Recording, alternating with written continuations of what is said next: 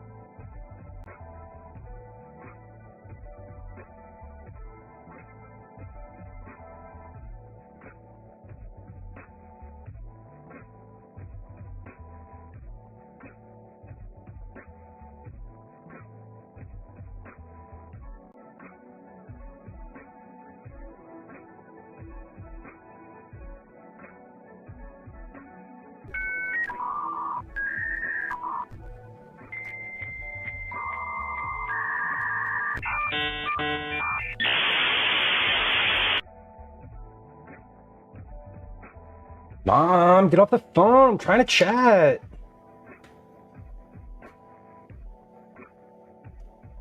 Man, that sound, that lives in a special place in my heart. Captions look good. Audio of the microphone variety looks good. Music looks a little low, but that's maybe the song. Unclear. Okay.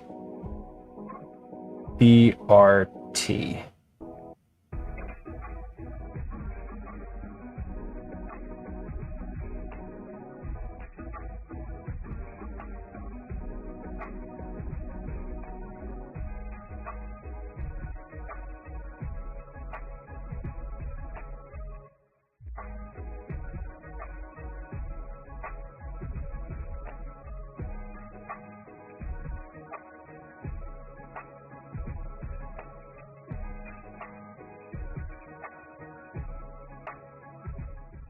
There we go. I found it.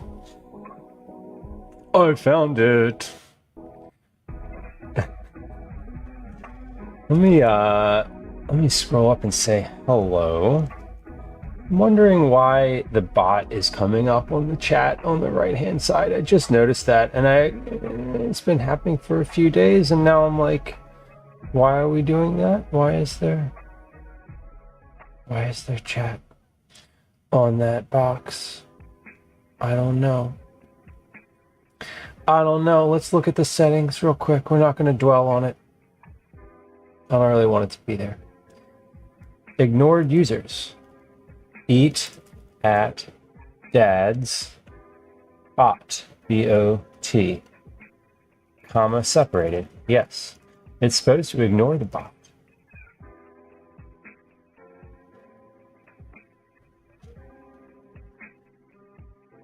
I don't know. Anyway. Well, it ignored that. I think. I don't know. I wasn't looking at OBS. Anyway, let's scroll up and say hi. Oh, hold on. Before that, I'm making one of these things. You want to see some magic? Watch the mug. Ready? Ooh, here it goes. Here it goes.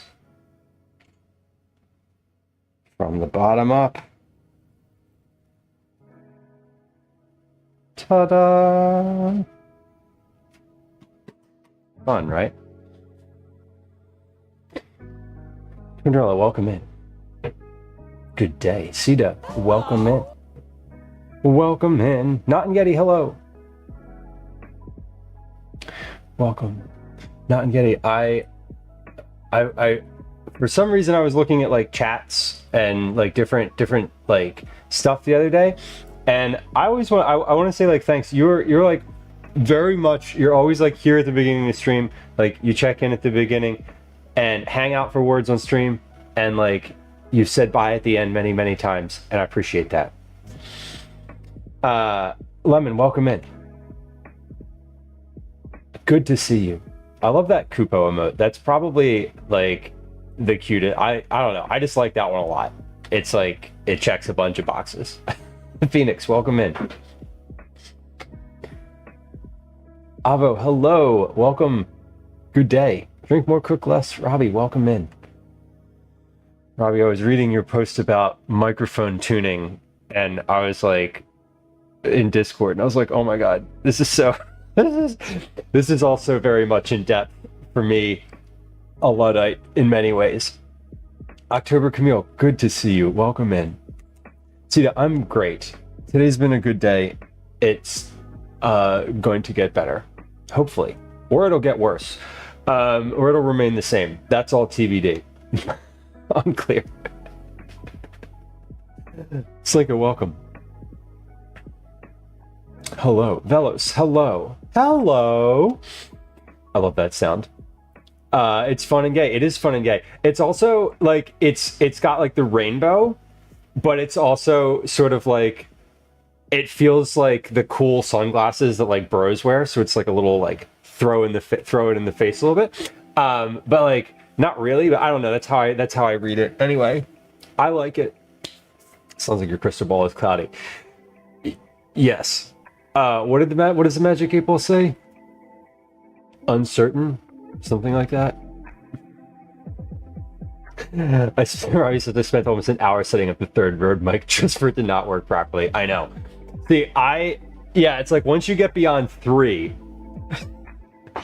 then you're in trouble, because that's when you're like, oh, there's like different receivers. I realized when I was streaming with John, cheese please, I realized that I didn't give him my other microphone.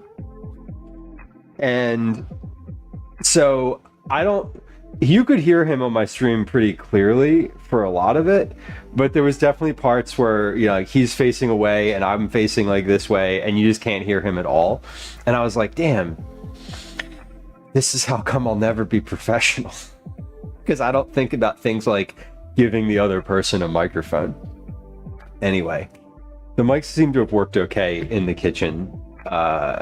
And when my friend Drew and I were streaming together, they both worked fine. I don't know. Mic tuning, as we established a couple weeks ago, is fun and ongoing. What are we doing today? We're making a Pavlova, which is apparently named after a ballerina, Russian ballerina. Unclear. I mean, it is named after a Russian ballerina because it says so in the book, in which the recipe that I'm using is. Also, happy June 19th, June 19th, happy Juneteenth. And I hope you're having a good day.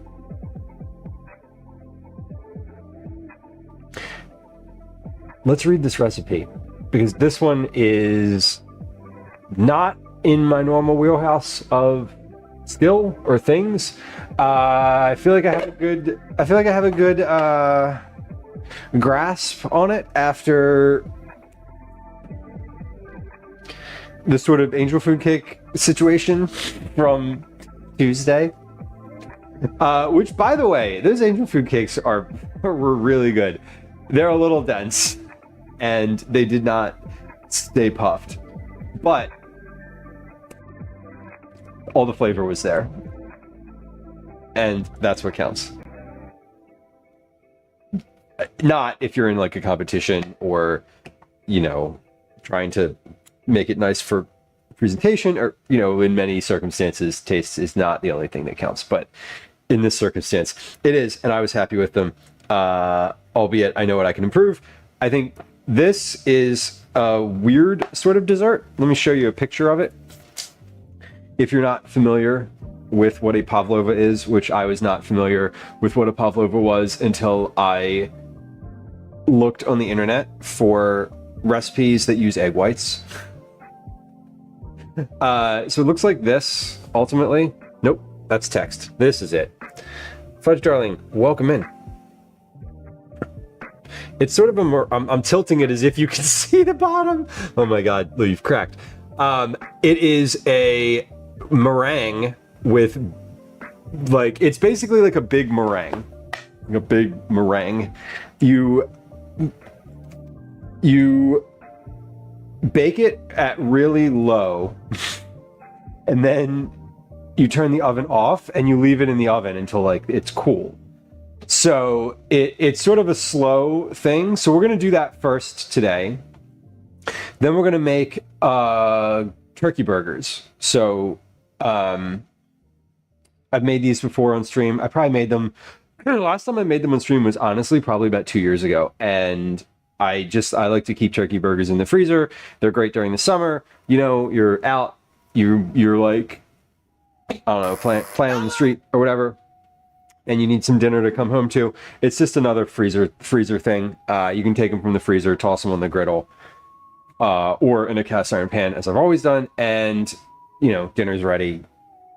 you toss together a little salad, or maybe you steam some vegetables, or whatever. Or maybe you don't. Maybe you just toast a bun and call it a meal. But turkey burgers are great for the summer. These ones have zucchini in them, which is very nice and seasonal right now. So they're pretty. It's like a good time to make the turkey burgers, right? Boris, welcome in.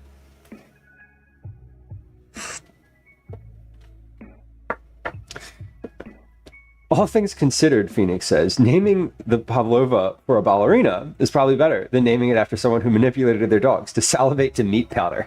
I assume you mean the Pavlov, like the dinging bell. A former Russian country, expensive Russian escort. Also, hopefully, a delicious meringue-like confection. No, Robbie, they're not 3D. And they don't smell either. They smell like a cookbook. So this one is out of this cookbook repertoire, which I've cooked from like many times. Like all of the pink stuff, all of the pink slips on here are recipes that I've made from this cookbook. I like when I am looking for a new recipe, right? When I'm like, oh, I want to make this thing, I will often just look in the cookbooks that I've used before first, for a version of whatever I'm looking for. And if that version appeals to me, I won't go to the internet. Like no internet.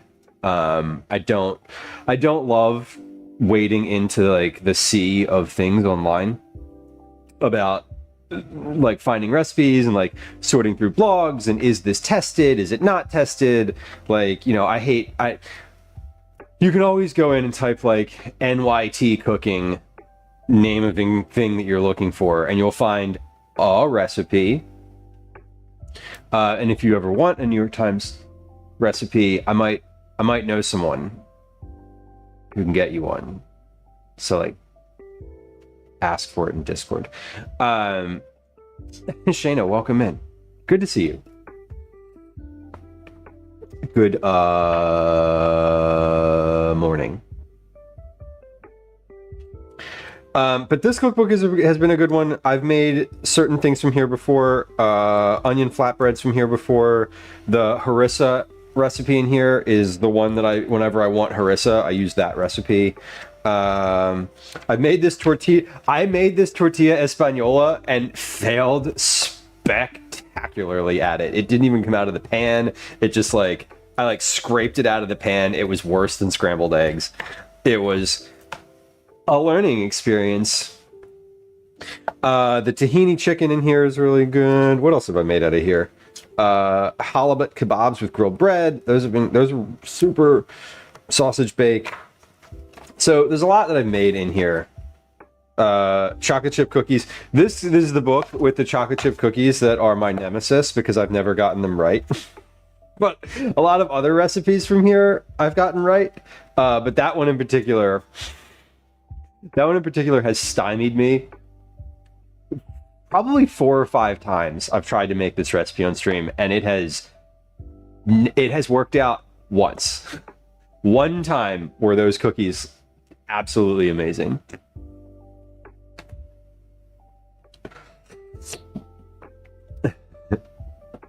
Lissy, welcome in.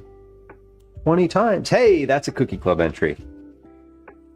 Every multiple of 20 check-ins is a Cookie Club entry. It's one of the free ways. Some recipes just suck. Right, fellas. Like some I can't. I mess them up. Like I know that one time I tried to make this and I didn't let the butter soften, and that, I tried to soften it in the microwave, and then it got too soft and it was liquidy, and then the whole thing didn't work. So I know that I've definitely messed it up a few times. I will admit fault here, and probably admit that this recipe this recipe is my nemesis, I would definitely say. I've made the cocoa oat cookies out of this book really good.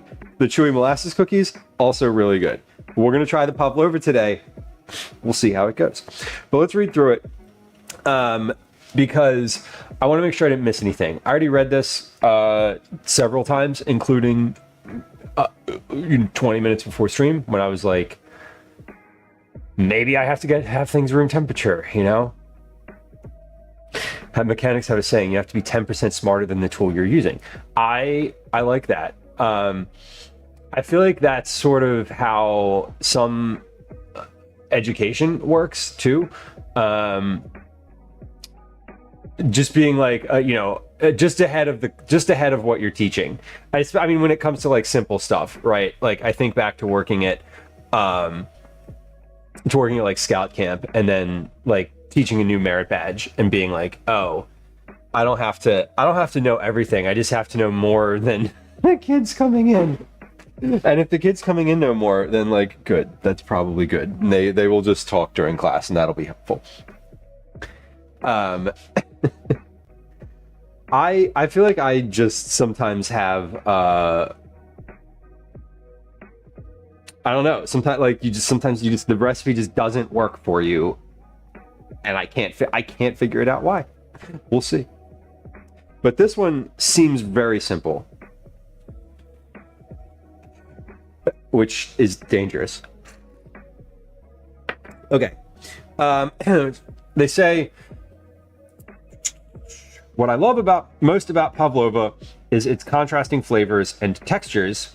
The meringue has a crisp crust and a soft marshmallow-like interior. Here, its sweetness is offset by tart lime curd and billows of softly whipped cream. So, the pavlova is my main concern here today. The lime curd seems the lime curd is definitely easy. I've made curd before. Whipped cream I've made many times. So, those things I'm not concerned with. And those will happen like during the afternoon. You can top it with tropical fruit. In the summertime, I like berries. Curd can be made a few days ahead and refrigerated, but don't top the pavlova until just before serving or it will become soggy. So I am this afternoon going to co-opt Calvin into eating this with me. He's going to be home from camp at 3:30, and so my goal, we have to be somewhere at 6:30. Hold on. Calendar check, because I need to remember when I need to like remember my afternoon here. Calvin, 6:30. Okay, yes. So sometime between 3:30 and say 5:45, he and I are gonna eat this pavlova. Gwen is obviously invited to eat it. I don't know if it's a dessert that she would like or not, honestly. So we'll see. But I'm gonna make the curd. I'm gonna make the whipped cream. We're gonna let the pavlova cool down, and then around 5 p.m., hopefully we can actually eat this. The burgers I'm not gonna have for dinner tonight. We have to leave. We're out of the house for a little bit, so dinner's gonna be super quick tonight. The burgers are for future. They're future burgers. Phoenix, I don't think it'll take much convincing for him to help either. I think the biggest convincing will be that you have to like come out of your room and put your iPad down for like a few minutes and interact, which is fine. He also likes interacting, so it would be different if I wasn't streaming. While I'm streaming, he can be convinced. He's a little bit more convinced. He's also going to a cooking thing. He's doing some like cooking instruction, and he told me that he is looking forward to doing that so that he can help more on stream. And I don't know what that means, but I think that portends more of Calvin like wanting to be involved, which would be cool. He's also, 9 years old, so we're gonna temper those expectations. We temper those expectations for him for a little bit. But anyway, pavlova time. Future burgers. Yeah, future burgers are what we're going for today. I have 4 pounds of turkey in there, so So he can interject himself more in stream. Yeah, exactly. And I was talking about this the other day, where I don't always invite him to stream. I don't always invite, like, I don't invite him to cook, right? He's streamed before with me. He's done a couple different dishes, some desserts, some mac and cheese, some pretty basic stuff. But it's interesting because I'm streaming, this is sort of a thing where there's an additional layer of like interaction, right? And so I don't always, I'm not like, hey, come down, like, do you want to help? Do you want to help? Because I'm sort of like, I don't know, in a different mode. And sometimes I cook off stream. I cook off stream probably once or twice a week, in addition to like on stream stuff. So anyway, I think that I'm projecting here a little bit, but I feel like maybe he thinks that it would be hard for me to like help, like, do things with him. So maybe he's thinking like, oh, if I learn some skills, then I can just come in and help right away. Like, I don't know. I'm overthinking it. Sad Girl Sarah, welcome in. Welcome in to the Overthinking Show. We are overthinking Pavlova. But let's actually finish reading this. Baked meringue can be frozen, it says. Let it cool completely, then wrap in plastic. We're not freezing it, we're eating it. We're eating it. Getting skills early is never a bad thing. No, I agree. I didn't really get I started doing cooking when I was younger, when I was like Calvin's age, like the same sort of things that he's doing. And I lived with my mom, and she wasn't a very like, she cooked, but she wasn't like, she didn't love it. She cooked and like she had a very large repertoire. Like my mom still does, but she didn't have like a joy of it. Do you know what I mean? And so I didn't like really translate that into like cooking equaling fun for myself.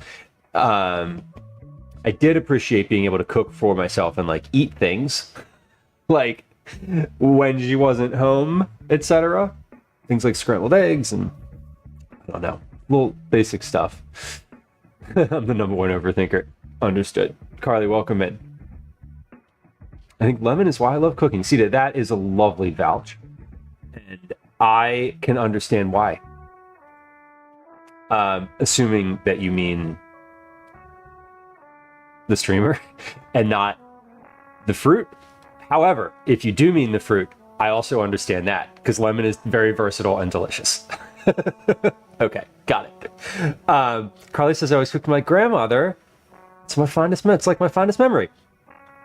That's probably why I'm the best cook in my family now. I learned from the best. Yeah, amazing. And you learn from someone who probably had both a utilitarian approach to it, as I feel like a lot of folks who just cook every day for their family do. Like, I gotta get this shit on the table, right? But maybe someone who also enjoyed that. Like, I find myself in that camp of like, yeah, we gotta eat every day. So like, sometimes we're gonna take one of these frozen pizzas from Costco. Actually, we're gonna take 2 of them and throw those in the oven. Maybe I'll top them with like some vegetables to make myself feel a little better.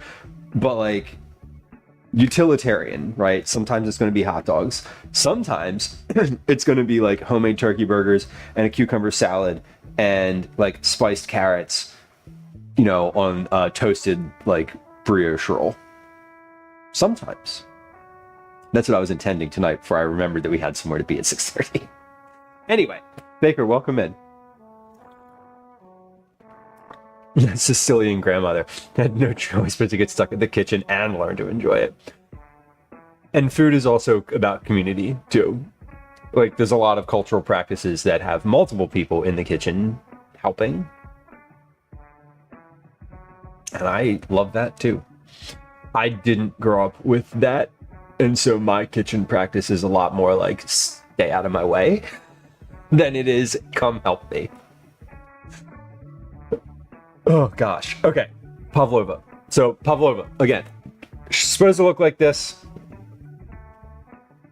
It's like a big meringue. Make the meringue. Instruction number 1. Preheat the oven to 250 degrees. Okay. Because this is a low and slow process, I am going to actually put my oven at I'm going to put my oven at 255. Now, I usually put my oven about 20 degrees hotter than what the recipe calls for, like always. And I think I don't want to do that today because I think this is one of those recipes that if it cooks a little longer than you expect it to, it's better than if it takes less time. Right? Cyborg, you love Pavlova. Do you have a Pavlova secret? My dad cooked general food dishes, but he's the only decent cook in the family. I've never made Pavlova. Lower, slower for meringue for sure. Okay, yeah, yes, instinct. Yeah, I'm like, I know that my oven is wonky with the temperature, so I'm like, let me just put it at 250. I know that the actual temperature in the oven right now is probably going to be about if I put it at, it's probably going to be about 235, something like that.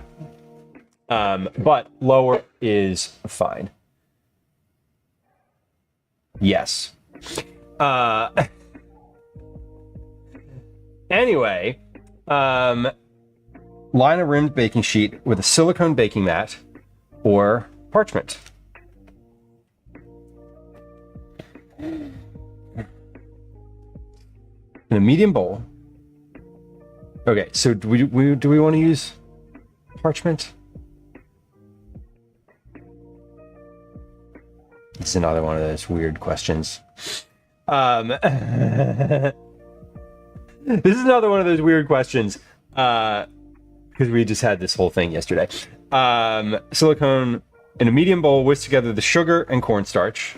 So this calls for super fine sugar. So I'm going to take the sugar and put it in the blender just like, I did yesterday so that it's powdered, but not powdered sugar because this also calls for a tablespoon of cornstarch. And if it wanted me to use powdered sugar, I would call for that. Separate the eggs. Set the yolks aside for the lime curd. So 3 eggs. Put the egg whites and the salt in the bowl of an electric mixer fitted with the whisk attachment or in a large bowl with a handheld mixer. Okay, so we're going to do the whisk attachment. Mix on medium speed until the whites hold soft peaks. Then add 3 tablespoons of cold water and continue beating until the whites again hold soft peaks. Increase the speed to medium-high and add the sugar and cornstarch mixture 1 tablespoon at a time, which we know to be 1 tablespoon. Wait like a minute, add another tablespoon. When all the sugar has been added, beat 1 minute more. Add the lemon juice and vanilla. Increase the speed to high and continue to beat the egg whites until they hold stiff, glossy peaks. 5 minutes more. Transfer the meringue to the prepared pan and using an offset spatula or the back of a spoon, gently spread into a circle about 8 inches wide, slightly higher on the sides and with a slight depression in the center. If you prefer, you can make individual meringues. I do not prefer. Bake the meringue until pale golden, about 45 minutes. The meringue will have a crust on the exterior, but still be soft inside. Okay, let's just focus on the prep part of this. Have you made meringue before, Cyborg asked? No, I have not. No, I have not. Have I?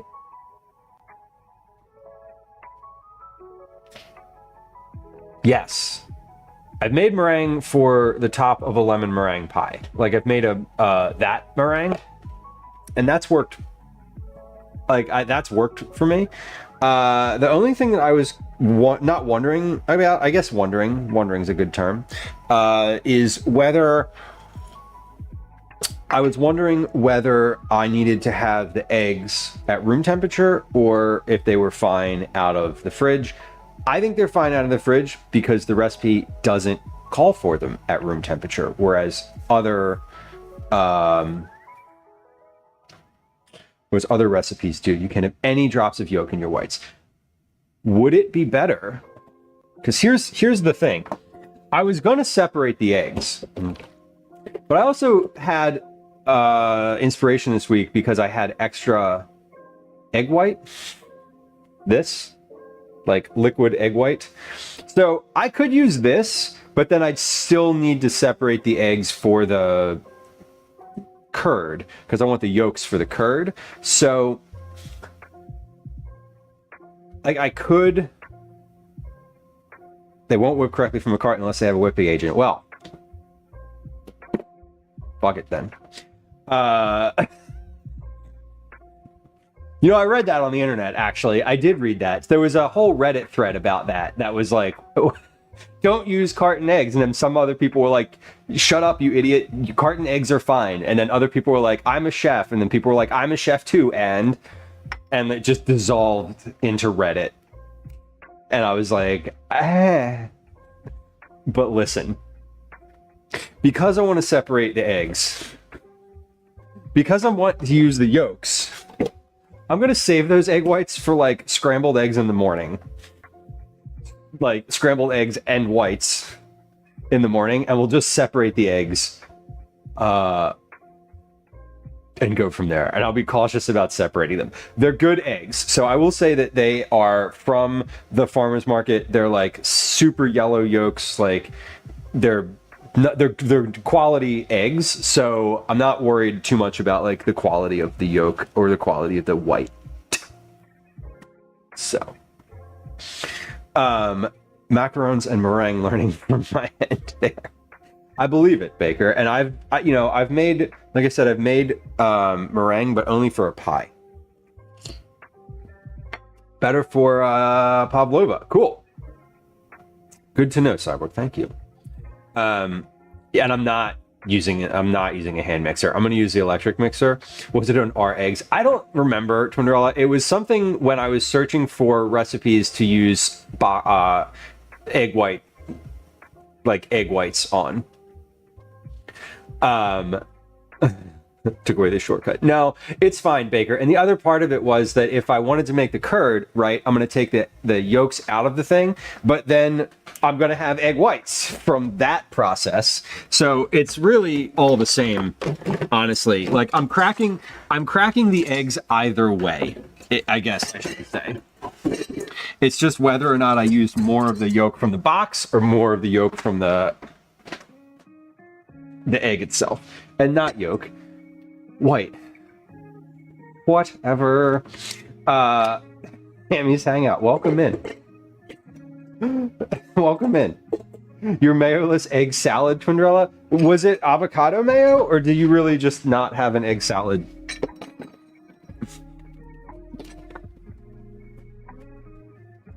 I pitched a chicken salad recently. I pitched a chicken salad and it was like a real basic one and they accepted it. And so now I'm like, I have a feeling of like being like, okay, it wasn't silly. It was just like, here's a really, and they were looking for really straightforward, like cold salads. So the one that I make Gwen in the summer, I always ask Gwen and Calvin when I'm like, you know, pitching stuff based on some prompts, and it was like cold sandwiches, and I was like, you know, what's your favorite cold sandwich? And Calvin's like tomato mayo, and Gwen was like, you know, egg salad with grapes, but nothing else, like just the grapes. And I'm like, okay.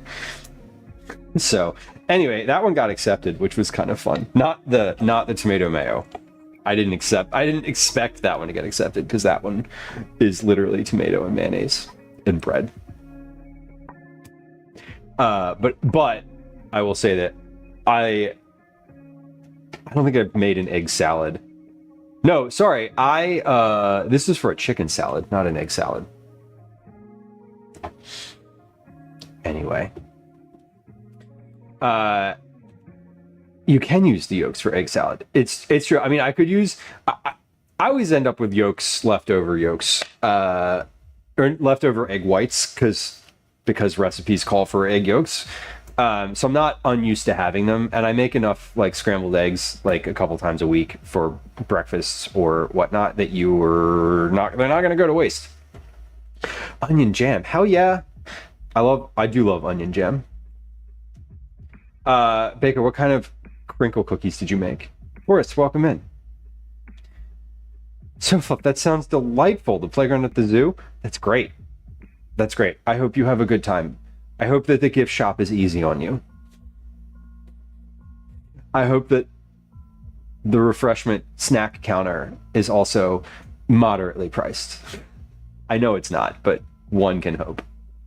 Phoenix, chicken salad with grapes is the best. I grew up eating chicken salad with grapes, and I've made it for Gwen a bunch, and I love it myself. It's my favorite.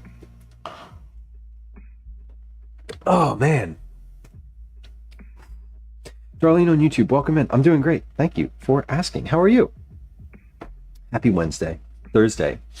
Try again. Pack to lunch. Yes. Yeah. Oh, if you pack the lunch, that means you definitely got to get like ice cream or something special at the zoo. I hope I'm in your headphones right now and not out loud and a bunch of children were like, ice cream! They were like that anyway, so it really doesn't matter. Okay, we preheated the oven. I'm going to use the silicone baking mat because I generally use the silicone baking mat. And that's the way I'm going to do it today. Okay. And we're going to use the big tray because we're going to use the big tray because honestly this one looks nicer visually. It's the mat isn't all burnt and crispy and weird like the mats for my other trays. Okay, so let's make sure we have all of our ingredients together and out. Mer, welcome in. Hello, food and drink streamer. Good to see you. Welcome.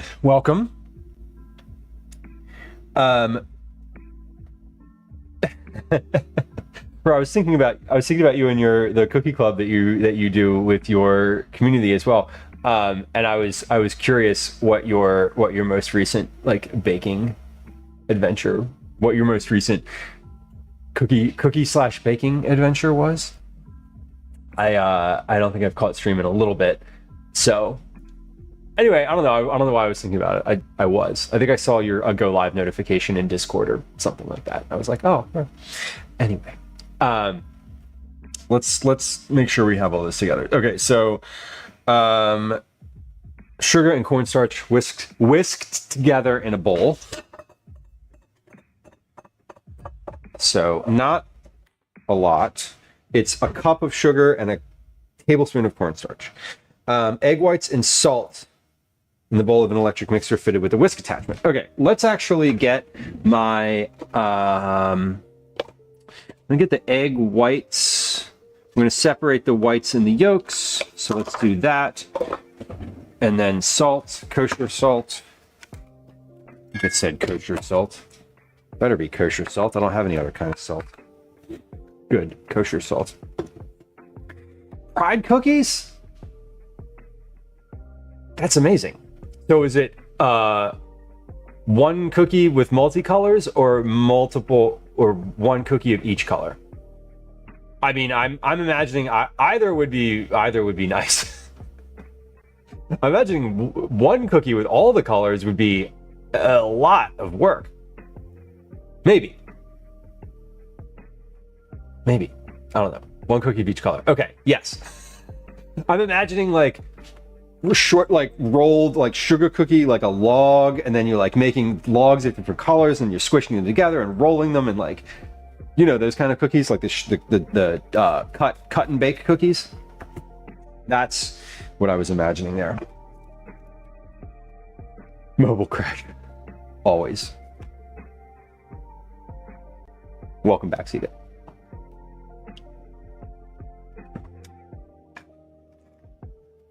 Pridolines. Pridolines. There we go.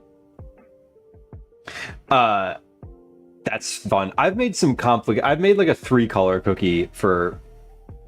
Did I make the 3-color cookie? I don't remember if I made the 3-color cookie. I think I did. And that was a lot. 7 colors would be incredible. Yes, Carly, congratulations on your stock investment. it's a good one and will pay dividends in the future. Was it vegetable or meat? Baker says Murph's also to blame for me making crinkle cookies. Super. I am craving cookies today. I'm making a not cookie thing, but I have a craving for cookies. I mentioned the eggs. We're gonna use. I have one set of some eggs from the grocery store and some eggs from the market. So we're gonna use the ones from the market today. It was so much work. I believe that. I definitely believe that it was a lot of work. I know. I crave cookies all the time. Okay, let's get this. I'm gonna separate. So no yolk. No yolks in the whites. There can be a little bit of white in the yolk, but no yolk in the white. Okay, that seems good. 1.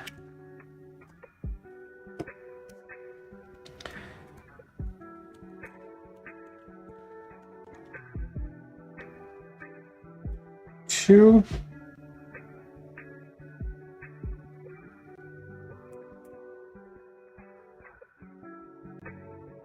Okay.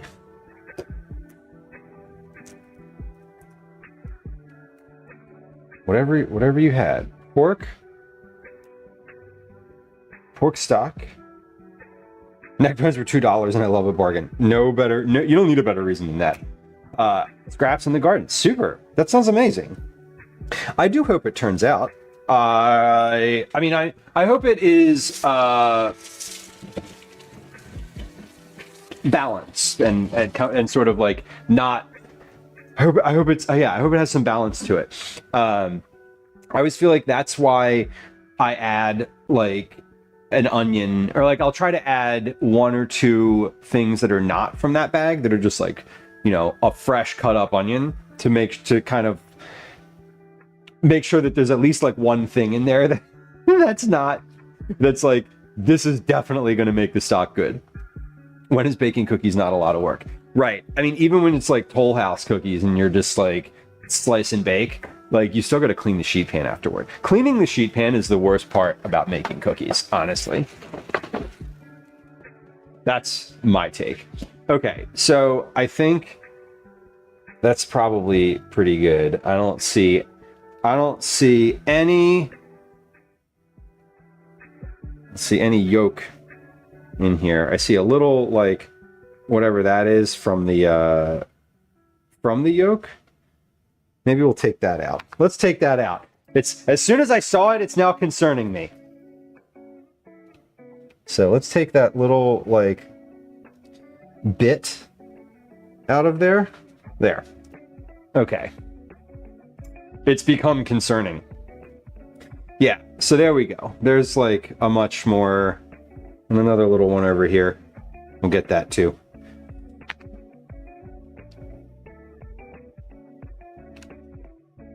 Again, I don't know if that will actually like be an issue, but I don't want to. I'd rather not. Well, that one's not going through the fork, so let's try. I'm gonna grab that one with a spoon and then just kind of slice it out. There we go. Okay, now we're good. Pretty solid there. They're easy to eat 8 in one sitting. They're very easy to eat 8 in one sitting. Those garlic cookies. It's funny. I mentioned like we were making the garlic cookies on Tuesday, and they've now been like I put them in the fridge. They've been in the fridge now for since. And the ones that were not crispy are still like not crispy or dried or any. They're still like chewy. But the crispy ones are really good, and I feel like I could just eat the rest of them. Cyborg, I'm glad that you got your cookies. That's good to know. Very garlicky, bunch of scapes and fresh garlic. I pulled it from the garden. Amazing, which is great. I love, one of the things that I love about making my own stock is that they are not all the same.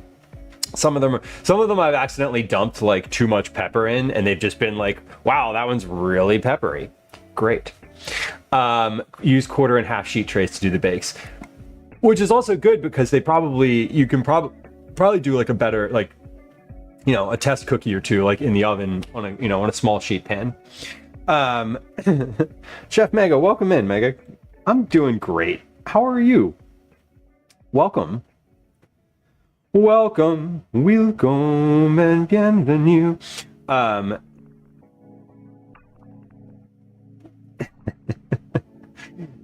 Trundella, your egg salad is eggs, onion, olive oil, and garlic plus whatever seasoning you want. I would definitely eat that. No hesitation. Let's measure out the rest of the stuff. So I'm gonna measure out the rest of these ingredients, and then when we come back, we're gonna take a little quick break before we start actually blending these together in the mixer. So just a heads up, we're gonna do a little game of words on stream and a 3-minute ad break on Twitch. But I'm gonna do the rest. I'm gonna prep the rest of these ingredients first. So that's the move. When it calls for 1 cup of super fine sugar, I'm gonna measure out a cup of sugar. I'm gonna put that in the mixer. I'm gonna blend that up, and then we're gonna measure out a cup of that end product, because I think a cup of superfine sugar might, volume-wise, be a little less than a cup of regular sugar. And I want to do something here while I have the chance, because I actually got out a cup measure, which is weird. So I want to weigh this sugar into this container because, let's see, hold on. This measure magnet up here says that 1 cup of granulated sugar is 198 grams. So we're going to measure, just for the fun of it, I'm going to measure a cup. So like if I was putting a cup of sugar in something, it would be that.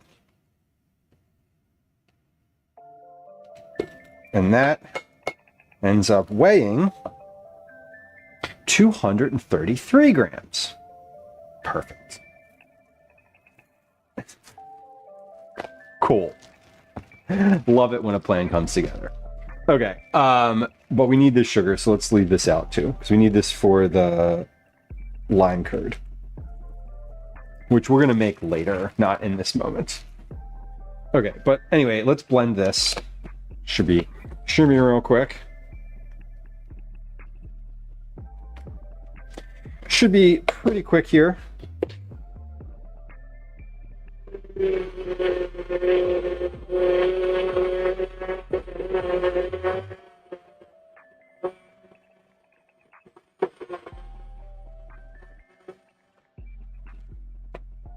Y'all, I'm still, this blender, every time I use this blender, I'm like, I wish I had a smaller, I don't know. This is just such a, I never had one of these when I was cooking when I was younger, and now like using this, I don't know, using the bullet blender is always kind of weird to me because you have to like turn it upside down. I don't know, it doesn't, something about it, my brain's like, no, not right, not in that, incorrect. No reason, just whatever. Okay, so sugar in the medium bowl, whisk together the sugar and the cornstarch. Okay, so let's do a cup, roughly, not roughly, we're gonna measure a cup. Be a little bit of spill over here, but a cup of superfine sugar. There we go. I have like a little bit extra. See, this is what I was talking about. I think that the volume will be greater once it's mixed. And since it calls for a cup of sugar and not a cup of sugar blended, I believe that was the right way to go. Darlene on YouTube says, someone at the ranch yesterday had a seizure. So an ambulance had to take that person to the hospital. That is unfortunate. Do you have responsibility toward that, or is that just an abrupt like, oh no? You're like present to it. Cyborg, yeah. The food, the turning upside, the inversion of the thing, and the like, oh, let's put all the food near the bottom where the seal is, you know? That makes sense. Like, it doesn't make sense. Not in my head. Shana says, has anyone ever made black bean burgers? I've not. My friend Drew had a recipe, but I think it was for falafel burgers. Honestly, I haven't had a black bean burger in a while. I also haven't had a fake meat burger in a while. Salt. Pinch. 1 pinch of kosher salt. Okay. So I'm gonna put these yolks in here. No, egg whites. Whites. We're putting the whites in there. And a pinch of salt. So we'll do that. We need to put the cornstarch and the sugar in here. So the cornstarch. A tablespoon of cornstarch it calls for.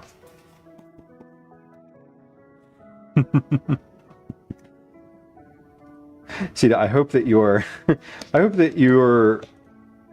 rest is good. Everyone deserves a little rest.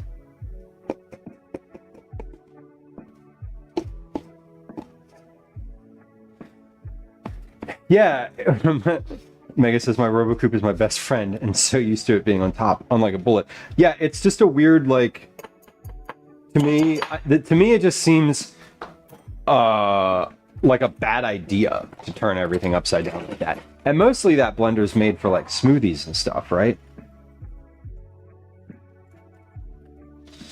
Any kind of no meat burger, not the fake meat. Yeah, the fake meat to me is kind of meh. I'm like, I'm just not sold on it. It seems very like I've had them and they're fine, but it's also like there's just something about it that feels off to me. My favorite vegetarian burger is one that's not actually like a burger at all. This restaurant in Philly has it. It's just like a bunch of like julienne vegetables all sort of blended together. Darlene, that's wild. I'm glad that y'all have responded. I hope that person was well taken care of. Sheena said I accidentally tried some soy dogs once and they were gross. That would be the circumstance that is appropriate, the accidental soy dog situation. To each their own. I don't love fake meat just in general, like any of the stuff. The only thing that I think I have a taste for in some capacity is the like chicken, like the fake chicken. There's a couple places in Philly that do like vegan stuff with that's pretty good. But that's also very specific. Okay, so we're doing this, then we're adding cold water, then we're adding the sugar and cornstarch mixture, lemon juice and vanilla. Okay, so I need lemon juice and vanilla, a teaspoon of lemon juice and a teaspoon of vanilla. Okay, super easy. We're gonna use this lemon juice instead of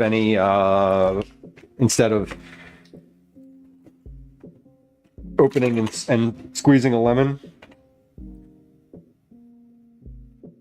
But let's combine. I'm getting all of my ingredients combined first. Pause.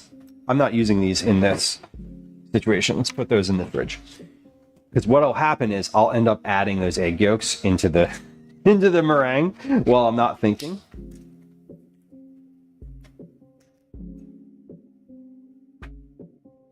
Mega says I do a lot of puree for plating decor. Yeah, a little bit of pureed something underneath of things is definitely makes a lot of sense. And then it's like a little extra sauce. Sita, I'm sorry to hear about your I mean, it sounds like you're recovering okay. Good for you for getting rest. Turnell, you like the Impossible Burger at Burger King? Well, I wonder if they're cooking it on the same grill at Burger King. That would make sense to me. why it's delicious then, because it's soaking up all the stuff from the other burgers. Yeah, Baker, I'm with you on that. Baker says, I dig normal vegetarian and vegan food without the fake meat. It feels weird using it. It does feel weird to me. It's like, I don't want a meat substitute generally. Like, a black bean burger was where we started this conversation. And like, yeah, I'd rather a black bean burger than a burger that's trying to trick my brain into thinking it's meat. Leftover vegetable junk scraps. I mean, you know, honestly though, probably true. Certainly true. And good for them for like finding a use for it. Black bean tacos and enchiladas, Hammy's. That's a delicious sounding taco. I love. Oh man. Now I'm craving enchiladas. Sorry. Like, I think. Okay, this is going to have to happen. My dinner plans may have changed. Fellas, you thought they were a pain in the butt to make? My friend Drew tried to develop. He was working on like a lentil burger at one point, or like a chickpea burger, and it just like wasn't working for him. It was there. Yeah, there's probably some good recipes out there. I've never really made an honest attempt at them. If I'm being true. Never thought about them cooking the same fake meat on the same grill. There was a place in Philly that made burgers for a long time. They closed recently, but that was the like any good burger place. They're just like using the grill, and it's just like the same damn spot on the grill for everything, you know. And it's all not that the grill, when properly cleaned, etc., imparts all of that flavor, but like. I don't know. I'm imagining there's a little bit of crossover. Maybe. I don't know. Burger King might just be like, no. They probably just cook them in a plastic drawer underneath it, like a quick broiler or something. I don't really know. True Caretaker says we made veggie burgers once using lentils, quinoa, and edamame. Quinoa, I believe it would be a great binder, because when you cook quinoa, even if you overcook it just even a little bit, it is like glue. The plant-based proteins from HelloFresh are really good for enchiladas. I've not had. Do they offer like plant-based options? Do they offer like, not a sales pitch here, but like I'm curious if they offer like vegan versus like, you know, whatever like fake burger. I would probably opt for like the non-fake meat situation. Veggie pot pie fudge drawing would be delicious. I love when you get inspired by random food comments. Yeah, and it's not like I'm gonna make enchiladas today, but I was thinking of getting. Today might be today's the week's takeout day, and I was like, oh, if we do that tonight, what do I want? Mexican or taco enchilada something. Mix, welcome in. Hello. Not all the menus. Okay, I haven't ordered from them. I actually never ordered from them. I used to use HelloFresh all the time.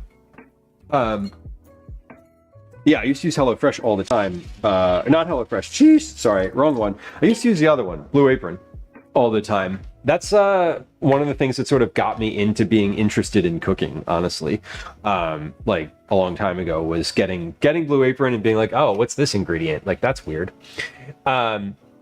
Taste of the stock, it's nice and neutral. A little bland, broken up from salt, pepper, turmeric, and a splash of apple cider vinegar. Nice. The vinegar is a huge touch. Okay, we're going to take a quick break here. I'm going to throw up a game of words on stream. Here it comes. Whoa, maybe. There it is. And we're going to run a 3-minute ad break on Twitch. If you don't want ads, hop over to YouTube. We'll be right back. And then we're going to make some meringue. You switch between the different kits, Hammies. That makes sense.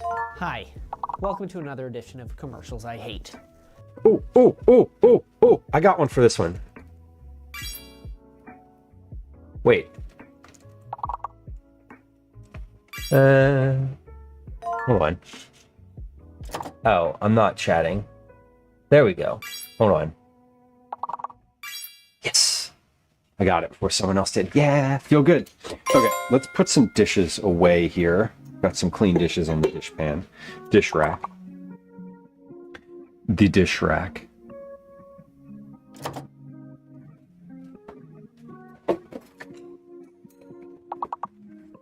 And I'm gonna put this away and this away. I don't need this. Oh, actually, let's store that. Let's store that sugar, the superfine sugar.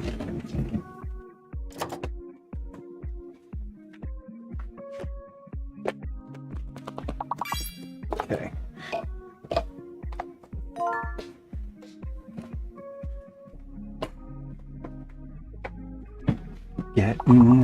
Putting stuff away.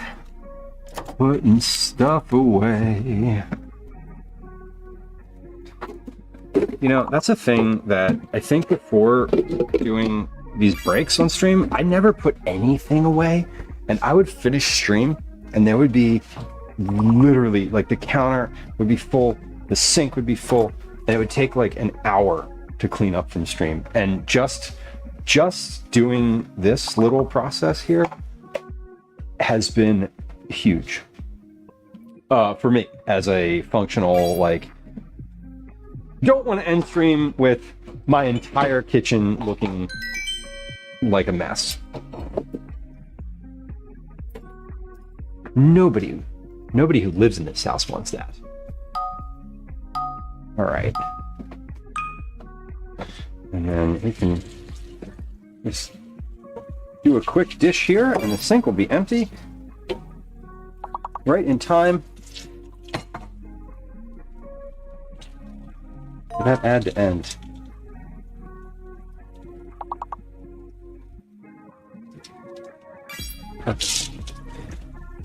Pavlova. Pavlova. What a fun word to say. It feels good. Feels good rolling off the tongue. Hopefully it tastes good too. But that is the ultimate goal. All right. Beautiful. Hey, if you're on Twitch, welcome back. Thank you for your patience. I appreciate you. Nobody likes the ads. It's true. It's true. Newsflash. Ads are annoying. Okay. Amy says, I'm currently doing Blue Apron. I switched between the different kits. Yeah, I got in on Blue Apron like really early. A friend of mine at the time worked for, what did he work for? He worked for someone that, like, I think he worked for like the investment company that was like, I don't know, sponsoring, or what do you call investing in them, and like got an invite. And so like I cooked Blue Aprons consistently for like 5 or 6 years.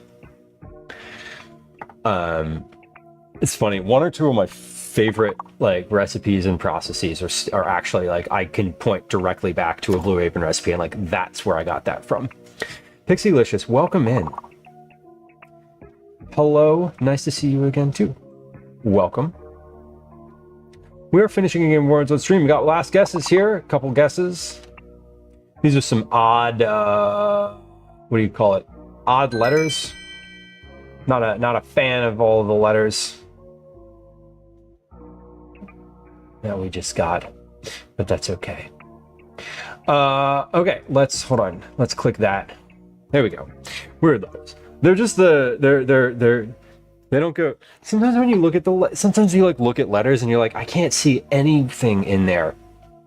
I play the spelling bee on the New York Times app, and that one is, every once in a while I'll hit a day where I just stare at it and I'm like, I got nothing, or like one word, maybe two. And some days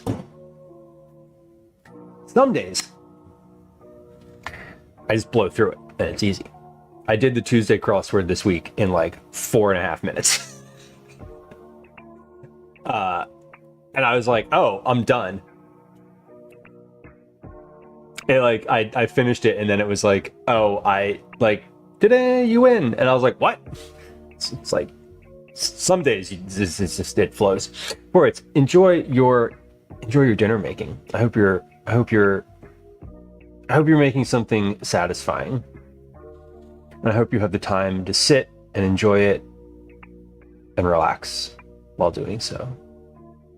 Spelling bee's layout makes it so I can't read. Yeah, you know what I do, Mix? I just keep hitting. I focus on like one of the squares or one of the octagons or whatever they are, and then I will just like watch that one, and I'll keep hitting refresh and like looking at the two letters around it and seeing if that like sparks something.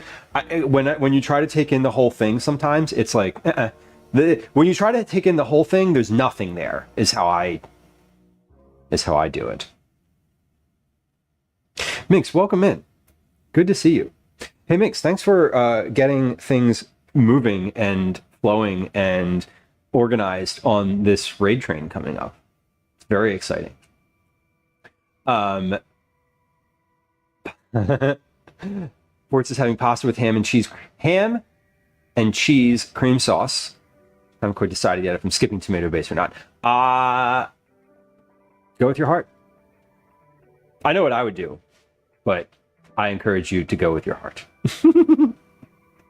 It is exciting, Minx. I totally agree with you.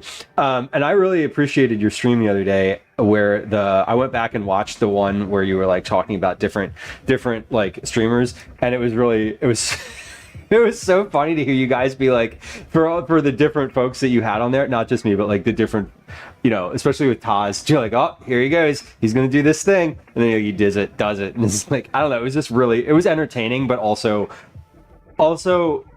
like respectful and engaging. So, why do they think ham and cream cheese? Yeah, I did too, Mix. And as I was reading it, that's why I paused when I was reading it, and I was like, wait, no.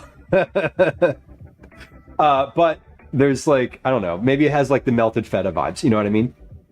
I thought it was respectful. Yeah, I mean, also you asked people to submit stuff. So like if I didn't, that clip literally exists as a command on this channel because it happened and like it was a thing, and we all make mistakes. Sometimes you explode soup in the blender, sometimes you make angel food cakes that are flat as pancakes. Mistakes have a variety of ramifications. Speaking of mistakes, let's start this meringue. Preheat the oven. Done. Line a rim baking sheet with silicone baking matter parchment. Done. In a medium bowl, whisk together the sugar and cornstarch. Wait, no, medium bowl. Sugar and cornstarch. Done. Separate the eggs. Done. Set the yolks aside for the lime curd. The yolks are in the fridge.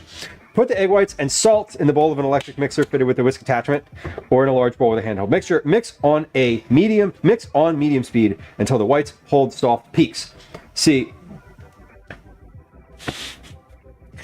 I want there to be a note on timing there. That could mean 1 minute. It could mean 5 minutes. And I actually want to see if they have any type of note in here around what soft peaks mean.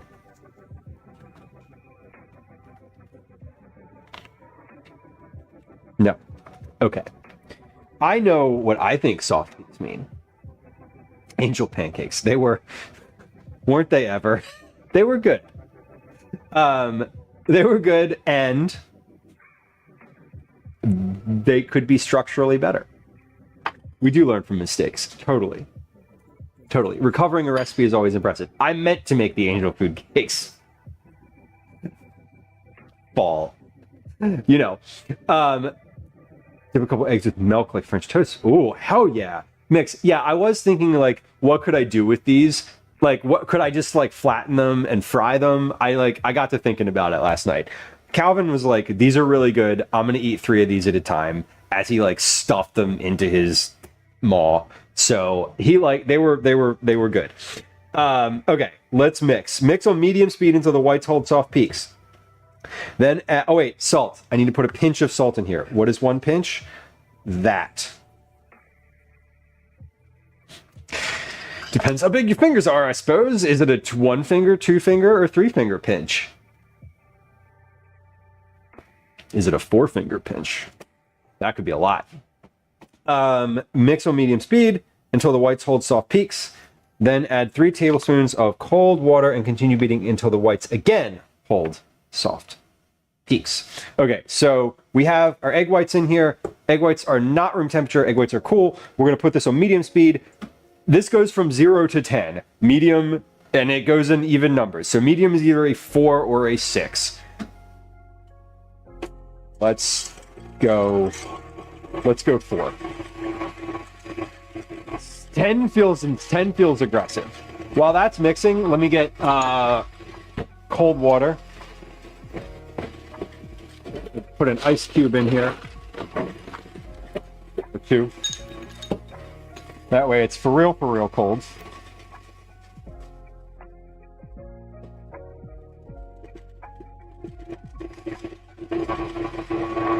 And where's that tablespoon? I just cleaned it.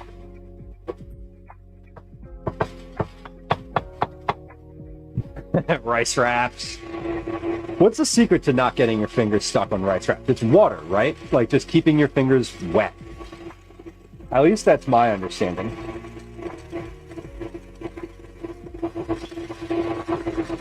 Okay. What do soft peaks look like? We're gonna see if we can determine this together.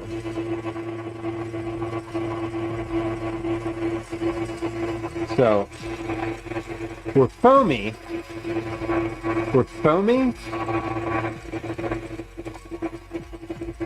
But is foamy what we're going for?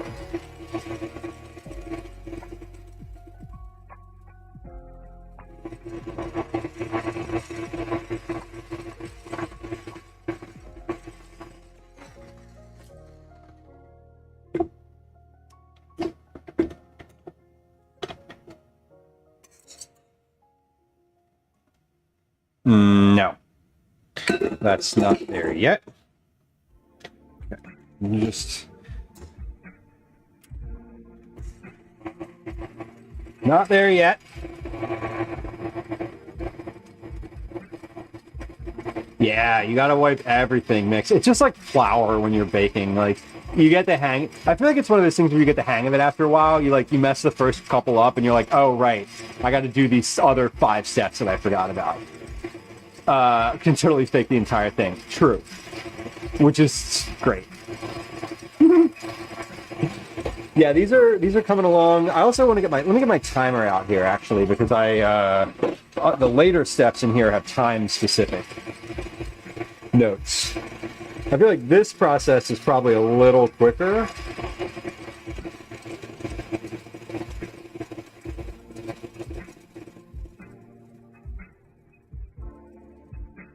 And since we're introducing air, it might be like medium speed might be a little faster than this in their understanding.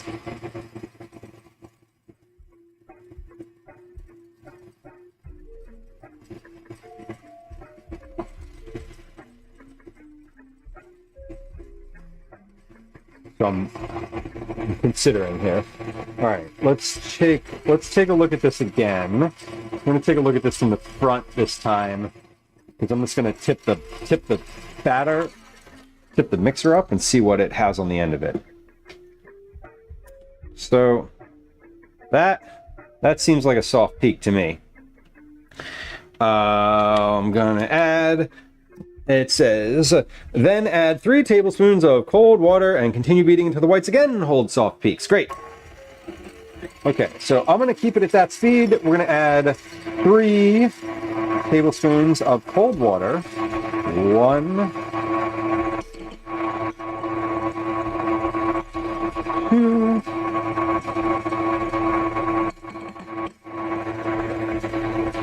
give it a second.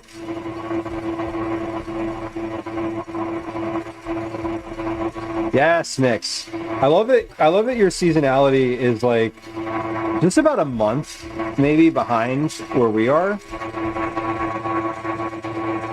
Maybe not. Maybe a little less. But like strawberries here were a couple weeks ago. Right? Like started a couple weeks ago. I love cucumber, zucchini, and greens season though. Like I'm gonna make a cucumber salad today too, I think. Am I? Yes, I am. There's a tomato on the counter over there that I'm looking forward to putting in it. Okay, let's see. Increase the speed to medium-high and add the sugar and cornstarch mixture 1 tablespoon at a time. When all the sugar has been added, beat 1 minute more. Okay.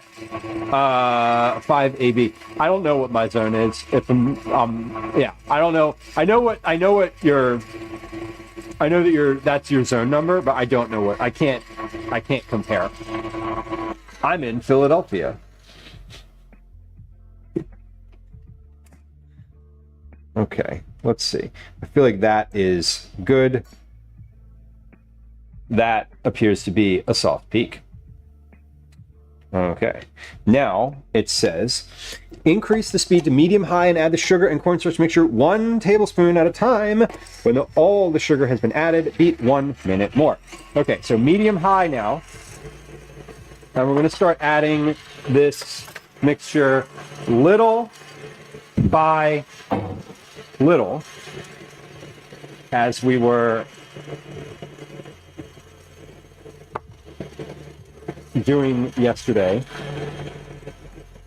So we're going to give like a couple seconds between each of these.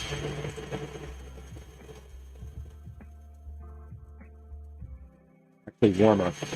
Is that because we're in... I wonder if that's because I'm in a city.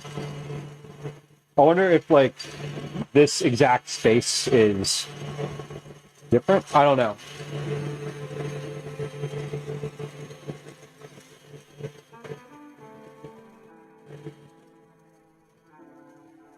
Go find a pen.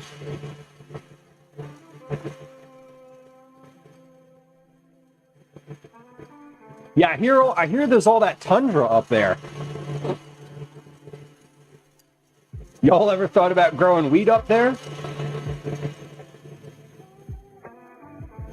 Because you could. Anyway.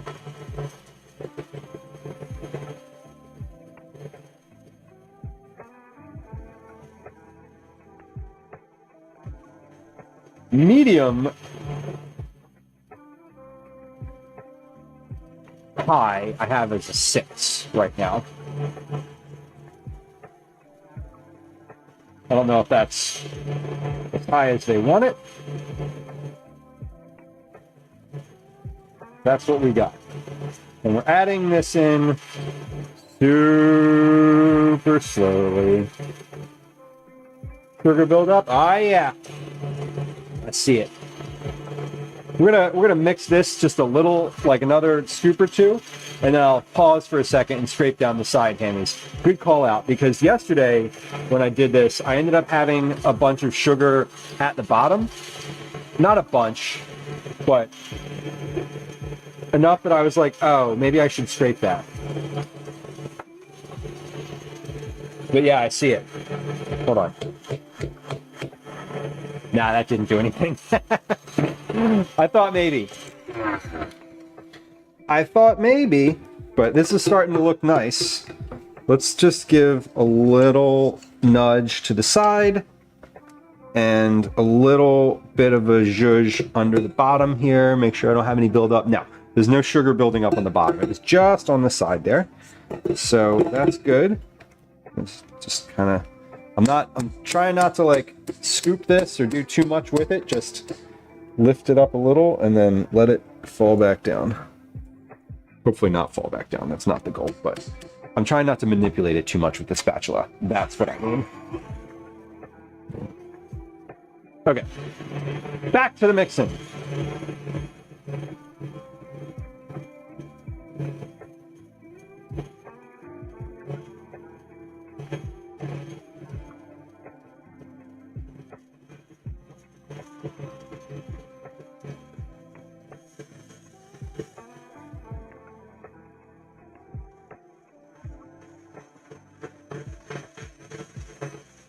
I'm trying to dump it in the middle, but I'm also trying not to like get the spoon stuck in the thing. I don't want to get the spoon in here and get it like eaten by the mixer. So we'll scrape it again in just a moment here.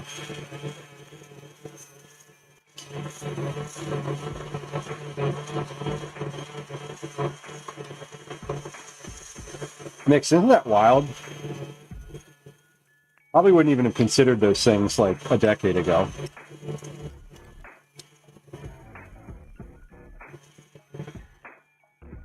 It is fascinating to me, for sure. How a lot of our like, and we're like, it's going to happen. We're not going to like get out of it, you know. A lot of the foods and foodways are going to change regionally and pretty significantly.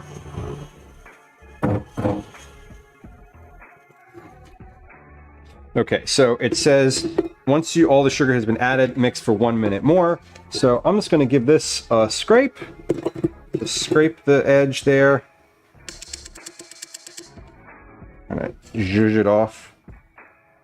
One more. All the way off. There we go. Mix for 1 minute more. 1 minute.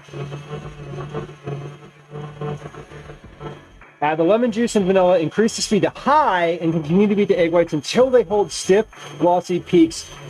5 minutes more.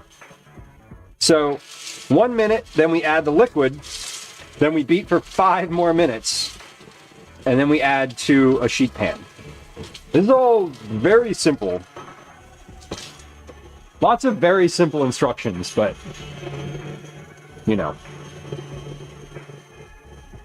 I'll never sit under the massive native walnuts I plant, but someone will. Mix, you know, that is, that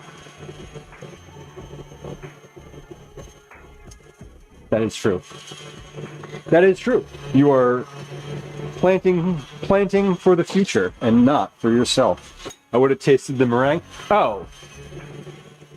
I licked the spatula over at the sink. Like, I walked over to the sink and into the sink. So, let's not kid ourselves. I was just being modest. Okay. Add the lemon juice and vanilla. Increase the speed to high and continue to beat the egg whites until they hold stiff, glossy peaks. 5 minutes more. 5 more minutes. Okay, so adding the liquid, we're moving this to high. Adding the liquid. And then we're doing 5 minutes on the time. Now, the thing that I worry about is I'm used to making whipped cream, which, if you overmix it, is really bad. Like it's useless after that. So I know that on Tuesday I was a little bit hesitant to sort of mix farther because I have this sort of association that, like, you know, over mixing might be bad, but I think in this case it's not as bad as, wait, hold on, is this locked? It wasn't locked. Great. In this case you can mix, you know, I gotta trust that the recipe says mix for 5 minutes, and that's what they actually mean. So while that's mixing, let's prep the counter. Master Splits, welcome in. Philly cheesesteak pavlova. That could be a journey. I imagine that being something like yes. What would you do with a Philly cheesesteak? Well, what are the elements? Candied onions, a mascarpone curd. It's like, so you got a cheese curd, and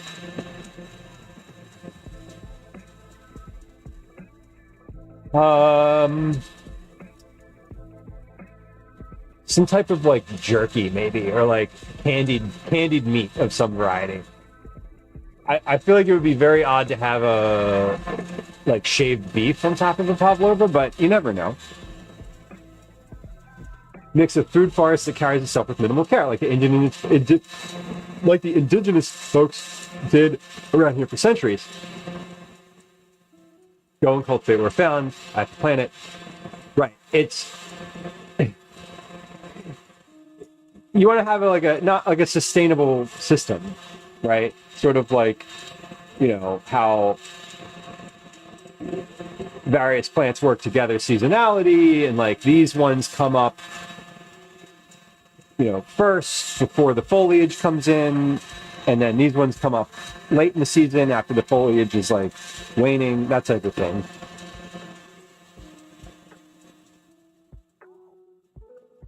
It all sounds very lovely and ambitious and kind of amazing.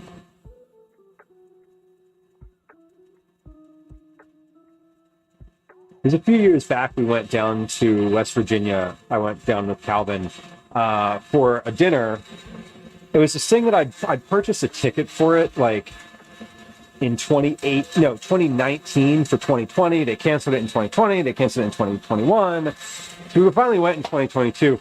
And like, there's this whole farm in West Virginia that is kind of all about that sort of everything in one place, using the local, sort of like all of the local foodways to create, you know, to create a farm, and like a small farm, not a very big commercial one. And I just love, like, I love that. I feel like that is why, that's a big reason why I like going to the farmer's market as opposed to like the grocery store, because the market is almost always a lot of folks that are sort of like trying to do things like that. As much as I'm a good gardener, it's very much not my passion. I find it very chore-like too, Mix. I find plant and animal husbandry to be tedious and not sustainable for me. Like, I'll water the plants in the house, but I don't want to, like, I am not reliable to water the plants in the house for 6 straight months. They will die. That's just how it is. Transfer the meringue to a prepared pan, and using an offset spatula or the back of a spoon, gently spread into a circle about 8 inches wide. Okay, so offset spatula. We can do that. Actually, we use the big offset spatula. We're really going to offset this nonsense here. And I know that a big part of this is not stirring this.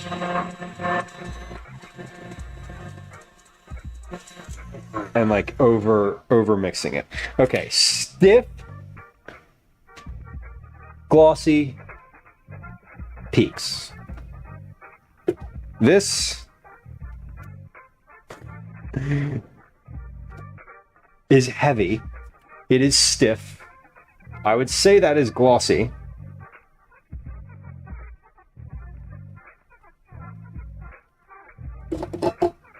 So I'm going to transfer this to a tray.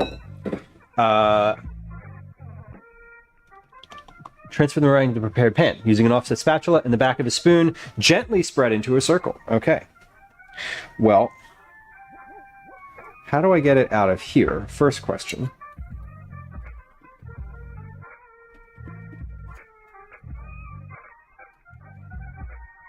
Maybe we just kind of push it out. Yeah, that'll work. Okay. We're going to save this. Okay.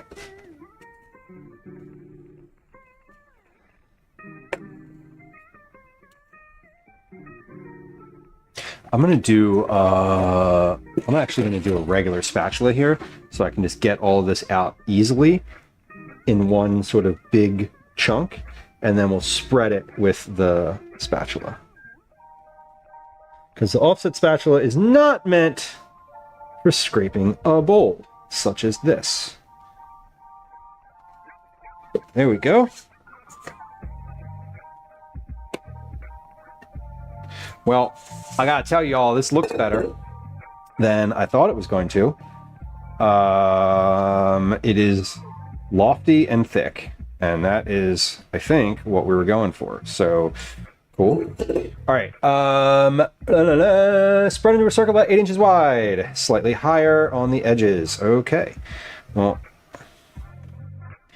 have to How big is this circle supposed to be?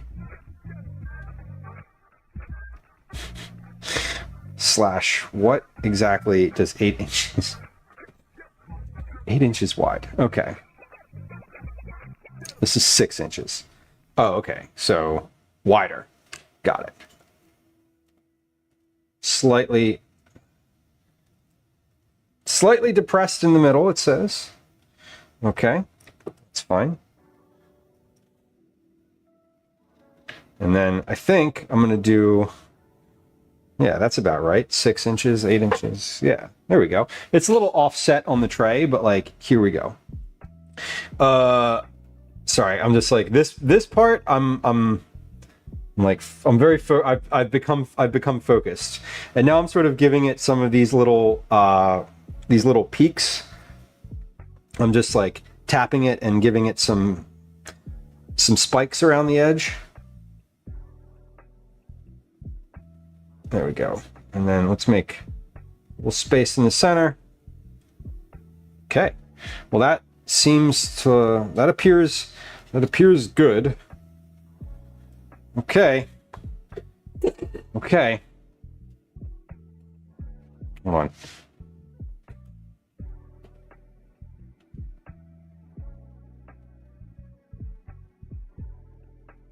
Makes this nice to have a brother-in-law who's working on the plants. You can do animal stuff every day, and gardens are annoying. I feel like I just don't naturally take to it.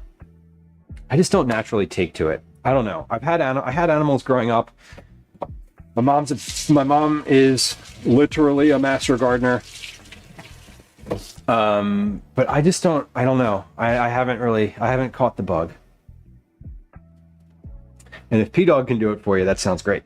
It's his problem until everything's big enough for livestock landscaping. Perfect. Yeah. Perfect. Should I be streaking in an Australian accent? Good day.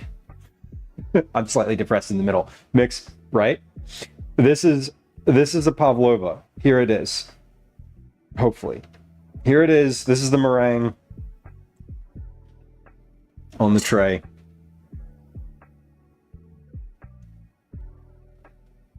Yeah, there it is. Wipe the bits. Meh. They'll just bake off and burn. It's fine. There we go. I did catch the bug to cooking the produce. That is true. I do love the cooking aspect. Okay, so bake the meringue until pale and golden, about 45 minutes. Okay, 45 minutes. There we go. Pavlova. It's weird. It's offset on the tray. It's like not right in the middle. So let's put this in. Oven is at 250. What a weird temperature to put your oven at. For baking anything, that is an odd temperature. The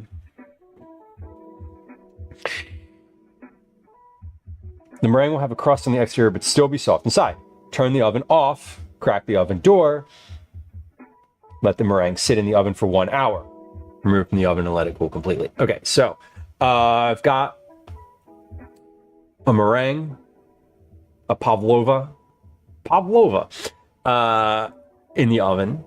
Just went in. Jordy, welcome in. Good to see you. Hello.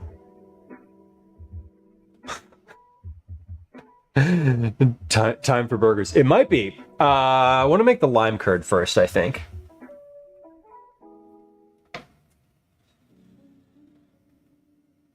I want to make the lime curd first.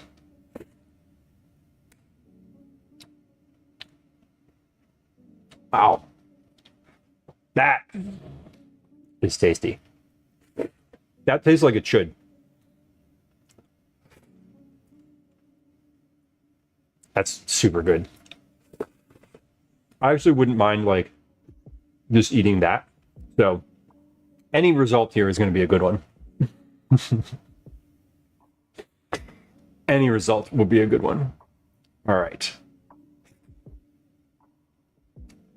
Well,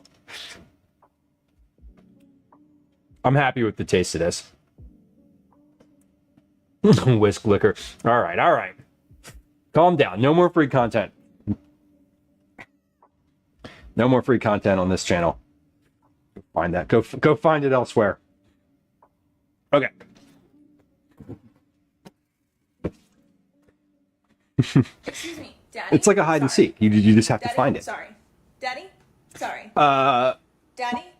Sorry. don't know. I can't do Daddy, accents. sorry. I'm so Daddy, terrible. Daddy, sorry. Okay. I'm sorry. Daddy, bye.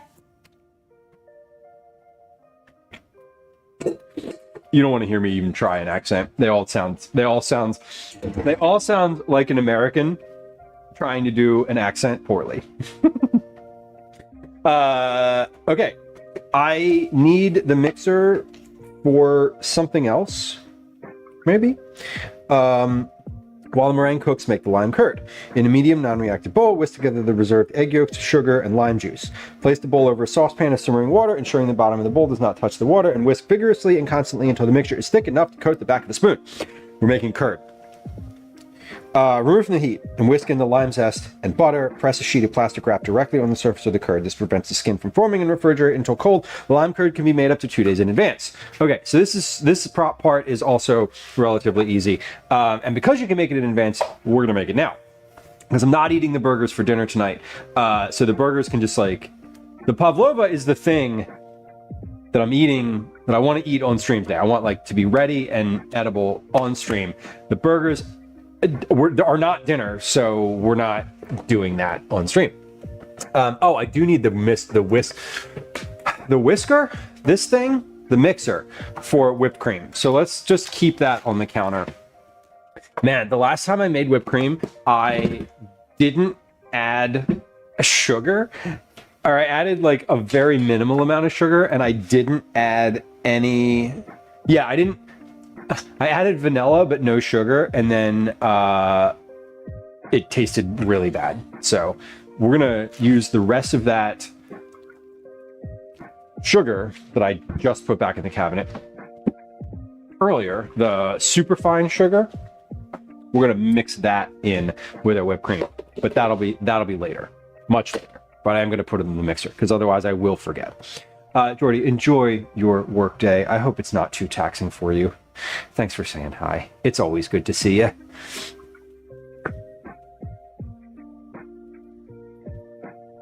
Wow.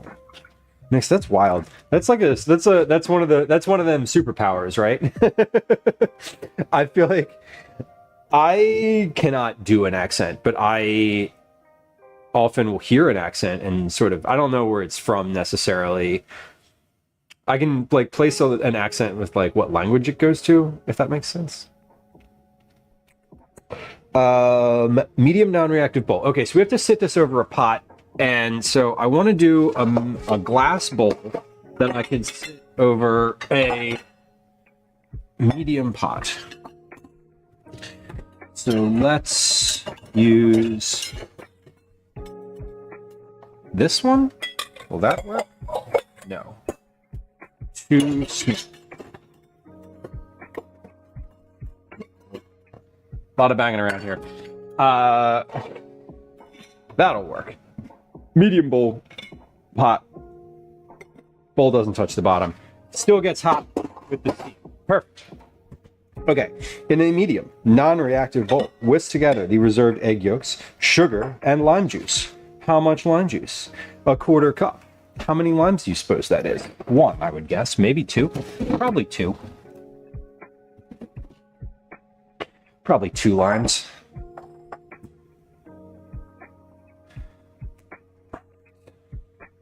And the zest. I need the zest of these. I need the zest. Where are these from? Mexico. Cool. Where's this one from? Same place. I would imagine so. I got them in the same store. Actually, no. I got these at the Italian market. I didn't get them in the store. I got them at one of the street vendors at the Italian market. Let's put some water in here and start heating this up. Simmering water. Okay. Well, let's simmer some water. Simmer down now.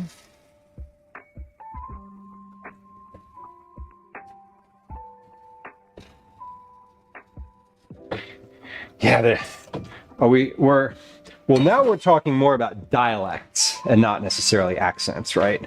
Like there's the southern accent in the US, which I'm sure we've all heard.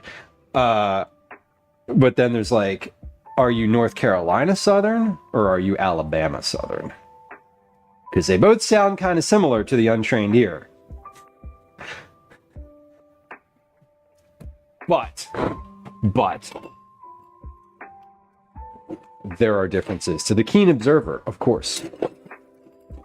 Okay, limes, cutting board, knife. Cut these in half. And then juice. Yeah, I didn't zest these. I literally said it just a moment ago. I was like, I need to zest these. I'm going to forget. And then I quite literally forgot. Okay, hold on. Where do I put the zest? Zest goes in here. Beautiful. Yeah, always easier to zest them before you cut them. But we're going to make it work.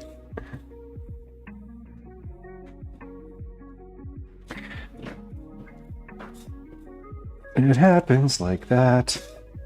Anyways, I know. I usually have a practice of, even if I'm not using the zest for something, to zest the lime or the lemon and just put it in the freezer in like a little container. If you can keep zest in the freezer, that it loses a little bit of its freshness, but it still has a lot of flavor, and you can kind of toss it in whatever for said flavor direct from the freezer. So often, if I remember, I will zest the thing first and then just squeeze the juice out of it. But I don't know, something today just wasn't happening.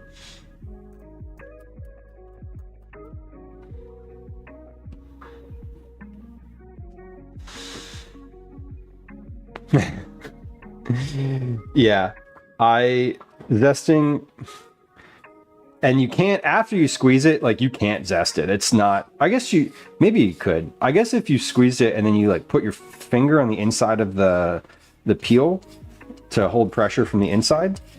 But like once it's soft, it's like a lost cause. I don't know how much zest I need for this. I think it said like zest of 1 lime. So this might be overkill, but that's fine. Overkill is fine. Gwen, you okay? Okay. Are you finished with your stuff or you still got more? Okay. Okay. Cool.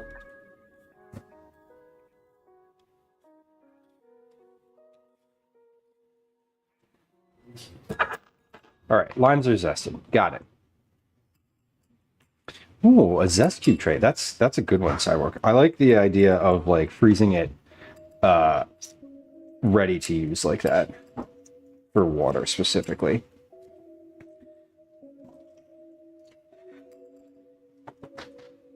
Little not related to zest, but I just ordered I got a Costco order this week and I got the sparkling water from Costco.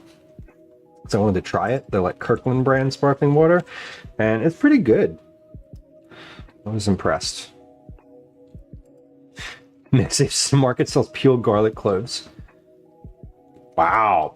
Prepared fresh local garlic. That is kind of nice. Yeah, that's the problem with jarred garlic is you don't know how old or when it's from or like how it's been processed.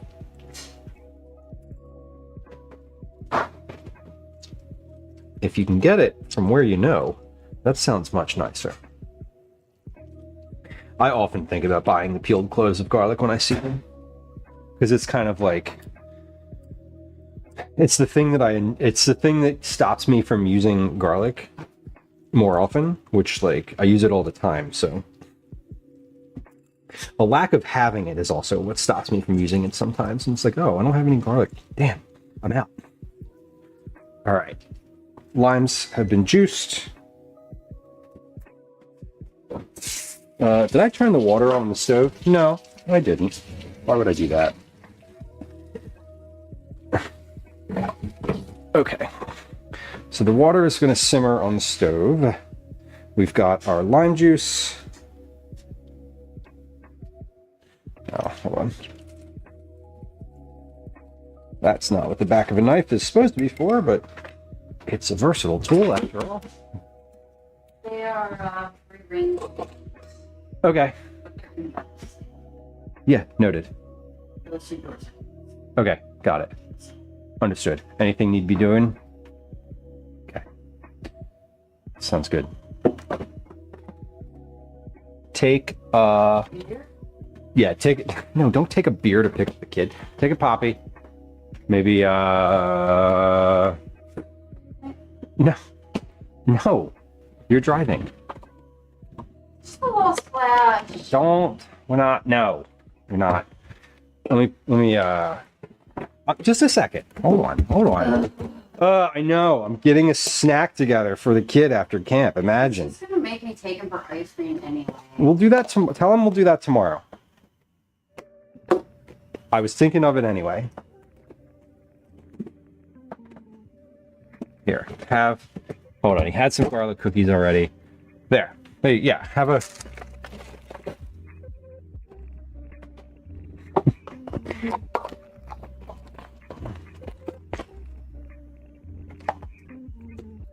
There. There's a snack. Okay, you're free. You're free to go.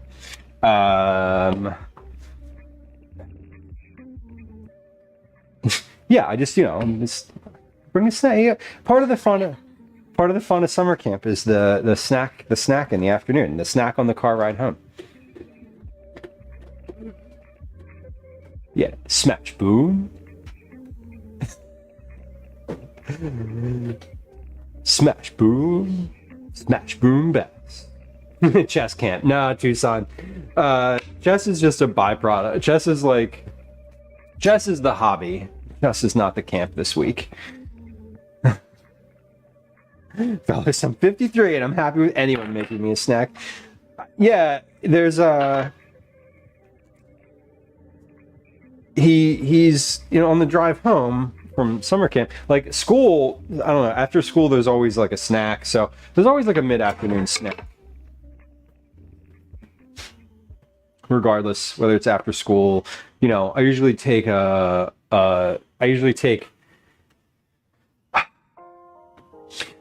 snack when I do school pickup, before, and now like with camp, take a snack. You always just have a snack. Okay. Reserved egg yolks, sugar, and lime juice. Whisk vigorously. Remove from the heat. Whisk in the zest and butter. Okay, so I need to get the butter. A tablespoon of unsalted butter. Okay, that's easy. 1 tablespoon of unsalted butter. Cut into cubes. A tablespoon of butter is not that much. Yeah, Tucson. I think. I know. Well, let me. Let's be super direct. Like, she's joking. That's not a thing that we would do. I don't drink, and she doesn't. Would not take a gin and tonic in the car. It has been a long day. Gwen had a whole bunch of interviews today, like 5 or 6 interviews today. So it's been a high communication day. It's been a high interaction, high need day, which means high stress. She doesn't do like high interaction days without a come down as well. So that's where that comes from. 1/4 cup of sugar. Have I seen your bag? Try the living room. Oh, it's in the living room. How about that? Good. The running list of where every single item in the house lives. Huh? Can you be on camera? Can Obi be on camera? Sure. Do you want me to put him on camera? Here's a cat. This one's curious and running around the house right now. This is Obi. Obi. Obi. Obi stands for Orange Boy. O-B.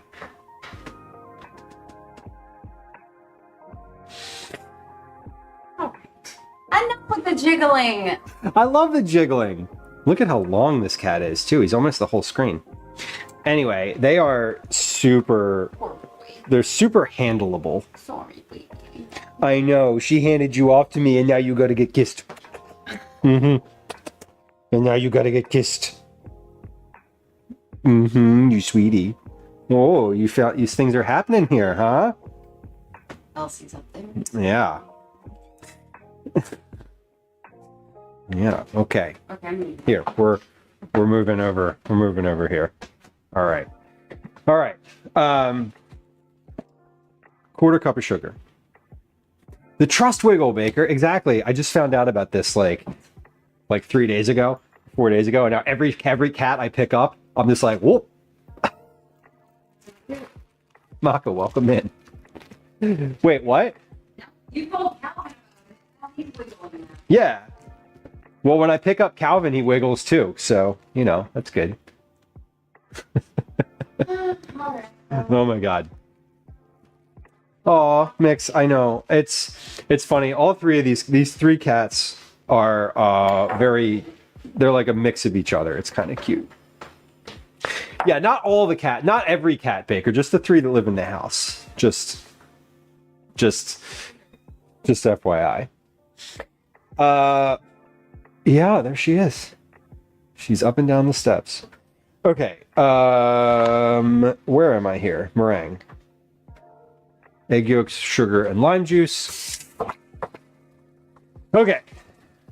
Almost there. Water is simmering. Water is simmering. Water is boiling, actually, so that's good to go. We have to whisk this together. Reserved egg yolks, sugar, and lime juice. How much lime juice? Quarter cup of lime juice. Okay, that is a lot of lime juice. Sugar, lime juice.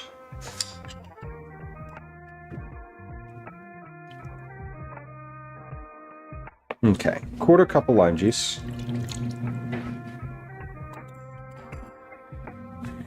I washed my hands. I did. I don't always say it out loud.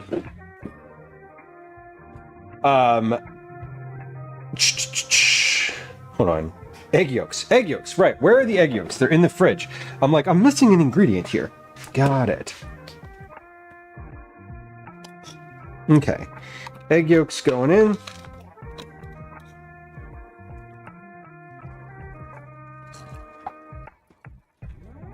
Place the bowl over a saucepan and whisk vigorously and constantly until the mixture is thick enough to coat the back of a spoon, about 5 to 8 minutes. 5 to 8 minutes. That's a long time. Yeah, Tucson, it does say simmer. It is functionally it's boiling right now, but that's because it's just at a high temp. So let's come on over to the stove here for a moment, or for a few moments as this cooks.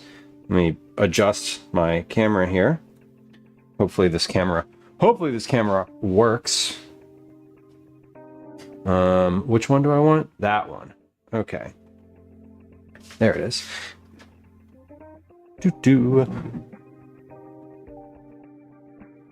Oh, okay. Well, it's not going to be that steamy.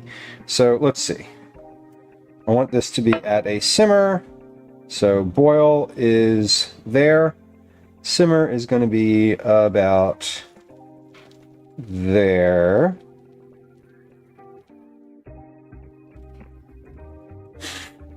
Yeah, there we go. And stir vigorously for 5 to 8 minutes. Let's set a timer for 5 minutes. And away we go. The 115 in Tucson. Y'all got air conditioning in Tucson?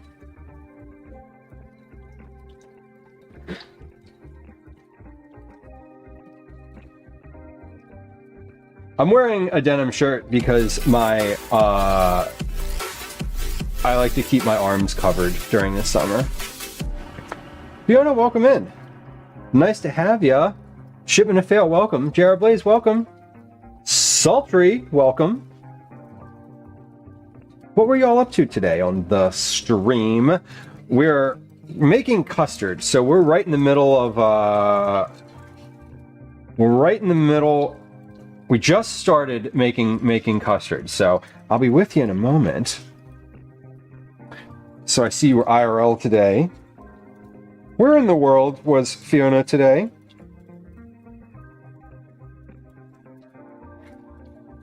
We're gonna say hi in just a moment here.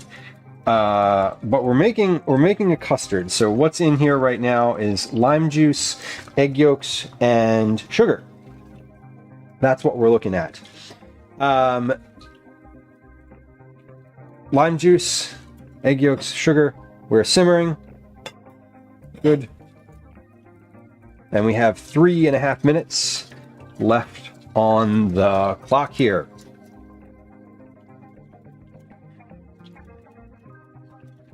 So this is, I can feel it thickening just a little bit.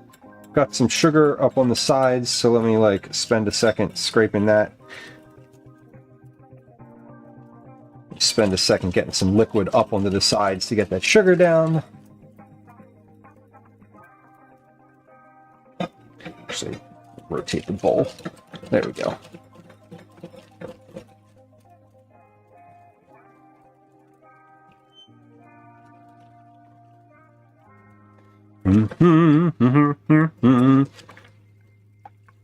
This is, again, I can feel this thickening. Little by little, it's getting there. Now, in the oven, about 20 some minutes to go, potentially more. I have a Pavlova, which is a meringue, a big old meringue. That is cooking, and then it's going to come back down temperature-wise in the oven for about another hour or two, actually, maybe more. Let's see, what time is it? It is 14:17 here. I can stream until around 17:30 today. It's 5:30 p.m. So that should give us plenty of time to cook and cool this Pavlova. Because nothing else is going in my oven today. I was going to do this on Tuesday, but I realized that it sort of needs to sit in the oven for a while, and that on Tuesday I was also doing cookies and cake and quiche. Everything I did on Tuesday needed to go in the oven, so I couldn't just not have my oven for that time. So we needed to make an adjustment. I wanted to do like egg white day, but I guess it's egg white week. Although we're looking at yolks right now. All right, this is it said 5 to 8 minutes I'm supposed to stir this, right? 5 to 8 minutes. Yeah, 5 to 8. So we're at 4 minutes right now. We're at 4 minutes in this moment. And it's thickening, but it's not going to stick to the back of the spoon yet. It's still quite liquidy.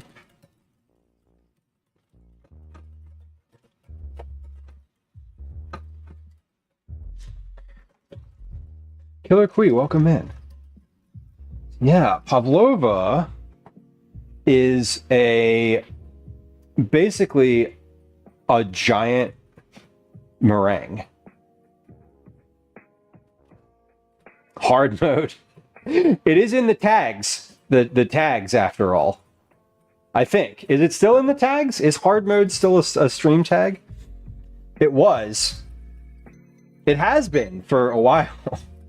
As a non-gamer, I always find that amusing. I added that one day for IRL streams, because I remember someone at some point was like, IRL is like the most dangerous game, or something like, somebody said something like that, or I read something like that, and I was like, oh, that's really funny.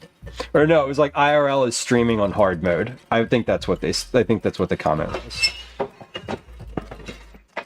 Okay, so my 5-minute timer was up. This is not quite ready yet.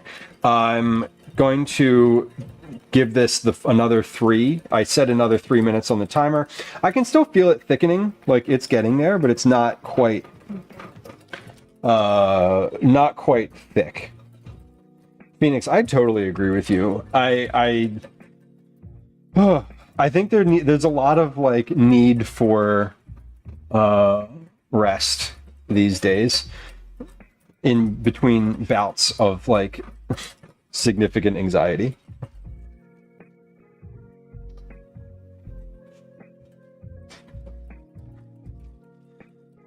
And that's why sometimes you got to make food for yourself.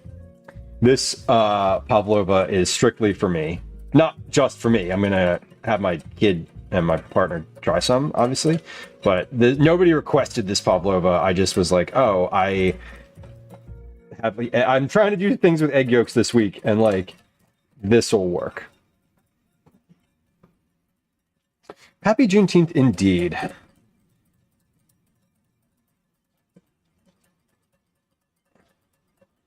And I'm not doing any, as per almost every other notable holiday / event, I'm not doing anything specific for it. I tend, it's one of those things that I think about when I think about like streaming and like being more, I don't know, being more whatever. It's one of those things where I get like weird about sometimes. I'm like, oh, maybe I should do things. I should plan more. I should have done something red today. I should have done like more. I should do more for Pride Month. I should. I tell myself I should a lot about stream. And yet I don't. And we persist. All right, about 30 seconds left on this. I think this needs a little bit longer, honestly. It's not, I don't know what coating. I need to get a spoon and see if it will coat the back of the spoon, like actually try it.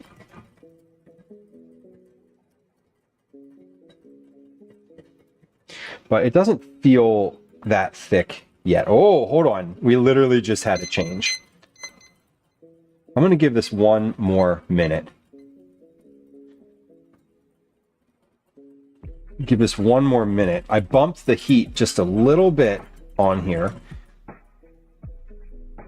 I do see the note. We're going to have an ad break in just a few moments here. Hold on. Yes. Okay. We're going to have an ad break in about 5 minutes here. So the note in chat says 2. The reality is it's going to be about 5. If you're new to the stream, we do an ad break every hour. We run 3 minutes of ads on Twitch. We do a game of words on stream. Actually, we usually do 2 games of words on stream.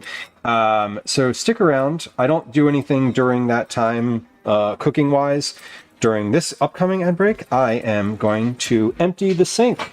I'm going to clean the bowl so I can use it later, and we're going to empty the sink. This has now been 9 minutes. And things are definitely thicker. Let's get a spoon here. Let's get a spoon. I'm going to get a spoon. Here we go. Hold on. Back of a spoon. Will it coat the back of a spoon? That looks like it'll coat the back of a spoon. I think we're good. Okay. Hold on. Hello. Welcome, Minx. Good to have you. Barely Plays. Welcome in.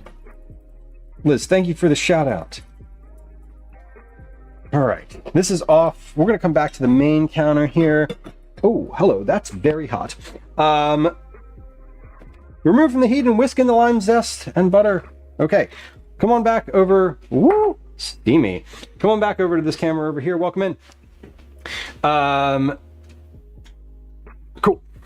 So, hello, friends. Friends who just joined us, both from Fiona and Minx's stream. Welcome in. We're making lemon curd at the moment.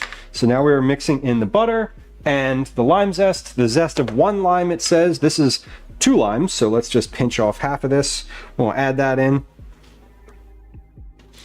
And we're going to stir until that butter is melted. And then we're going to put a sheet of plastic wrap over this, pop it in the refrigerator, and then we'll be ready. We have a Pavlova in the oven, which is basically a large meringue. And then we're making lime curd. We just made lime curd. Next thing we're going to make on stream is not a dessert. We're going to make turkey burgers. So, a little different. Welcome in, friends who just joined us. It's nice to have you. My name's Lou. This is mostly a food stream. We do IRL streams about every 4th, 5th stream or so. The next IRL might be Saturday. The next IRL is, if not Saturday, next Tuesday, I believe.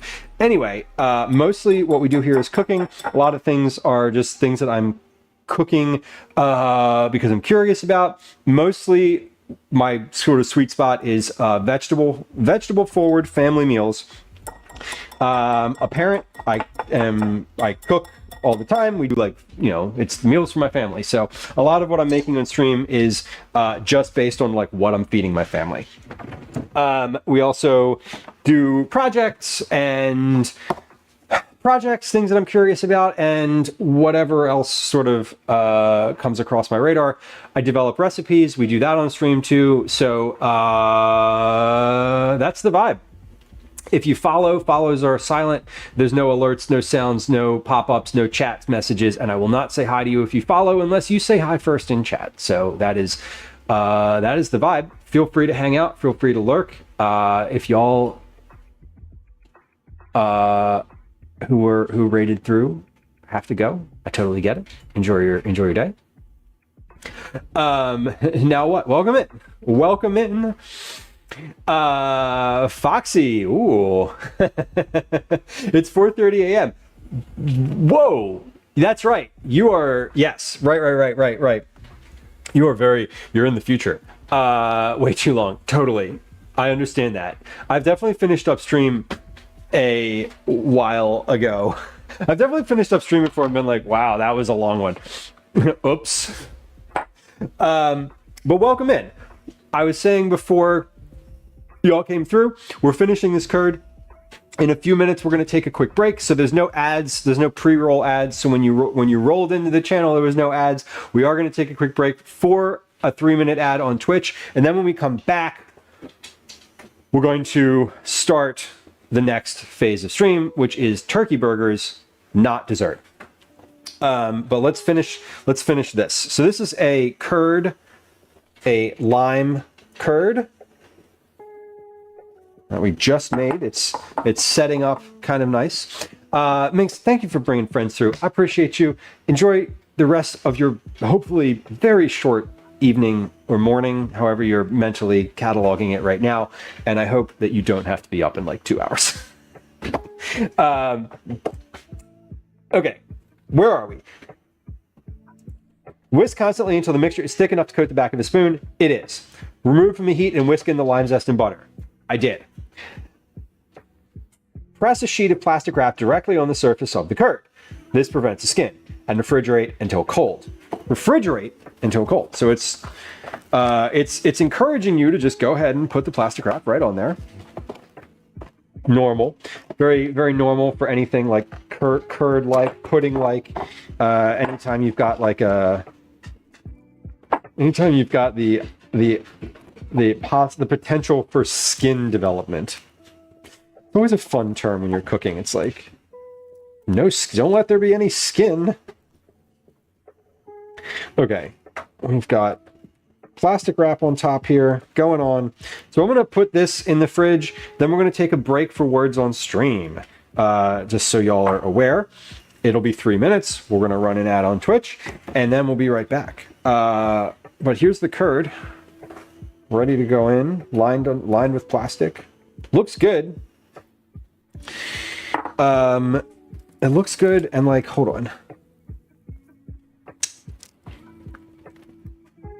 That tastes like lemon. Oof. That's good. A pavlova is basically like an upside down, with the lemon curd on it, it's basically like an upside down key lime pie. Now that I'm like actually thinking about it. Fiona, I love that you were outside for a walk today. I hope it's nice where you were. I feel like things have been wild. Things have been weird around here. It's been like either raining a lot or like raining not at all. It's been cold and hot and like ups and downs. So it sounds like maybe you had a good day for being outside. Lime curd that tastes like lemon. Oh, sorry. Did I say lemon? It's lime.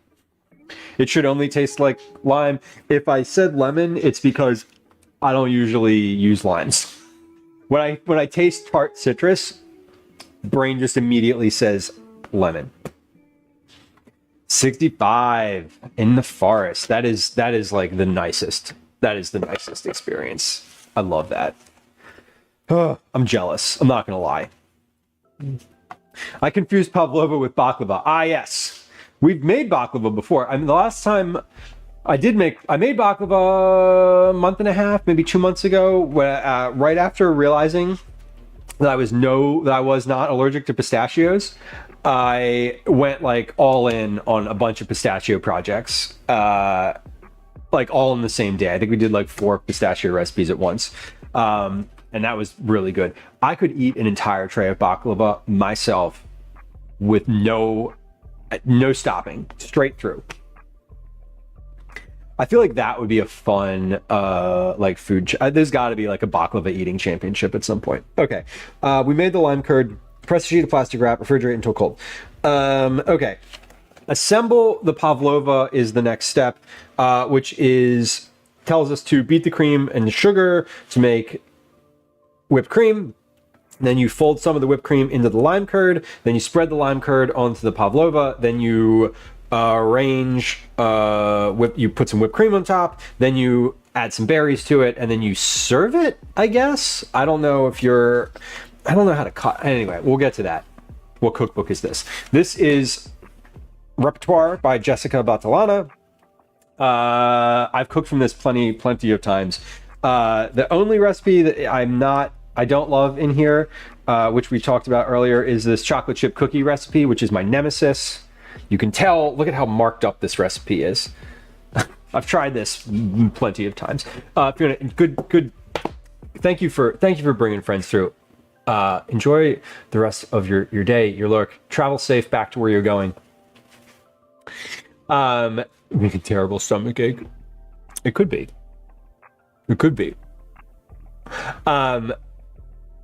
Okay, let's take a quick break. Darlene on YouTube asked, am I going to be streaming on Saturday? I'm considering streaming on Saturday. If I stream on Saturday, it's going to be an IRL stream, and it's going to start between 11 and noon.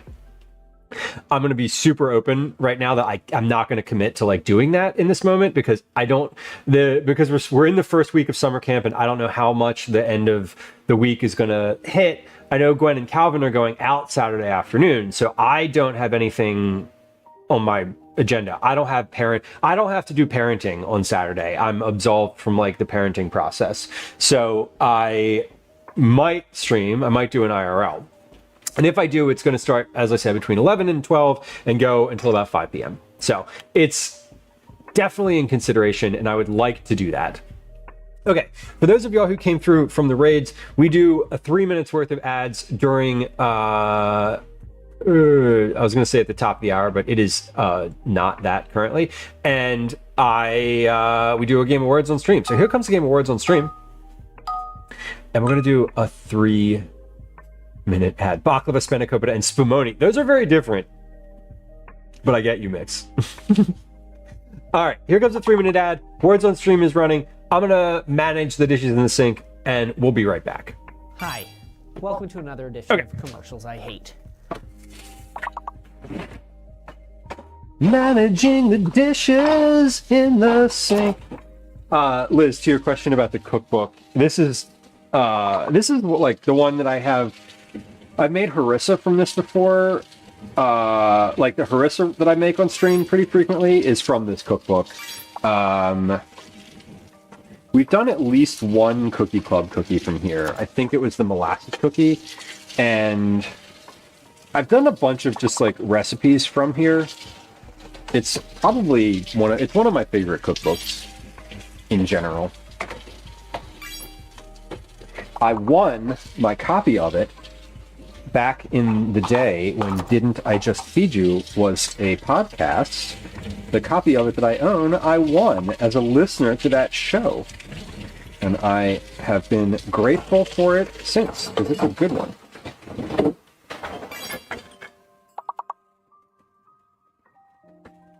And that person, that same author, has other cookbooks, but that's the only one of theirs that I own.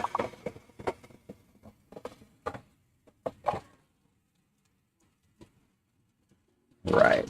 Doing some dishes while we're getting into this. I need this bowl, so I actually need to wash something here.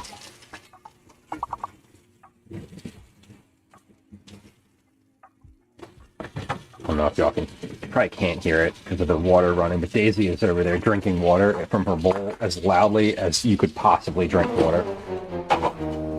It's kind of funny. Nominal. That was pretty close. Didn't go great, but it went, which was the important part. All right. Wash this bowl. And then we're out of here. Yeah, I mean. I'm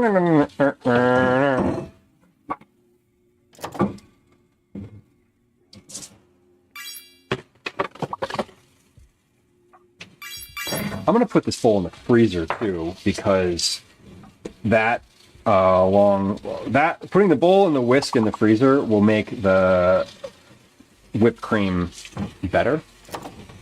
Because when the bowl is really cold, it helps it along.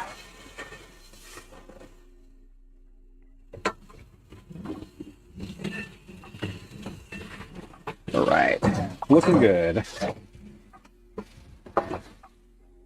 Welcome back. If you're on Twitch, you've returned, hopefully, unscathed from an ad break. We're finishing a game of Words on stream here. And then we'll be back. If you've never played Words on stream, all you got to do is enter a word that you think you know from the letters at the top into chat, and the game board will tell you if it's a word that it considers part of the game. Sometimes it's not. Sometimes it is. All right, can I put this in the freezer? Yes, I can. Oh, you know what I need to do? Hold on. I need to move something out of the freezer because otherwise I'm not going to be able to put any burgers in here, and that would be a shame. Okay. All right. I need to take these pizzas downstairs and put those in the chest freezer because otherwise I will not have any room to put burgers in here. And I just shoved those pizzas in there yesterday randomly. They don't really have a place upstairs. But I think we can do that. We can do that during the next break, actually. I'm always thinking about like, oh, I have to prepare my freezer to receive things to freeze. Okay. Where were we? My timer just went off for the Pavlova at like moments ago, 47 seconds ago, in fact. So let's check that. What am I looking for with the Pavlova? What does it say? I don't really want to open. I guess I can open the oven. It's not a cake, so.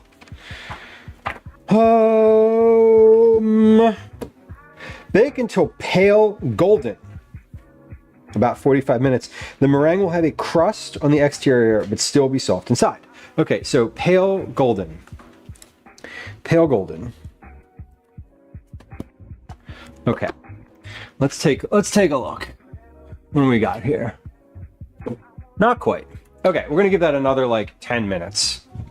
Something like that. Yeah, Mix, I can't see if it's pale golden without cracking it a little, so we're just gonna go ahead and do that. Okay. 10 more minutes. I think it'll be okay. I can't see if it's pale golden because the window on my oven is pale golden, so it looked like that when I put it in. Okay, we're ready to go.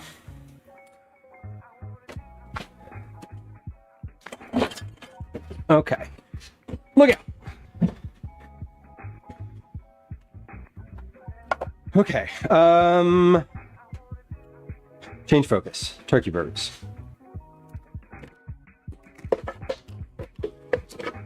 Turkey burgers. I'm going to...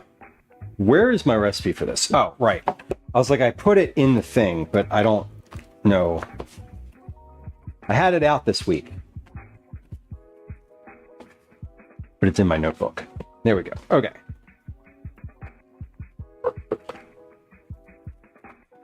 Okay. Some people who open ovens. I'm always just the oven opener because I can't like see. It's like I don't have a, you know, it's like, oh, brown around the edges. It looked brown around the edges 45 minutes ago. Okay, I did set a timer for that though, so I can forget. I can forget for a little bit. Turkey burger recipe. So these are burgers that are old. This is an old recipe. It's from 2013. I actually don't have any barkeepers right now, Mix, although I do use barkeepers to clean the oven. Hey, barkeepers, I'm talking about you again. I'm talking about you again. I love you, and you should send me free product and pay me for talking about barkeepers on the stream, because I've loved you since I was 16 years old. I can point back to my first barkeeper's experience using it to clean sailboats for rich people to charter for day trips. That was my job when I was 16. Fun fact. Summer job. Enjoyed it. Enjoyed it greatly. Got my license to sail a sailboat by myself out of the process, which is cool. And I absolutely no longer know how to do and should not be trusted to do at all. Oh my God. Eat at Dad's and Scrub Daddy would be like, I would love that. Gwen loves the Scrub Daddy. The commercial product. We've had them before. How do I keep finding sailboat and tall ship people? I'm not a sailor. It was a summer job. They were like, would you like to get paid to clean sailboats? And I was like, sure, that sounds great. You're gonna employ me. Perfect. I'm 16 years old. It was basically like the being 16 and just like, oh yeah, I need a job. I've never been much of a mariner. For the burgers, a pound of lean ground turkey. We're quadrupling this recipe, by the way. It says it makes 4 burgers. So we're gonna make about 16 burgers. I might make less than that, or I might make more than that, because these almost always think they're too big after I've made them. Like, these are a little large. So I think I'm gonna make 5 burgers per recipe this time around. So this should make about 20 burgers. And I'm not gonna eat any of them today, which is great. 1 packed cup of grated zucchini squeezed dry. 2 tablespoons of chopped cilantro. We're gonna use parsley today because cilantro is not, I don't like cilantro. Cilantro doesn't like me specifically, or my body thinks that cilantro is soap. A tablespoon of lime juice, Oh, great. More lime juice. Good. Good. Look at that. We got crossover today. Woo. Thin sliced green onions, cumin, salt, garlic powder, and black pepper. Easy. Easy.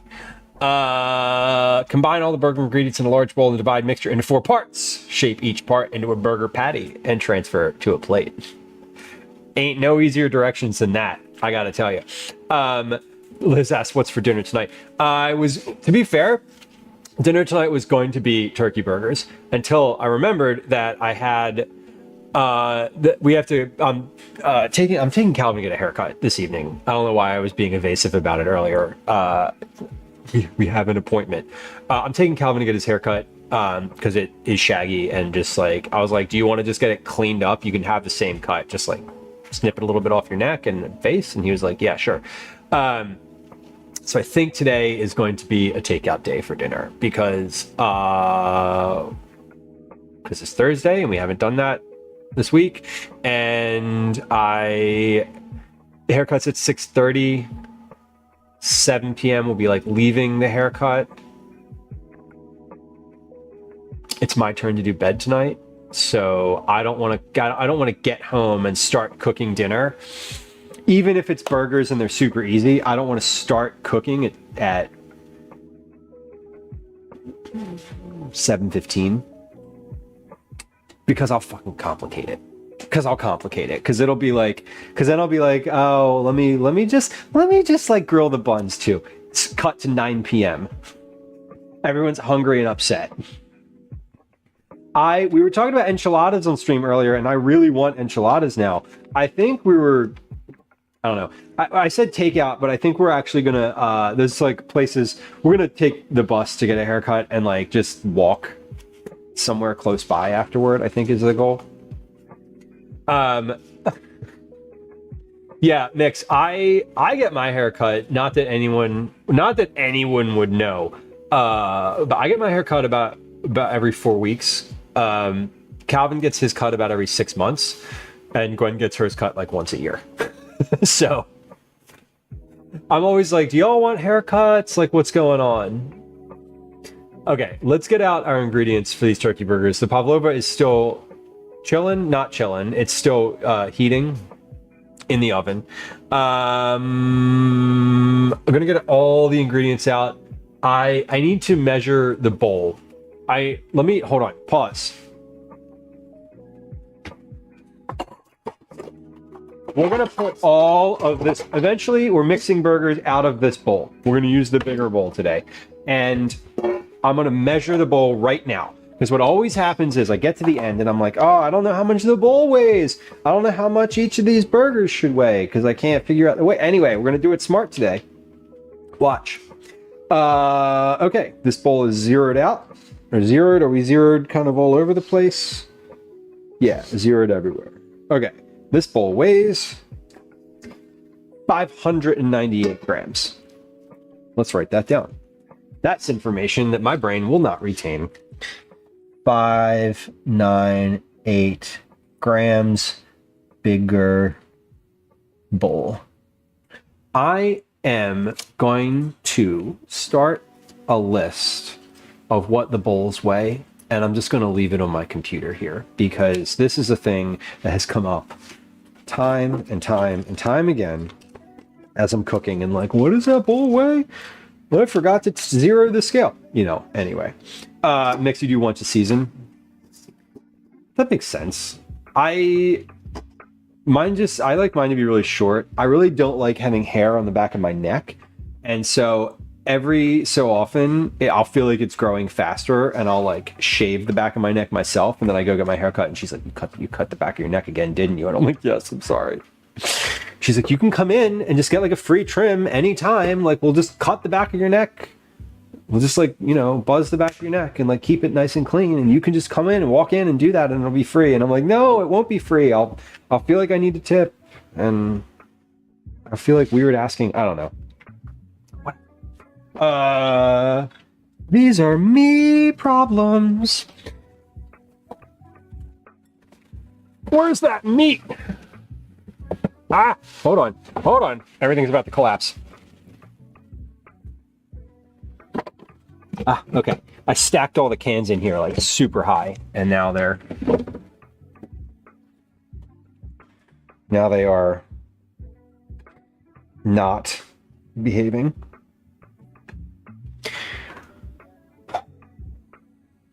Okay. Hold on. Speaking of cans, I'm gonna get myself a drink. Okay, that was 10 more minutes. Now, see, like, now that I have a baseline, I can see this is not quite golden yet. So let's give this another few. Now that I've like looked at it once with the oven open, I don't think I need to open the oven again because I understand sort of what it looked like in that moment. It's been in there for an additional 12 minutes at this point. I'm going to set it for another 10 and then I'll check it again.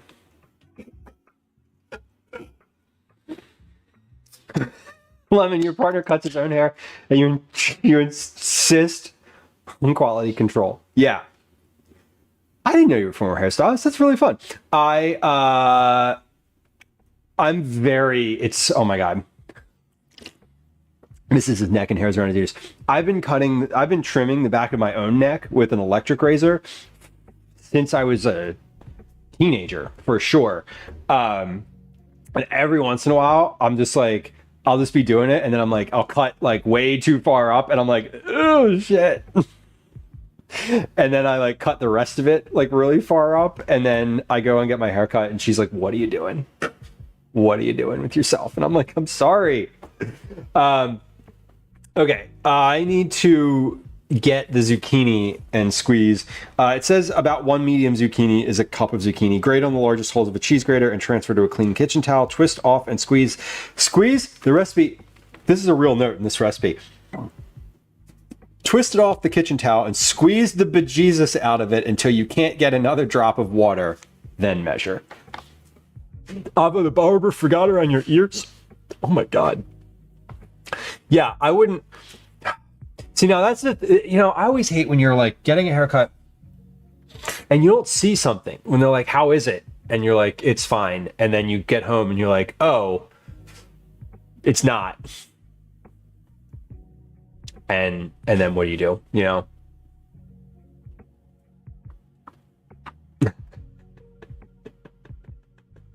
Mix, I feel like you have a very utilitarian haircut, which I love. A cowlick. I've had thick hair for my whole life, but it's now receded and not as I wouldn't deign to have like longer hair again. Fun work with a shallow industry. I can imagine. I've been going to the same person who cut my hair for since 2010. Yeah, same person since 2010. She has her own shop now. Like, I feel like she's like out of the drama of the industry, but I feel you. There's definitely the rotating cast of other people who work for her is always fascinating. Calvin does not go to the same person I do, but we go to the same shop. Okay, so I'm quadrupling this recipe. So I have 4 zucchini. If it's more than 4 zucchini, then we're not going to have that. We're just going to have what we have. Let me rinse these off real quick here. 2012. I mean, that's a lifetime ago. That feels like. What was I doing in 2012? I was working. I was living in Philly. I was back in Philly at that point. I moved out of Philly for a couple years in like 2008 to 10. I was back in Philly. I was working full time.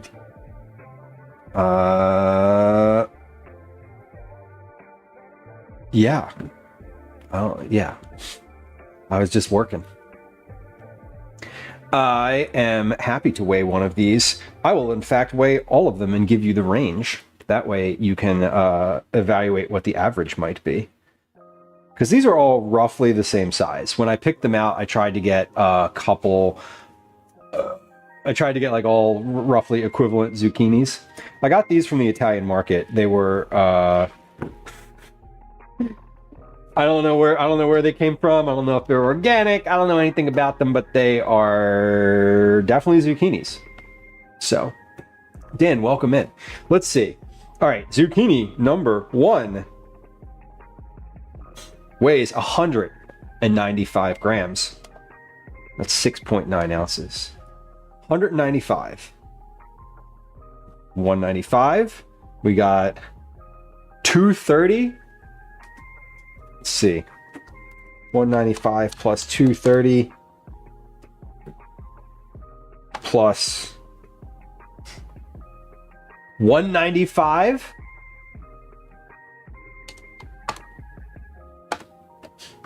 Okay. If this one's 230, I'm going to lose it. Plus 246. Okay. Divided by 4. Average weight, 216 grams. That's with the tops.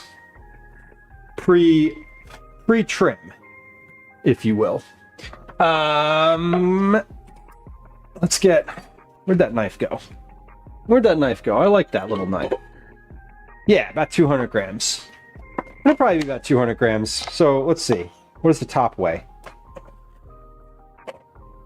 Top weighs about 15 grams. At least on that one.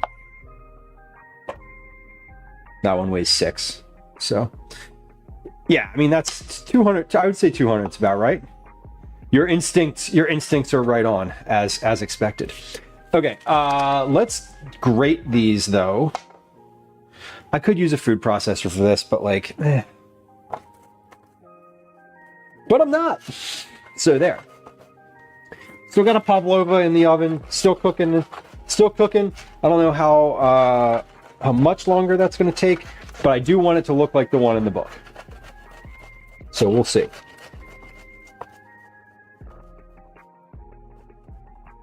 If you really wanted to make this less liquidy, which I don't, you could salt these zucchini and then put them in a colander for like an hour before squeezing them.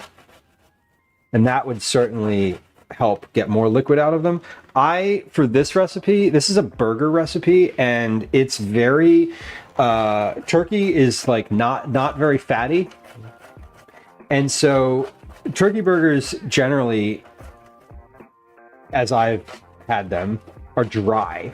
And the zucchini in this recipe is the sort of the saving grace, because it holds on to some of that moisture still. Like, you squeeze out as much moisture as possible from them, but they still have a good amount of moisture in them.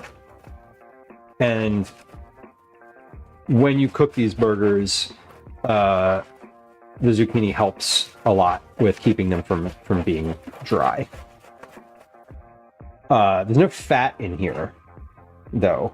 You have turkey. I mean, there's no additional fat. There's no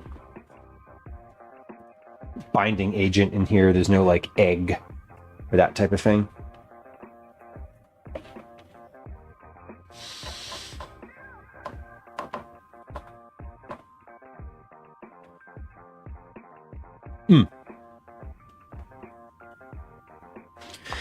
Yeah, I feel like I don't know a lot about this. I don't have a big like salon culture understanding. Like, it's, I believe you that it is an industry that is probably a wild west. I'm sure there's like really nice enclaves of folks who are doing it, quote unquote, doing it right. Towel. Let me get a towel. These are the towels. This is the one? Yeah, this is the one. These are my zucchini squeezing towels, the blue and white or the green and white striped ones. I've been using them. I just like, I don't know, they are always the towel that I squeezed the zucchini on. Let's do round one of zucchini squeezing.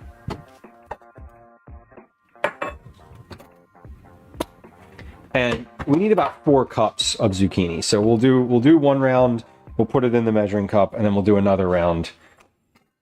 I'm getting all of my ingredients prepped at the moment for burgers, because we're doing burgers. The Pavlova timer, the Pavlova has been in there for an hour and 12 minutes at this point.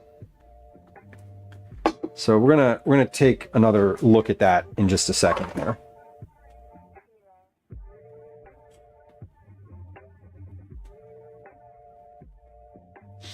Constructive criticism. Folks who can take constructive criticism are great. I feel like hairdressers should, or folks who are like stylists should be used to constructive criticism by people being like, can you change that? Can you like do this differently? Or maybe people just don't do that. I don't know. I feel like it would be a really fun job. I can definitely see why it would be a really fun job. Especially when you gain like a client base and there's sort of like, you know, you're not like hustling always to get more and more customers. Like you're always, I feel like that's one of those jobs where you are always hustling to get more customers. But like, I feel like with a good base of clientele, at least I've talked to the person who cuts my hair pretty extensively about like her business, and I feel like like she's definitely in a place of being able to like have that roster of clients, which is kind of nice.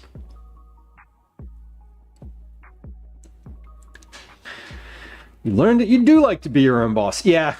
And now you have like a lifelong skill as well, and like the confidence to do that. My God, I can't imagine someone asking me to cut their hair. I would be like, no. Can I shave your head? She loves that she can groom her dogs. Interesting. That is a nice crossover. I love the dog grooming streams on Twitch. They're so fun. We've had Diana the dog groomer is the one that comes to mind first, but I know there's a few others. Hers is a good stream. Okay. Yeah, makeup and hair, like it seems like really creative. Yeah, dog grooming is money. I bet. People pay all sorts of money for animal stuff, and like without even thinking about it.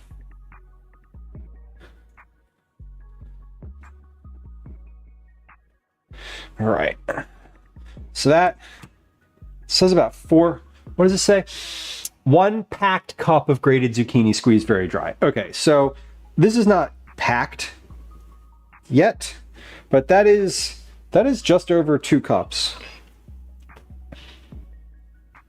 Just over the 2 cup mark. This is a 4 cup measure. So 4, 3, 2. Welcome in. So we're on the way. We've got a good start here. I'm going to grate these other 2 zucchinis, and then we'll prep all the rest of our ingredients. Everything's just going into a big bowl. So once the zucchini's done, I'm going to just start putting stuff in this bowl. I'm not dumping the zucchini in here because I'm actually measuring it. What's a pavlova? Good question. Pavlova is a big meringue, essentially, that is a sort of like a cake, but crisp exterior and soft marshmallowy interior that is baked slowly and low and slow, and then you let it kind of cool off in the oven for a little while. This is looking pretty nice. I'm not seeing brown. I'm not seeing like let me take a look at this picture real quick.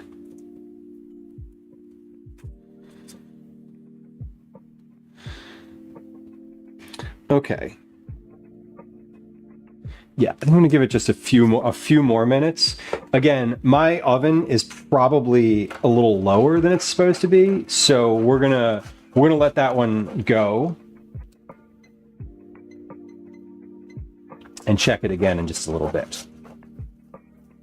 Yes, Wilma, you got the cookies. Excellent, excellent that you got them. I'm glad that you liked them, and thank you for letting me know. I love sending cookies. I don't want to say that I already found the recipe for next month, because I don't think that that's true. But I did see a really intriguing recipe that Liz posted in Discord that was for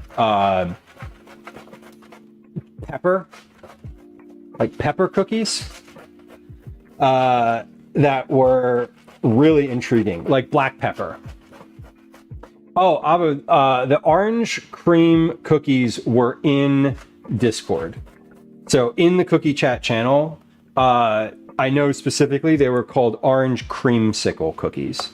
And there's definitely a link to them in the Discord, in the cookie chat channel specifically.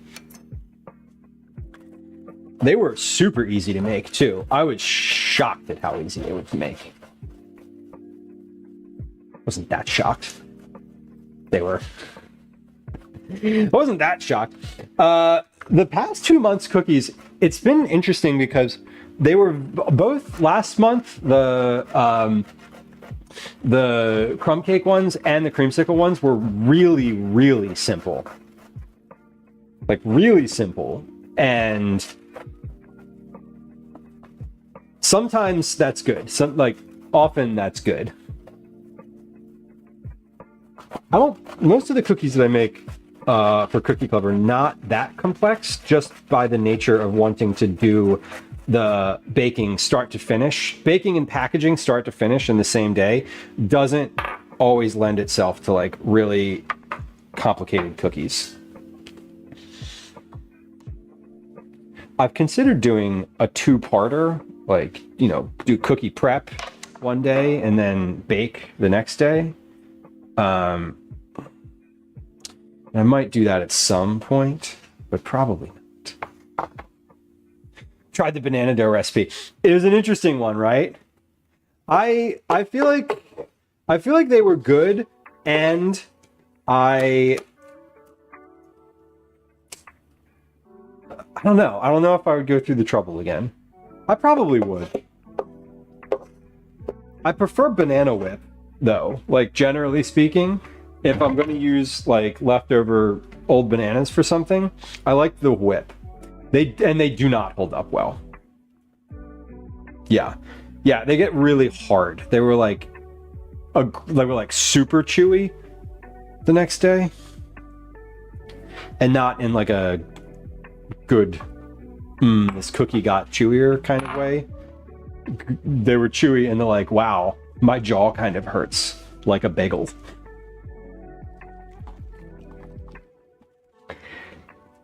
Okay, we are, as the instructions say, squeezing the bejesus out of this. That is what the directions say. Twist off the towel and squeeze the bejesus out of it until you can't get another drop of water, then measure. Great. I was doing this, I think the last time I made these turkey burgers on stream, I twisted the towel so much that I just ripped the top of it off like a present. I think that was on stream. I've definitely done that before. I don't remember if that was a stream occurrence or not. Probably not. If it was, I'd probably have clipped it. And I don't recall that being a clip, but there's lots of them, so who knows? Oh, I hear it ripping right now. A little bit. It has some holes in it already, so. Yeah, anytime you're squeezing zucchini, like, I always just use a dish towel instead of like cheesecloth, because like cheesecloth could never. Like, I'm going at this I'm squeezing this pretty aggressively, and I'm pretty sure that the cheesecloth would just give up a little ways through. Okay.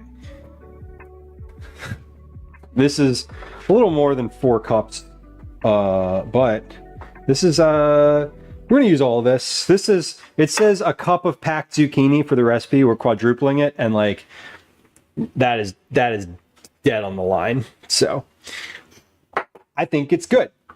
I packed it just a little bit. Have a little bit of vegetal zucchini juice for other purposes. Yay! The local Buy Nothing group. I love a Buy Nothing group. I'm a big fan. One of the things that for me living in the city, there's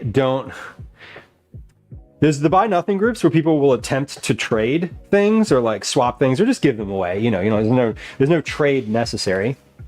If you want something out of your house, you shouldn't be, I don't know. What's the vibe if you always have to take something else in, right? That's kind of odd.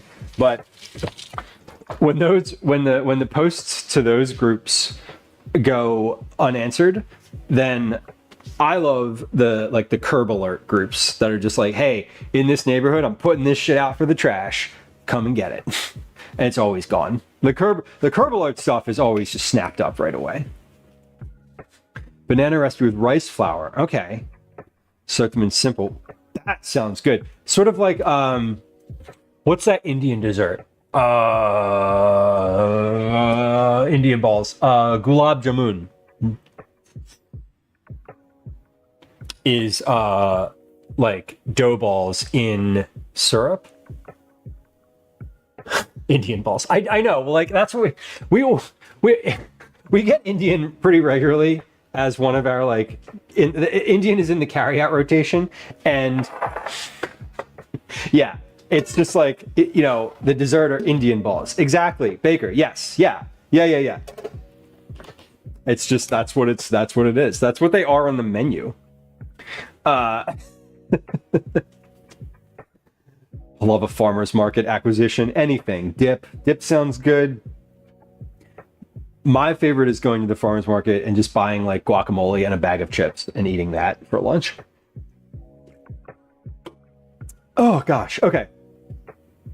Just enough of a light rain where I can not get anything done outside, which is nice. Were you dreading being outside this weekend? Okay, let's add everything into this bowl. So we're gonna add, I have this bowl on a scale right now. It's on a scale, so we're like good, hopefully, good to go. I'm gonna take another look at that Pavlova in 2 minutes. And I think in 2 minutes I'm gonna turn it off, because it should be, it was looking a little browner, but I'm not sure. I think so. But we have four pounds of turkey. I got this from the turkey vendor, the poultry vendor in the Italian market. Yep, 4.1 pounds. Wouldn't you know it? They're pretty on the nose with their measurements. Clean up things so I could enjoy the weekend. And it's it'll be a rainy weekend at Camp Ellis. A little light. I always get annoyed by it, just like a light rain, because then you're like, yeah, I could go outside. It's like you can go outside for a walk, but you can't go outside to like do stuff.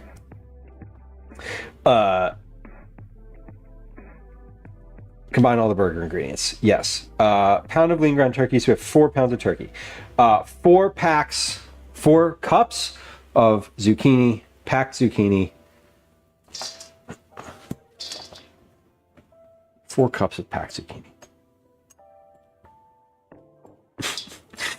It's just enough where you're like, ah, crap. Yeah. Like you wouldn't mind going outside in like a rain jacket and walking around, right? Like, but if you were like trying to do yard work, it would be too much. That's the worst. I feel you. 2 tablespoons of chopped cilantro leaves. How? Let's see, 2, 4, 6, 8 tablespoons of cilantro. I have parsley, so we're going to use that. 8 tablespoons is half a cup. Roughly half a cup. Oh, timer's going off for the oven. Turn that off. Okay, so the pavlova's been in there for a lot longer than it initially, the recipe says. But I also know that my oven is low and blah, blah, blah. So that's fine. The meringue will have about 45 minutes. The meringue will have a crust on the exterior, but still be soft inside. Turn the oven off, crack the oven door, stick a wooden spoon in the oven door to keep it propped open, and let the meringue sit in the oven for 1 hour, it says. Okay, let's do a couple things. 1, I'm going to turn the oven off. 2, I'm going to get a wooden spoon to put in the door, per the directions. And 3, I'm going to take a look at this pavlova. We are going to open the oven and take a look and see what's happened here. If you use the metal spoon, it wouldn't work. Right. Or if you just leave the oven propped open or cracked. I think like their intention is they want it really only open a little bit instead of like, you know, when you open it and it's like cracked and there's like, you know, 6 inches worth. All right, let's take a look at this pavlova. It's the first time we're all going to look at it together. So we're going to open the oven. And let's see, we're going to open the oven and come in right like that. So here we go. Hard on the outside. It is definitely sticky and firm on the outside. I feel like lighting the light in the oven is not great, but that looks like a nice color. So I think we're going to let this go now. Oven is off. Spoon is in the oven. Spoon is in the oven. And it's cracked. And I think now we're just going to start the timer. Let the meringue sit in the oven for 1 hour. How much of a crust is it supposed to have? Is it supposed to be sticky to the touch? Like I could touch it and my finger wasn't going to go in, but it wasn't like solid. Touch it while it's hot. Lemon. Yeah, that's my thought is like, you know, someone's going to open the oven. I don't know. Some kid's going to come by and grab the thing. I don't know. A crumbled foil ball. Yeah, but just keep the oven open. I got a spoon in here. There it is. You can see it. The spoon's keeping things honest over there. Okay, let's set a timer for an hour. And then we're going to forget about it for a while. It's just going to be in there and on around, I think 5 p.m. 5 p.m. is when I'm aiming to like cut a piece of that John and give it a try. That's the goal. Dry and cracked. Yeah, but this one's not cracked. It looks cracked in the picture. I will say definitely looks cracked. So we'll see. The literal worst thing that happens, it should be cracked. Interesting. Okay. Because it's been in there for longer than I wanted it. Or longer, far longer than the directions said. Let me I didn't actually like take a good look around the edge of this thing. Let's do that together.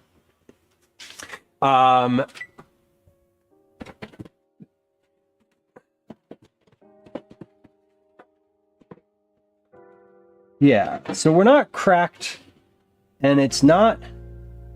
This is solid. This is pretty solid. It's sticky.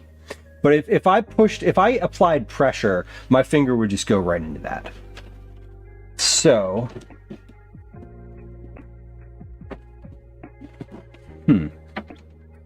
it's browned around the bottom, like the foot of it is light brown. So we're definitely getting some light brown around the foot. So I think this is good. I'm going to say, sort of regardless of any advice that's just been given, this looks the color of what I want it to be. So it'll crack during the cooling. Okay. I thought that it was supposed to be cracked before cooling. So basically, okay, so here's what I'm imagining. I'm imagining it pops. It gets this, like it puffs like just barely a little bit. It gets a crust on the top. And then as it sort of comes back down to temp, it collapses just enough to sort of crack in places. That's how I'm imagining. Like a cheesecake. Okay.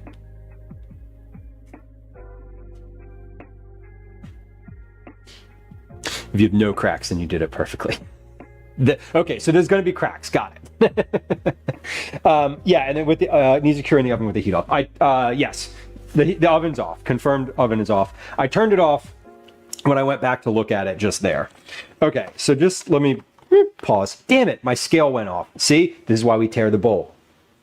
I knew it. Let the meringue sit in the oven for 1 hour. Remove from the oven and let cool completely.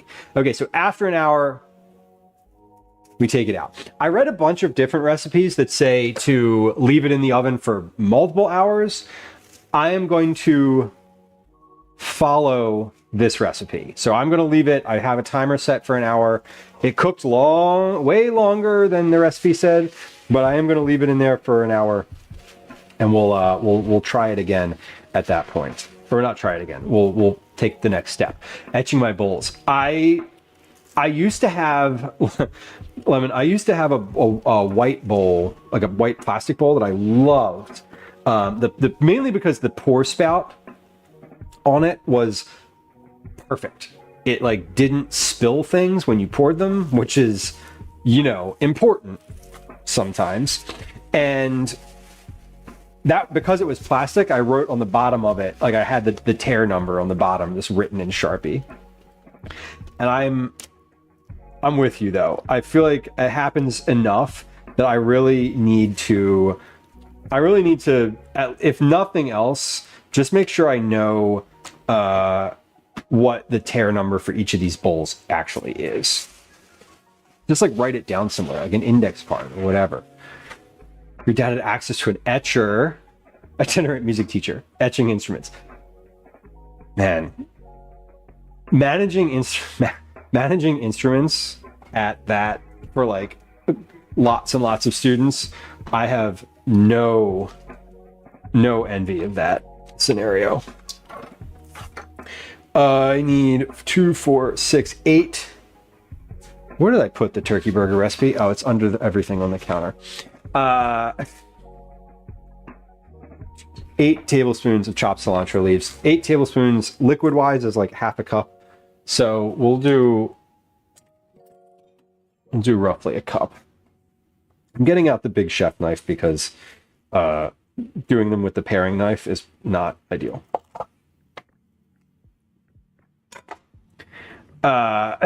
Share mouthpieces with kids. I'm not a kid person. Like, I know the thing says dad on it, and I know that like I have a child who's on stream sometimes, but like I'm all set. I'm all set. We good. I'm not a kid person. I can't imagine being like a teacher. It would be a nightmare for me. A teacher of children.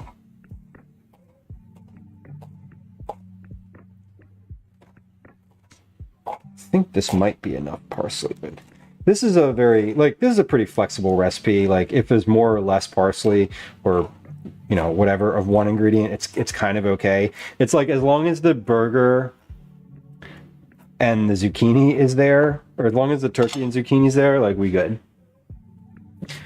Dogs, please, Baker. I know, right? And I don't mean to disparage children. Children are our future.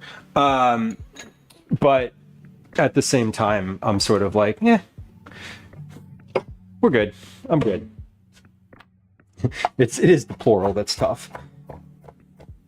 I also don't mind, like, I don't mind taking Calvin and his friends places, because they sort of entertain each other. It's when they all want you to do something that I'm like, oh, okay, well, I'm good here.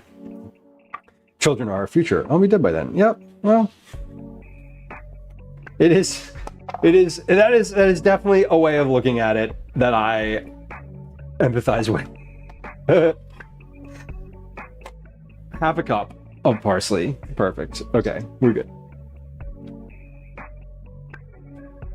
A tablespoon of fresh squeezed lime juice. 4 tablespoons. 4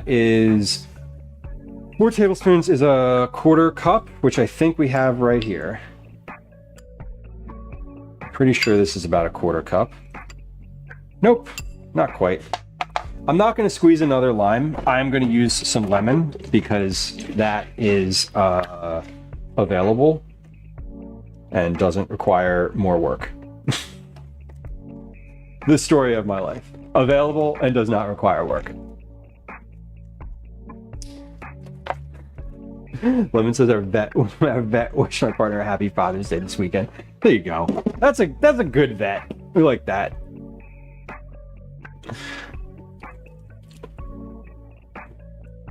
That's a vet that understands that some folks consider their animals as close to them as children.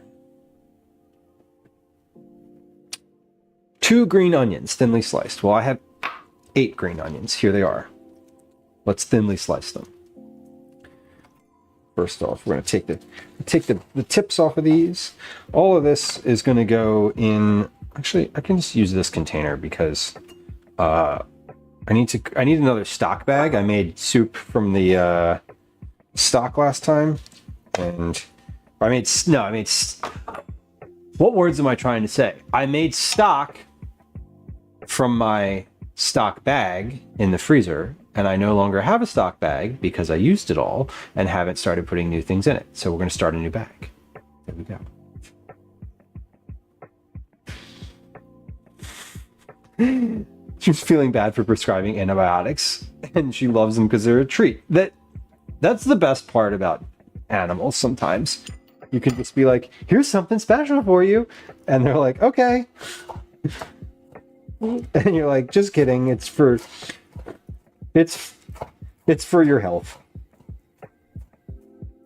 Daisy takes anxiety medication and has that with a little bit of peanut butter every day, and she just loves it. And I don't know if it's working, but the vet yells at us when we don't fill the prescription on time, so.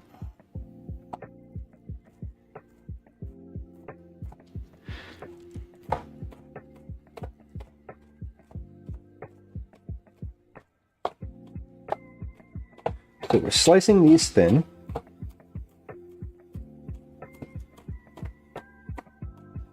Greens and whites. Oop, almost down to the bottom. There we go. And then I'm going to give these an additional chop after the fact here. Okay, those are the whites and bulbs. Good. The Reddit person just picked up the stuff you're giving away. Hell yeah. And as long as they weren't creepy and weird about it, I would count that as a success. Bellyfloss, welcome in. See, your cat hates medicine, but she's a good heating pad. Totally. I spent some time just sitting with one of the cats this morning who walked over and demanded to sit on my lap. And so I did. So that's what we did.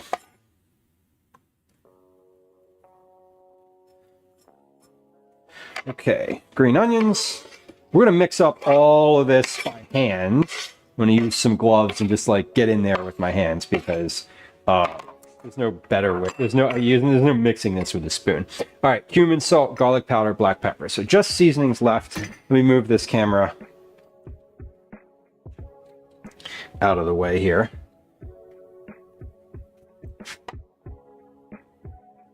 Let's do... I'm just going to move this over to the counter. And this goes away. Let's get out our seasonings. They look me up and down, but I realize I'm kind of a tattooed lady, so I have not to think about that too much. Yeah, still feels weird. It always feels weird, and I know, like, you know, women and femme presenting folks have clearly a different experience, but it always does feel really weird when someone like clearly kind of takes you in intentionally. It's odd. It's unsettling. It makes me feel a little unsettled when that happens. I understand that. And I don't have like the same risk register either when that happens. Okay, I'm also going to add the lime zest to this, unless there's reason to keep it. No.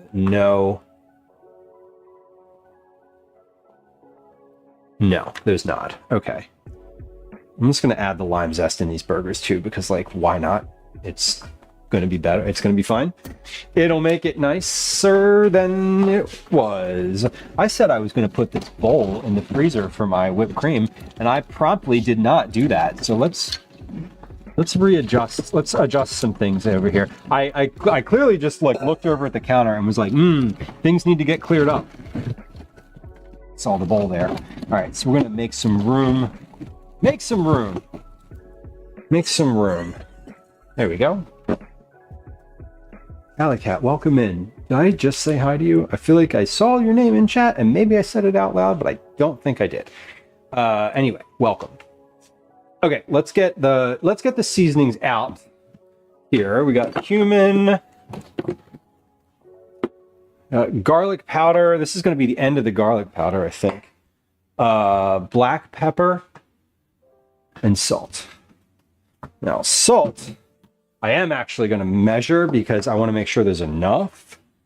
Garlic powder, it says a half a teaspoon, so 2 teaspoons of garlic powder is basically what's left in here. 1, 2.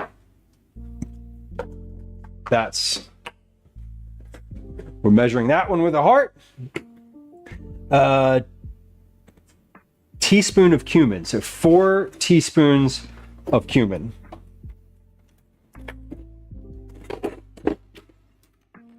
Roughly. Is my teaspoon over here? It is. I did do that, Phoenix. We are going to have an ad break here in just a moment. I'm going to put these seasonings in, and then we're going to take a quick break. And then when we come back, we're going to mix it up. While we do take a quick break, I am going to take those pizzas downstairs. That is true. 3/4 of a teaspoon of salt, so 4 teaspoons of salt. Well, 1, 2, 3, 4. Okay. Well, we're going to take a little break here.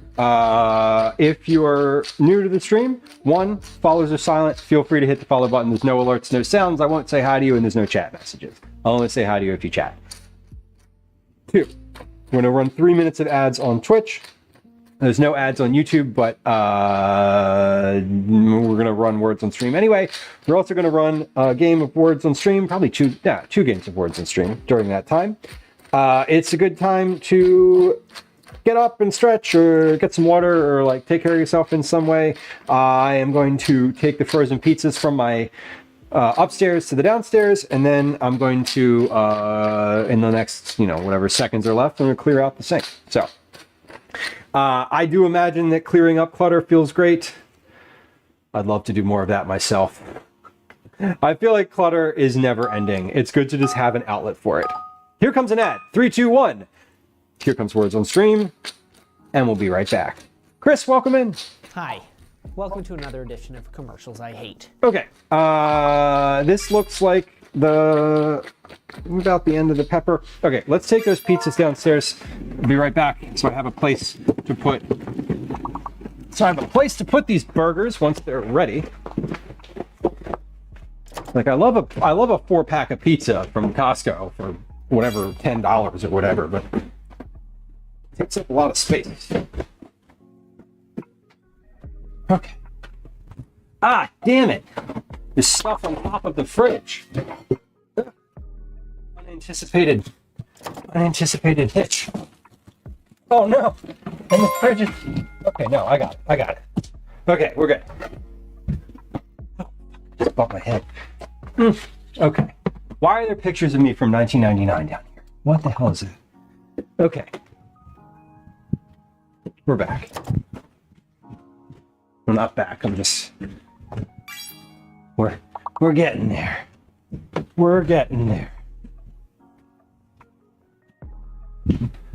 Do do do. Oh do do do.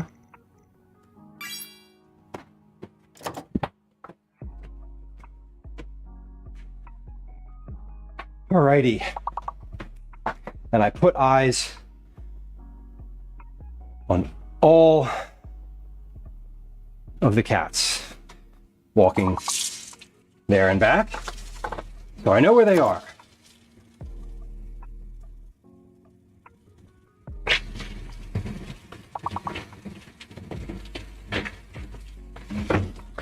Let's wash my hands. There we go.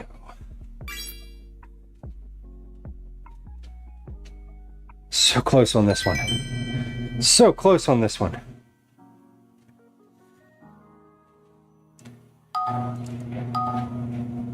I want to note for the folks who can hear me in chat, Gwen and Calvin have arrived home. You can hear them entering.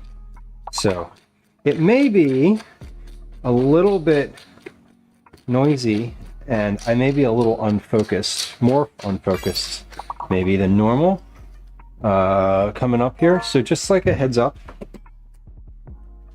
But that is case when my family comes back in the house, it's usually a little bit of an adventure. Okay. Nope, not quite. I was gonna say that if you're on Twitch, you're back, but you're not. Now you are. Welcome back. Hey, if you're on Twitch watching, thank you for your patience. We are running, we ran a little ad break here, and now we're back. We're going to be doing the end of this Words on Stream game. So, FYI. I'm going to add a little bit more seasonings to this as well as before we mix everything here.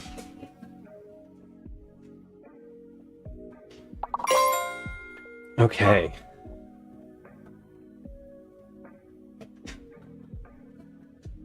I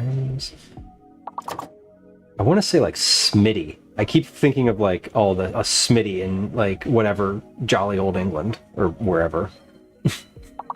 Piggybacking is totally allowed. We love piggyback. Piggybacking is great in the context of Words on Stream. It is in fact how you win together. It's the only way to win together, really. Last guesses, y'all. Get them in. Got a couple seconds left. Couple seconds left. Welcome home, Callie. Hello. Thank you for the welcoming. You feel welcomed? Good. Well, I'm glad you feel welcomed. You do live here. Okay. Let's come back over there. Here we go. Hello, we're back. Okay. Calvin's here. Hello. This is my new tie-dye shirt. A new tie-dye shirt. Yes, it is. Yes, it is. I have a snack for us to try before we go get a haircut later. So, So, thing number one, I need you to settle on what you actually want to do with your hair. If anything, the trim is fine. Maybe you want a style. If you want a style, maybe look up a couple examples of that style and text them to me. That way I can show when we get there. We're gonna have a snack before then, though. It's like a big meringue. I don't know if you remember what a meringue is. Meringue is basically like look in the oven. All right. I mean, don't open the oven, but like look. It's that with whipped cream and like berries and lime curd on it. So we're gonna have that. We're gonna have that before we go do that. Probably on stream. Okay. Okay.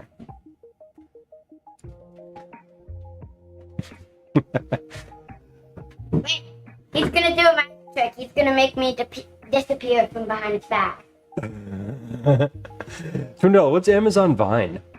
I'm not familiar. Is that a money-making thing? Can you make money from it?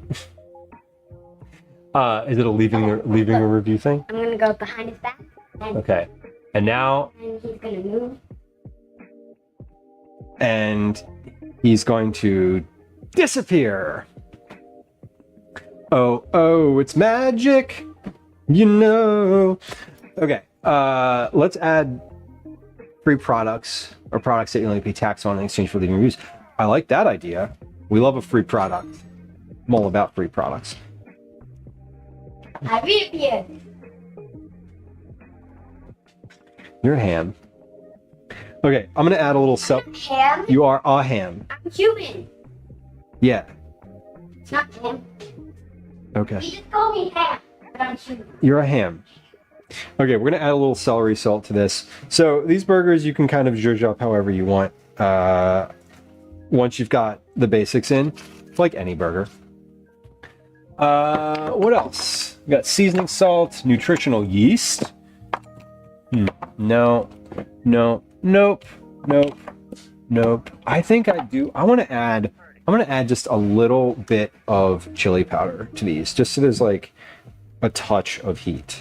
Like maybe I just added maybe like a teaspoon of this. Like really, truly not that much. Okay, maybe a little more. A video bird feeder. I like have that on my list to buy for. I had that on my list to buy for someone, my dad, because I feel like he would enjoy it. The like knowing what bird is what, knowing what birds are visiting your yard. That seems like a nice haul. I want some fancy knives. It sounds fun. And I would definitely leave helpful reviews for free products. I want an invite. How do I get in? You good? I'm gonna go hang out with my friends. Where are you going? Oh, okay. Have fun. Oh yeah, I saw the blackbird. Yeah. Why don't you? I saw a moon bounce. Why don't you? He's very tired. Not into the moon bounce. I even Okay. told him like there's one with water because it makes it. Okay. I told him, I reminded him he had a haircut, and he was like, ugh. So I think he's just wants to chill. yeah. Yesterday was a lot. So Yeah. okay. Well, enjoy. Have fun. You are absolved from parenting until tomorrow bedtime. Get lit! I put the kittens in the basement. Okay. They're eating down there. The door's closed. Okay. You maybe tell him he can hang out down there if you want. He knows he can. I know, but maybe he doesn't always I know that he knows he can. He might not think about it. Maybe you'll text him. Okay. Get lit. That's right. Getting wild. You know what I love about Philly in the summer is that any Saturday, any Sunday, it doesn't matter, from now until whenever, you can get on like a Saturday, Sunday afternoon when you walk around South Philly, specifically South Philly. This is a like South Philly thing, but you can 100% of the time, any weekend where it's not pouring rain, find a block party and just like, hey, there's like a moon bounce over there. Like, let's go. And pretty reliably, if you, as a complete stranger, just like walk down the block and don't look sus, which I can't really describe, but like if you know what I mean, I think you know what I mean. You're gonna get invited to eat something. You're gonna get invited, you know, if you have a kid with you, they're gonna be in the moon bounce or whatever it is. Like it's really a nice part about the city. You are just in it, and you get to, if you want, you just walk around, find yourself a block party and enjoy for, you know, 20 minutes, 30 minutes, hours, whatever. All right, so we're making these burgers now. We're gonna mix this up real well with the hands. Gonna make, this is roughly, what did I say, 20 burgers I think I wanted to make out of this. I believe, yeah, I think I said 20. It's, the recipe says it makes 4. I quadrupled the recipe, and I think I want it to be I want the burgers to be a little smaller than what it calls for. We'll see. We'll see what the, we'll weigh one out. I want to weigh one, and then I'll shape one. I'm going to shape one and see if it's like the right size, because they might not be. But I'm going to form these directly on the tray in a little, I have a little mold for them. So we're going to weigh one out and just see what size mold I want to use. I'm going to use when I say a mold, I'm going to use a biscuit cutter for these. So City of Brotherly Love really lives up to its name, Chris asks. Yeah, or it says. Yeah, it does, for sure. Again, though, is like, you know, follow the rule. Don't be weird. You know, like, you roll up to someone else's block party, like, I don't know. Like, read the room is what I always consider. Like, if there's a big block party going on and there's like a DJ and a bunch of, you know, a bunch of stuff around, this is where it's nice to have a kid, right? Because if you go down, you walk down the street, if you're by yourself, a single solo adult, and you just sort of roll up and you're like, hey, what's going on? It's like, I don't know. I would feel kind of uncomfortable doing that. But when you have a kid with you, you're like, oh, we saw them, you know, immediate in, we saw the moon bounce. Whether or not they're in the moon bounce at that time, it doesn't matter. But like, that's the, like, the in. So every once in a while you got a kid with you, and it's like, it makes it it's sort of having a child can be like social lubricant in those types of situations, right? Okay, this is good. We're all set. Let's get a couple things here. I'm gonna get hold on. These gloves are done. I'm gonna get a tray so I can start. I'm gonna get 2 trays so I can start shaping these burgers. If I'm making 20 burgers, they're going to be much. I'm going to need 2 trays. And that's fine, because when I freeze them, they'll end up being a bit... I'll just end up stacking them on top of each other, like a layer of parchment. Parchment burgers, whatever. That's how it's going to be.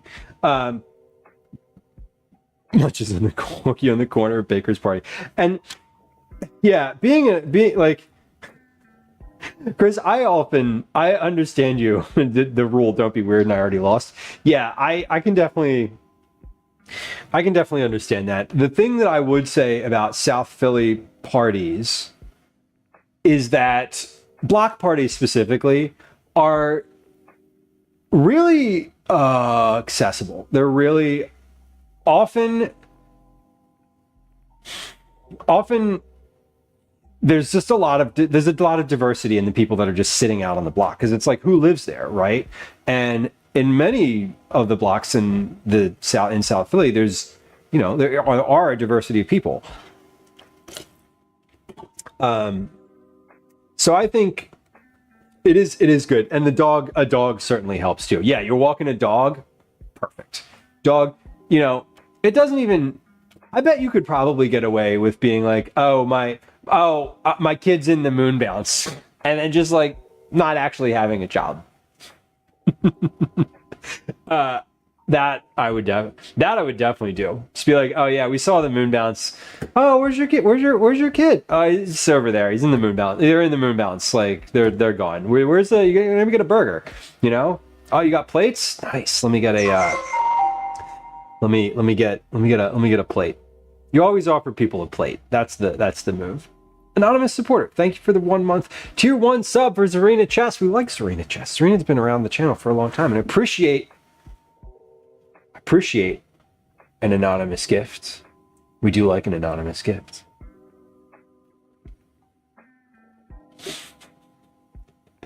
Baker the dog is great. Yes. Chris, awkward and quirky. Yeah, it's like I can... Sometimes I feel like, I can start the conversation, and then I'm like, we're actually talking shit. I will say that I've learned to be a lot. I have a lot of social anxiety, but I also have a large desire to be, to be social. So sometimes it's like you just gotta brave the elements and make it happen. I don't know. I only really want to say like 2 things in person and then just be quiet. Yeah. That's the nice thing about friends. When you have like people that is the value to me of having a circle of people who know you, is the ability to exist quietly around them. Like, I have friends who I have and will again just gone over their house while they were meal prepping or whatever, and sat there and done my own like food thinking in my notebook, like that. And you don't need to talk the whole time. Like, those are the good folks. Those are the ones where you keep them around. You know what I mean? They're the ones that are like when you feel comfortable around, and then you can like be a little bit weird and they're still cool. Chris says my cheat code is smile and nod and repeat the last thing the person said with a question mark. Totally. No, and that's one of those like verbal tricks, right? There's so many YouTubes out there that are like, how do I talk to people? Like, how do I be more social? How do I break the mold? How do I feel less insecure about like being out there? Yeah, just like mirroring their statements is huge. Not a good thing to do on a date, because then they're like, why are you not asking me any questions? But like, generally speaking, socially, that's good. Farley, welcome in. Good to see you. Hey, I've been enjoying your food streams. I don't know if you were streaming in. I don't know if you've been streaming in the category for a very long time or not, but I came across your streams probably in the past like month or so, and they're great. Very cool. I appreciate it. Into Club, yeah. I know how to say it, but I don't know where the reference comes from. Just throwing it out there. Just throwing it out there. Oh my god. I love chatting though. I'm a big I can be very social in person. It's definitely a skill. I used to do fundraising, I used to do recruiting and like talk. I worked at camp, so I taught fucking merit badges to like 15-year-olds. Like I've had a ton of like speaking in public experiences. So it doesn't make me anxious much, but I don't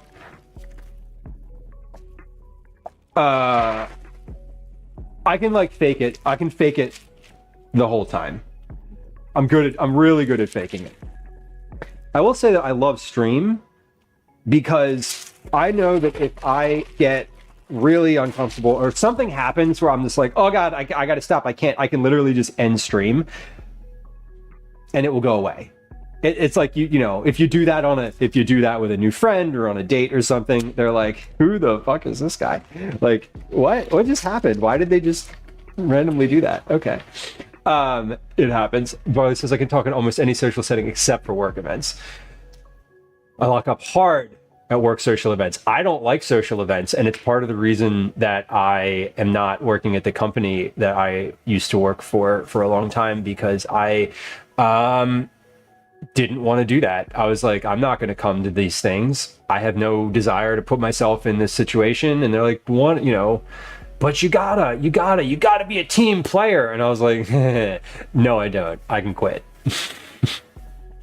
I like stream because I like talking to myself, Lemon says. That is also true.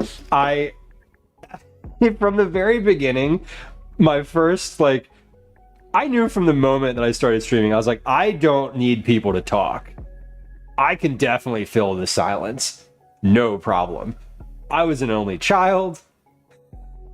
I craved attention and validation. I can definitely just talk. Not a problem. No, Baker, so shockingly, Kupo is not... Kupo is the star. But Kupo struggles with oration. Natsu, welcome. I sensed angst or annoyance. No, actually, no. Yes, but like not directed. I don't know. Maybe I'm always angsty. I grew up at an age. You got to be a Chris. I know, right? Oh my God, I hate stuff like that. Gwen's company does all sorts of in-person stuff. They go bowling, they have happy hours. Like, they had a happy hour on Tuesday this week, and it was like a former coworker showed up, and, you know, everybody was like friends, and I was like, how? Like, I don't want to be in that situation at all. I don't even want to talk to. I don't want coworkers. Period. I'm not a team player. I'm terrible. I'm okay. I'm a good support person on the team. All right. What was this bowl? I forget. 598 grams. All right. So we have 3,221 grams minus 598 equals 2,623 grams worth of burger. That number divided by 20 is 131 grams per burger. Let's see what 131 grams looks like, because I don't really know. We're gonna take 131 grams out of here. Lemon says I made some friends at work that I wanted to hang, but like work lunches, no. Yeah. And then the manager there, the manager being there's a total buzzkill. Oh my God. I loved my manager that I used to work for. She was great. I would have been friends with her outside of work. We have the same sort of like attitude towards parenting and being, you know, but like, because she was my manager, I was like, back the fuck up. I got really upset one year when my team decorated my desk for my literal birthday. So I don't like people recognizing my birthday, because it makes me very anxious, because it is attention that is not in my control. So stuff like that, I'm like, nah, this is when I don't want to be involved. Just don't. How dare you wish me happy birthday, you absolute monster. To be very clear, this is a me problem. I don't think it's a problem, but I do control it.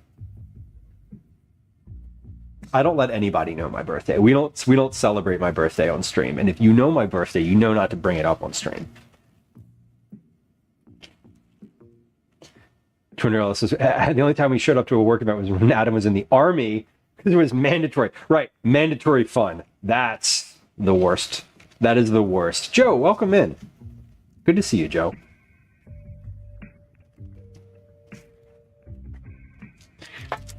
a pregnant friend had a work lunch and was nauseated, and the manager policed how much she ate. Ooh, get out. It's too early to share the pregnancy. Yeah. Yeah. Here's a tip when dealing with other people. Don't judge them for anything. Just like let them be. And if it's a problem, and if you have a problem with it, it's your problem, not theirs. Don't make it their problem. That's obnoxious. That's just like, don't fucking tell me what you're eating. I can't. This is weird. That's weird behavior. That's weird behavior.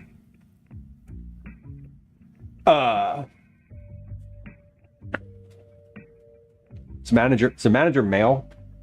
Feels male. This is 131 grams. That is a sizable burger, so I think we're good here. Chris says, I realize that I'm the same way. I like celebrating my birthday, but it's almost always within my control how much attention I get. Totally. Yeah, like, I don't mind, right? Like, I have a family that lives in my house that knows when my birthday is. They don't make a big deal about it because I ask them not to. But, like, they know it. And, you know, I'll be like, hey, can we get, like, this carry out for dinner? You know, something really... Something like really innocuous sorts of things. All right, that's a good sized burger. Here we go. There's the same lady I mentioned earlier. I'm Chinese, so I'm familiar with behavior. I'm not being weird. Right, and yeah, definitely different cultures handle food and clean your plate vibes very differently. So I get that. I was making a guess that it was a guy just being like, "Oh, you're skinny, huh? You should eat more." Joe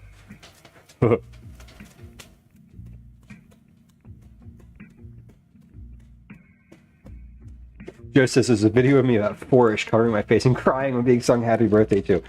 Yeah. There may very well be a video of me at 39 crying when I've been sung happy birthday to. 40 was my most recent birthday, and no one knew, and it was great. I got a birthday card from my parents. I got a phone call from my close friend who I've been friends with since we were 14.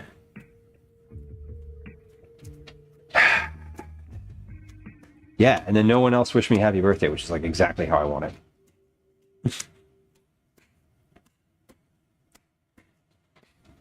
This did have meat mixed with the zucchini. The zucchini and meat, everything is in here. 4 pounds of turkey, 4 cups of zucchini are the big birthday thing. That's not accurate at all. The big ingredients in here. Yeah, I suppose it's a ratio. 1 to 1. Cup of zucchini, pound of turkey burger. This recipe I first printed off of the internet in 2013, and I've been using it really consistently since then. I make a big batch of these, I'd say twice a year. Maybe now, probably once a year. At this rate, it's been once a year. So, who's out front of my house honking? What are we saying? Who the hell's out here? It's my neighbor. Okay. Just checking. Always got to check.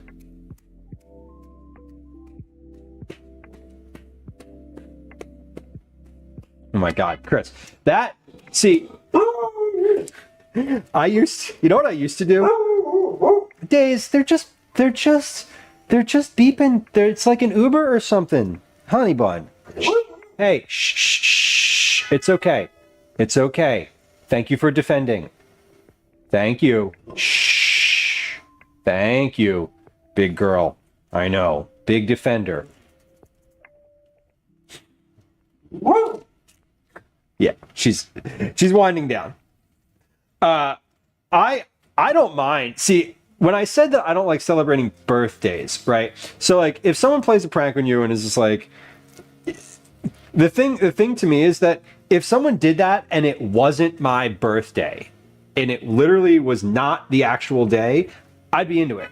I'd be like, all right, that's fun. Nice prank, y'all.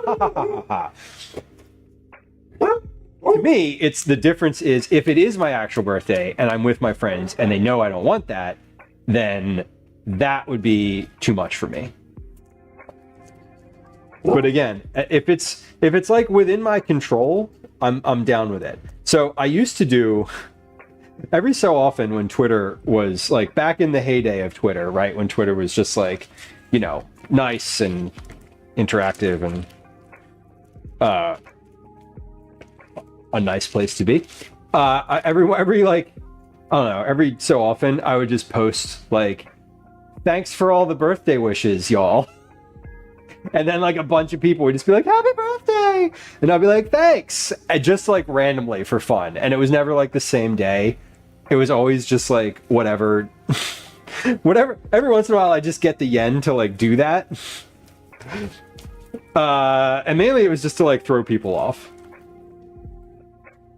I'm real weird about my birthday. I don't know. I just don't like attention that is out of my control. And I've learned over the years, I've had a lot of people be like, what's wrong? Like, we don't want to, why don't you, how come you don't? Why don't you let us celebrate for you? Like, why don't you let other people be happy for on your birthday? And I'm like, because I don't want to, it's my fucking birthday. Like, leave me alone. So I'm much more comfortable about it now.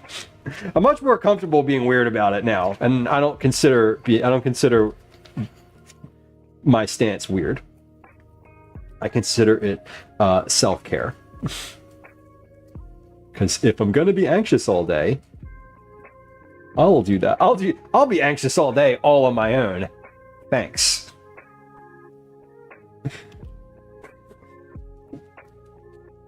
All right, we got burgers are coming along.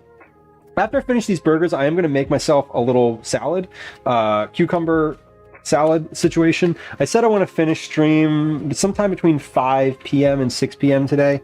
I have to be finished, absolutely have to be finished and rated by 6 p.m., which is 2 hours from now. If I can't finish shaping these burgers in 2 hours, then I don't know. I was going to say something's wrong, but I'm also like, this is live and streaming, so like it could happen. You never know. I could probably have handled it better, but being in public and having everyone singing at me is not my jam. I know. Chris, I know. And being a center of attention, hate being a center of attention. Me too. Me too. I will say, like, all along that I love streaming because there is a level of built-in security there. And I don't mean like Siribot or whatever. I mean the fact that there's a little bit of separation here, right? And this is not a bad thing. Like, this is natural. It's kind of every stream is like that, but there's a little bit of separation. As I said earlier, if I'm feeling really uncomfortable or I've lost momentum or any of that, I can end the stream and it's just like it ends, you know? It's like, oh, the anxiety will go away. I'm no longer live. No problem. Here it says, it's weird when people decide you need to experience something the same way they do. Right? Right. Sometimes, like, and it's sort of like, you know, I sort of like read the room. If you are, if you have a friend who's like, posts on their social media like, it's birthday week, bitch, like, who's coming out to drink and get me presents? Like, you can definitely tell that person happy birthday, right? We all have that friend. That friend is great, and we like that friend. That friend is the one who likes their birthday and likes being acknowledged, you know? Read the room. Treat yourself on your birthday, Chris says, right? I don't mind the song as long as it doesn't go on too long. Yeah. Yeah, the kids these days, So I go to birthday parties regularly because Calvin's friends all invite, him to different birthday parties. And then it's like, just chaos for an hour and a half, and then pizza and cake, a song, and then we leave. But there's verses on verses of birthday songs now, and I don't know about it. I'm a little old for that. I particularly love when you go to a place that they will sing a birthday song, but it's not happy birthday because they can't sing that because it's like copywritten or whatever. It's embarrassing for the servers and the recipient. Baker, it's very I feel like it's just very demoralizing for everybody involved. Oh, Tatsu, I'm with you. I don't know. I liked having birthday parties when I was I had birthday parties when I was a kid, but then I think I hit being a teenager and I was like, nope, do not want to be perceived. If I was a server, I would not. I know. And that's like a big part of it for me is like, I don't want to be, I definitely don't want to be the reason that someone has to sing. Like, that's a nightmare. Okay, we've got 12 burgers on that tray. So we should be able to fit. I'm just going to do another tray so they're not like stacked 3 and 4 high. Robster, welcome in. The song Happy Birthday to You is in the public domain. Is it now? I thought that there was something about how you couldn't use it or sing it, or like you couldn't commercialize it. I thought there was some. Maybe it was that for a while or whatever. But I feel like there was some reason that like the Applebee's servers sing a different song, right? And it's not because they want to be better or creative. It has everything to do with capitalism. Sorry, I took a hard right there, but they don't want to pay for it. Joe says it used to be. Okay. So I'm just stuck in the past, which is not a shock. I'm sure the servers detest it. Although I bet you that there's like some servers that don't. There used to be a restaurant in Philly. I don't actually know if it was a chain or not, but it was called Buca di Beppo. Buca di Beppo or something like that. Anyway, they would sing during the meal. It would just be like, they'd come up to the table and just be like, boom, opera. And it was funny because we live in Philly, or I live in Philly. The stream is hosted from Philly, and they used to get the kids from the art schools to work there. 2016, Robster says. Okay, that's cool. I did not know that. So yeah, my understanding was definitely predates that for sure. Uncommon, welcome in. It is the chain. Okay. The one at Benihana? Interesting, Tatsu. I've never heard the Benihana song, but now I want to YouTube it.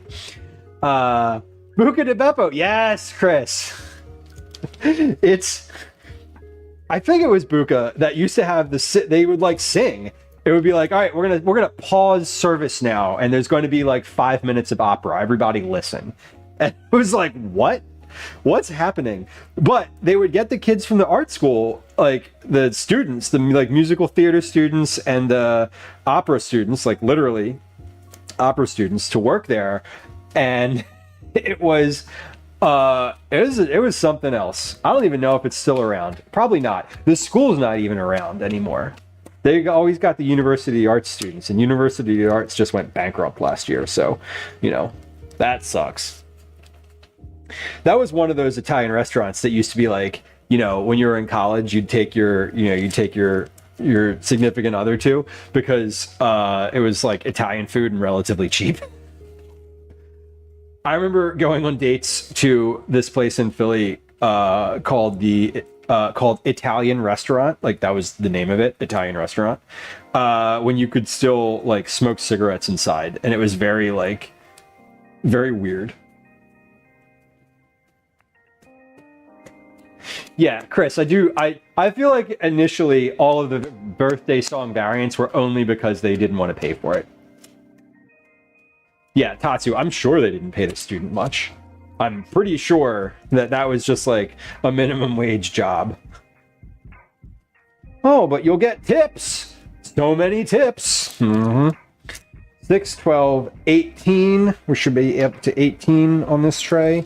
And then maybe 2 more after that if we've measured correctly. It wasn't exactly, it was like 131 point something grams per burger. So I am, I rounded down. So we should have enough. Should have enough to go on here. Pavlova says it has about 3 minutes left in the oven to before taking it out to cool on the counter. Which is nice. We're doing good. Imagine performing opera for minimum wage. Yeah, imagine performing opera and then like having someone be annoyed at you because instead of like getting them the beverage that they were about to order from you, you like were providing entertainment. What a different world. I feel like the world, I went to college I graduated university in 2006. 6? Yeah. And it was definitely a different world. You remember The Last Drop, which we've been to on IRL streams a couple times. We've both started IRLs and ended them at The Last Drop. Like, I used to go there in college, and that was another place you could just smoke cigarettes inside. Like, very different worlds back then.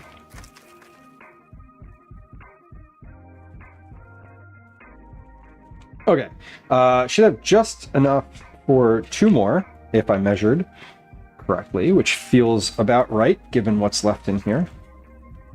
So this is good. I'm like feeling good about these. I like that these are smaller. I mean, I feel like this is the first time that I've made them in 5 per batch instead of 4. So I feel better about these. One of the things that annoys me about these burgers is the size of them, and I don't know why I've always just measured them the same. Whatever. Warma asked, do I consider myself a 90s or an 80s kid? Well, I was born in the 80s. I probably more consider myself, I came online in the 90s, like mentally, right? If I'm thinking about life now, I'm like, when are my memories from? The 90s. Like, I remember things that happened in 1992. I have an interesting distinction in my schooling, in that the year on the calendar lines up with the year I graduated in school. So what do I mean by that? In 1993, I was finishing 3rd grade. So it's kind of nice to have that, because I like name a year in the 90s and I can tell you exactly what grade I was in, like really without thinking too much about it. It came online. Yeah, I mean, just like, you know, when you're 6, you don't know anything. There was a buka in Honolulu until 2024. Incredible. I'm pretty sure they went out of business in Philly. I'm gonna say this, and you watch. There's still. I'm almost hesitant to say it, but they might still be around.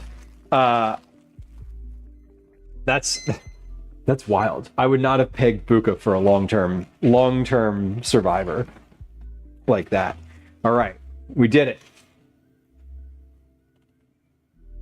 We got 20 burgers exactly on these trays. I'm gonna put those in the freezer. And then we're gonna clean up a little bit on the counter. We're gonna tidy, clean. We're gonna wipe down with a Clorox wipe. We're gonna make a cucumber salad. We're gonna take this Pavlova out and get that onto the counter to cool a little farther. Sometime in there, we're gonna take a break to play Words on Stream. I'm gonna put these in the freezer and not the fridge. So that's where we're at. Just a little heads up here. So I was gonna make those burgers for dinner tonight, but then I was sort of like, well, I don't want to force it.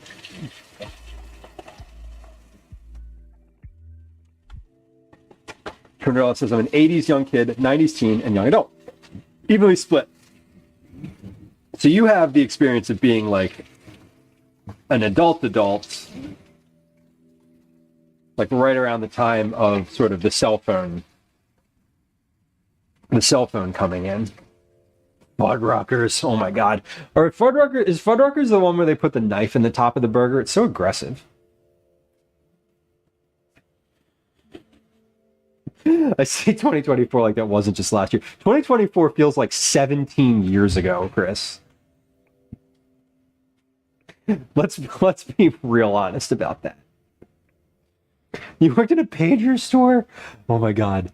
A pager store. Nowadays you could be like, gather around the campfire, children, let me tell you the story of the pager store. And they would be like, what's a pager? What's a pager, Auntie Twin? And be like, children, have I got a story for you? Oh my god. I think like Calvin would conceptually understand what a pager was, but I don't, like, you'd have to explain. They don't have the understanding of why that would even be a need, or like the fact that the constant always available communication is like so normalized now that I think it would be an uphill battle to like explain why someone would need and have a pager. This is why you should get your kids to watch The Wire and The Sopranos, because then you'd be like, all right, here's what pagers were really for. Also, those shows hold up really well because, like, in this day and age, you probably wouldn't want to have as much of like a traceable cell phone signal. So the fact that they like don't use cell phones too much is still sort of relevant. At this point, the kids are like, "What's a store?" Chris, touche. That is also probably very accurate. It's the only job you ever stormed out of. Yeah, I don't think I've ever stormed out of a job, but I've definitely like made an appointment to quit. Being age doxxed. I know. I'm comfortable with my age. Big Bob's beepers from Hey Arnold. Oh my god, football head. That's great. A beeper. Tundrell, you had the original black beeper. I like wanted a pager, but I only wanted a pager to be cool. I didn't have a need for one. I can still remember my best friend's phone number off the top of my head growing up without the area code. Oh my god, waiting for the radio. Tatsu, I have so many mixtapes. I still have mixtapes in the basement, in like a box. I have like tapes and a tape player, and the all of those mixtapes absolutely have like radio DJ, like a second or two of radio DJ, because they're from that era.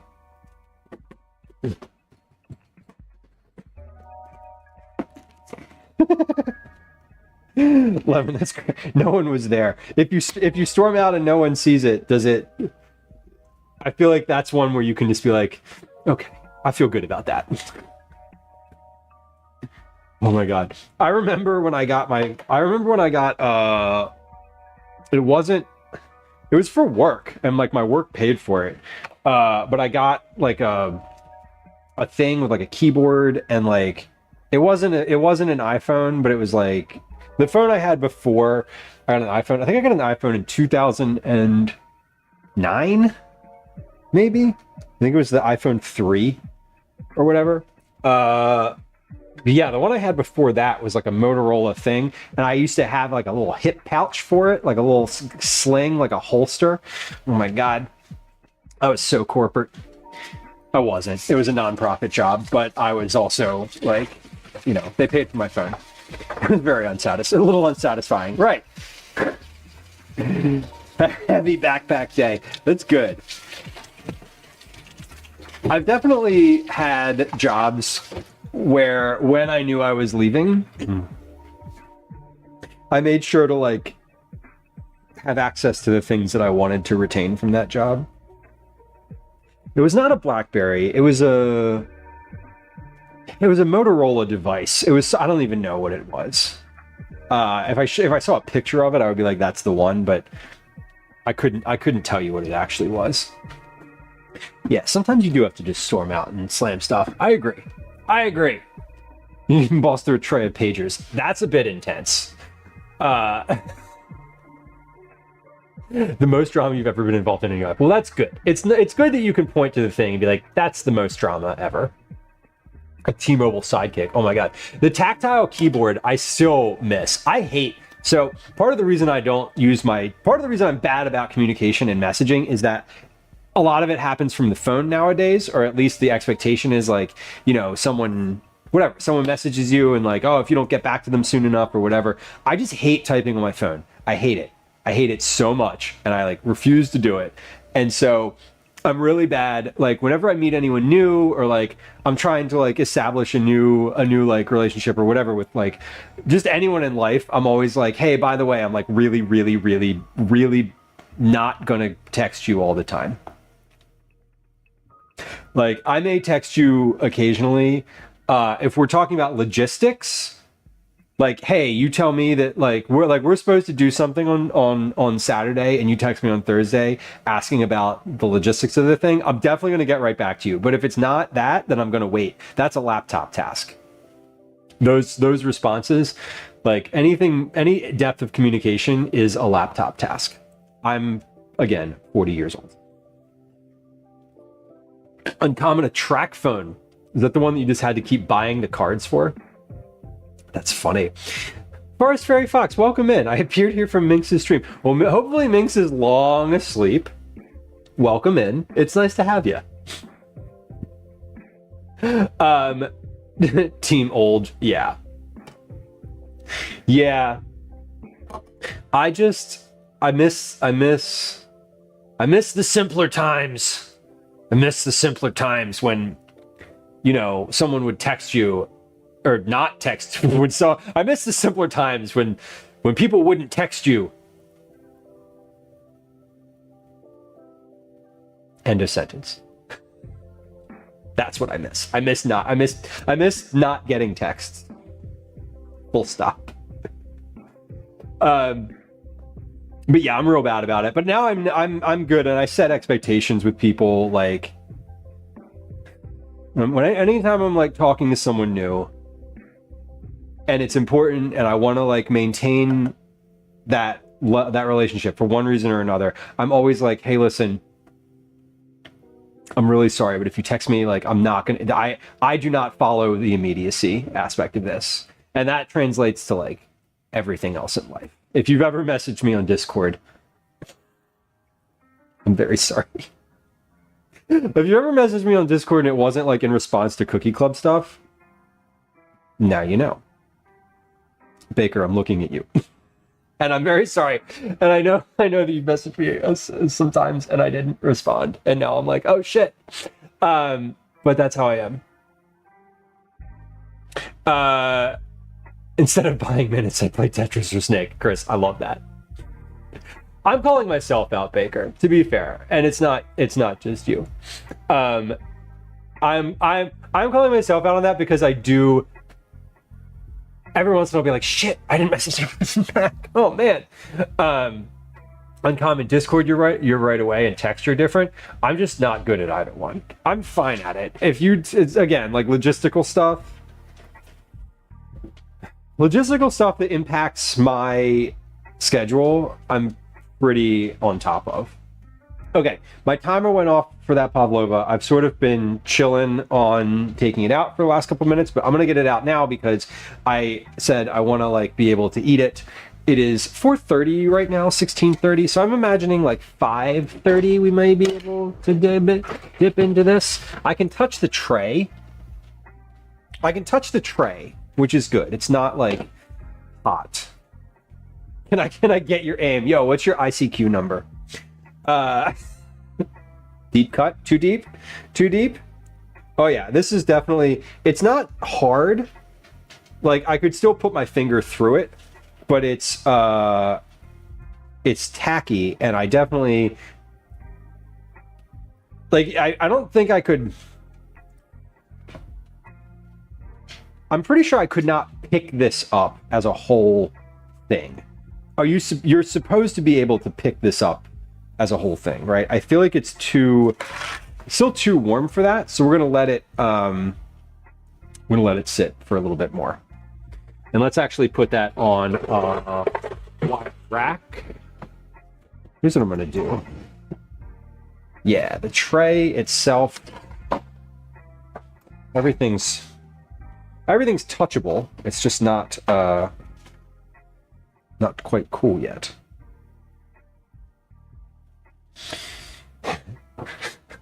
MSN, Yahoo Messenger. Oh yeah, I had all those.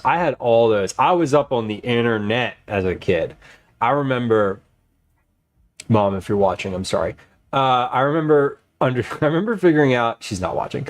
I remember figuring out how to turn off the sound for the dial-up modem in my computer at home. That's what I used to do when I was younger. Like when we first got that, when we first got the computer, when we first got the Dell XPS R400 computer, it was in my room, but it, like, it had the dial-up sound, and my mom's like a light sleeper, so I couldn't dial into the internet if she was awake. If she was asleep, I couldn't get online. So there was a while where I was logging, basically. Man, I'm telling tales now. But she would go brush her teeth at night, and as she was brushing her teeth and the water was on, I would literally run into the other room. I would log onto the internet, and I would hope, because if you left it idle for too long, it would log you off, because it was through the phone line. But I would be she would then go to bed. She would brush her teeth and go to bed immediately and go right to bed. She'd read beforehand. So I knew the schedule. So I would log the computer in and then go into my room and be like, I'm in my room, I'm not doing anything. Look at me, I'm very good. And then 15 minutes later, I'd quietly go back to the computer and then just be online.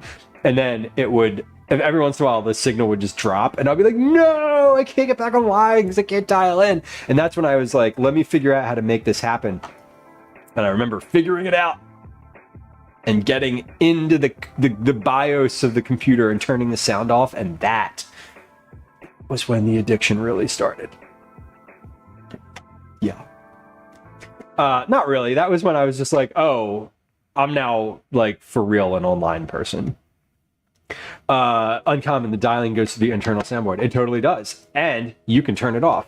I now know that. Zach, welcome in. Zach, thank you for your resub. I appreciate you. It's good to see you. I hope you're doing well. Thanks to just Jamie for my sub gift. We love Jamie. I hope Jamie's doing well too.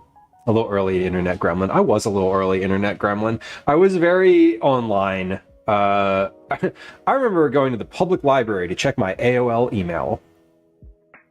I don't know if I'm proud of that or not. My brother used to unplug the phone line to be a jerk. Yep, that'll do it. That'd piss me right off. That would definitely do it. There was a time or two where I remember she picked up the phone, and I was like the signal dropped, and I don't remember I don't remember the circumstance, but I definitely remember. I don't know. I was a good kid. I did stuff as a kid that I think my parents would probably not approve of, but I didn't do dangerous stuff. I was really cautious. I was always a cautious child, right? I didn't drink. I never had a beer until I went to college. I didn't try try weed until after college. I was a good kid, but I got away with like what I thought was getting away with things. But it was just me like getting on the internet 10 p.m. It wasn't bad. Yeah, picking up the receiver, Chris. Yeah, you bump the receiver, it's done. It's done. Okay. Here's the deal. We're at a natural like little break point here. I have the Pavlova. It's out of the oven. It's here on this tray. It is looking a little bit browner than it initially did. Do I see brown tips? No, that was just the lighting.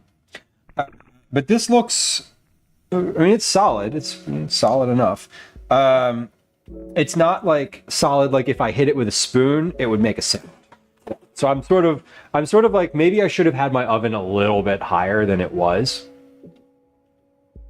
Maybe I should have had a little higher. Next time, there's always next time. But I think it's good. We're letting that cool a little bit. I have the lime curd in the fridge that I'm going to make, or not make, that we're going to use for the topping. I have my bowl in the freezer for making whipped cream. We're going to make whipped cream in a little bit. When we come back from this break, I'm going to make a cucumber salad. That's going to be sort of like dinner / whatever. So when we come back from this break, we'll do the cucumber salad, we'll do the whipped cream, and then we'll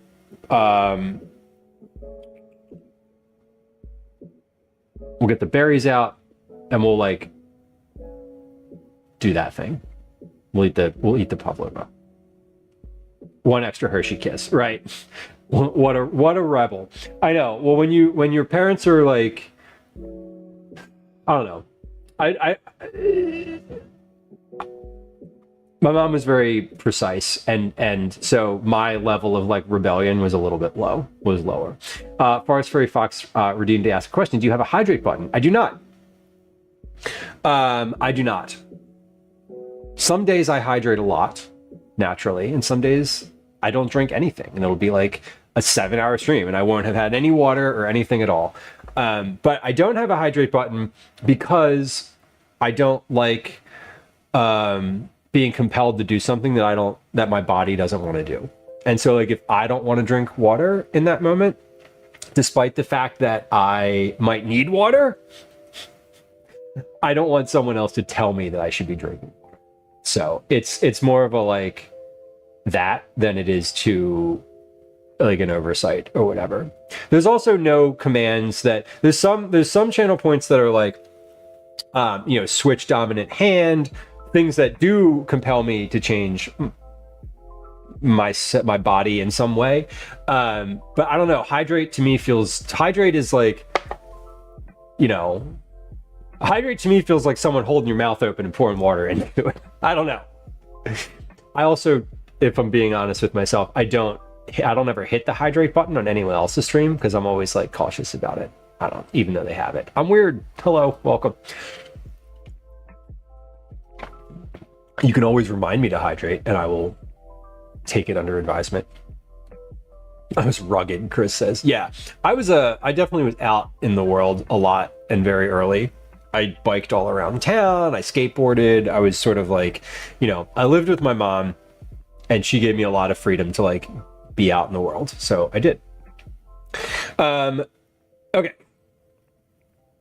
We'll be back in just a few moments. We're going to play 2 games probably of Words on Stream. Words on Stream is a game much like Scrabble if you're not familiar. Take a look at the screen. It's starting right now. And it is, you're going to guess the words like edges, EDGES. Nope, edges wouldn't work. Edge would work.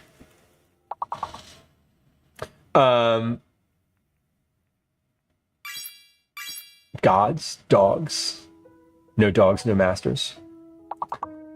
Oh, right. I should hit the ad button. Okay, ads coming in. Here we go. 3, 2, 1.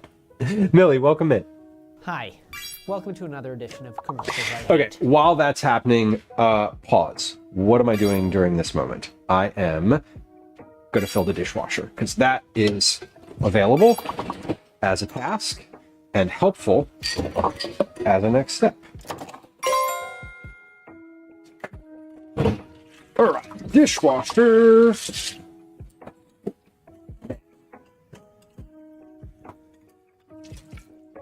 You watch. This is going to be the one day. I'm going to get a text from it's going to be my mom, and she's going to be like, I was watching the stream for the first time in 3 years. And you said... Not really. Although, you know, Mom, if you're watching, that was a while ago. Let's chill. Baker, right? I'm just like, oh right, ads. I forgot. Sometimes I just talk. Talking will continue until morale improves.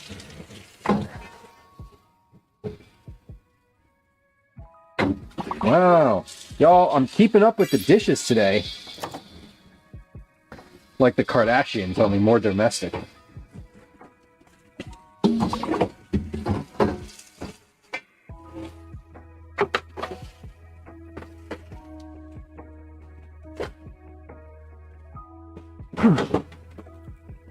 Okay, time check. 16:40. We are on time. Feeling good. On time. Feeling good. I don't know what I want to put in this cucumber salad. I'm gonna figure it out on the fly. I don't have any type of recipe picked out. Okay. Baker, sometimes the dishes don't get done, and some days I'm like on top of it. Today is an on top of it day. Literally, I have like 2 dishes in the dish pan, and that's it. Okay. That is huge. We're cruising in here.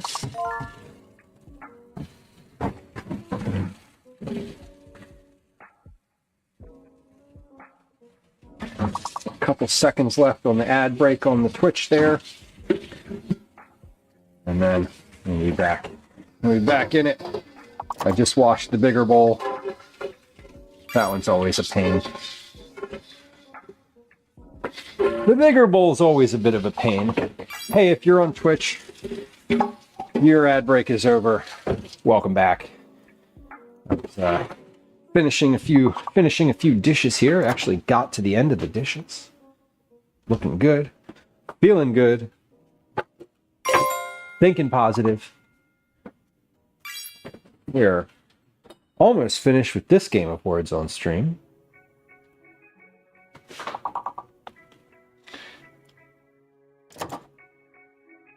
I see we've already got corrupt, which is the first word that springs to mind for me.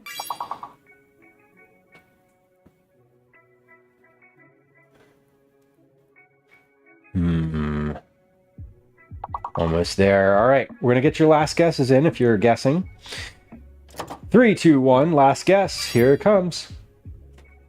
Get your last guesses in. Be back. We'll be back when the timer is done. Okay, I can turn my oven light off now. Yep. Okay. So I think pretty good. Let's get back out here. Here we go. Okay. Wait. No. Scroll back up. Doge is a word. Yes.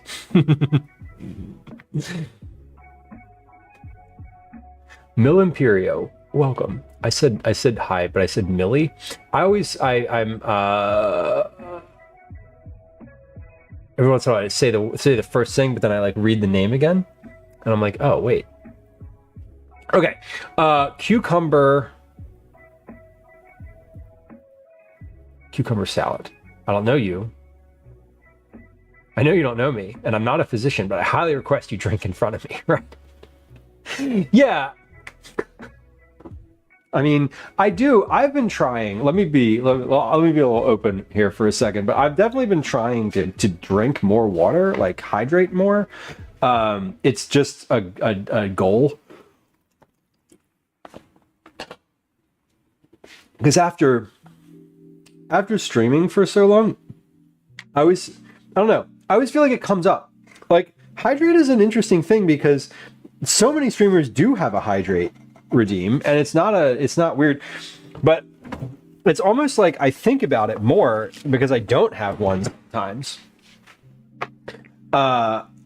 Apparently, Doge is the title of the chief magistrate of Genoa or Venice. Is that Doge? How do we pronounce that one?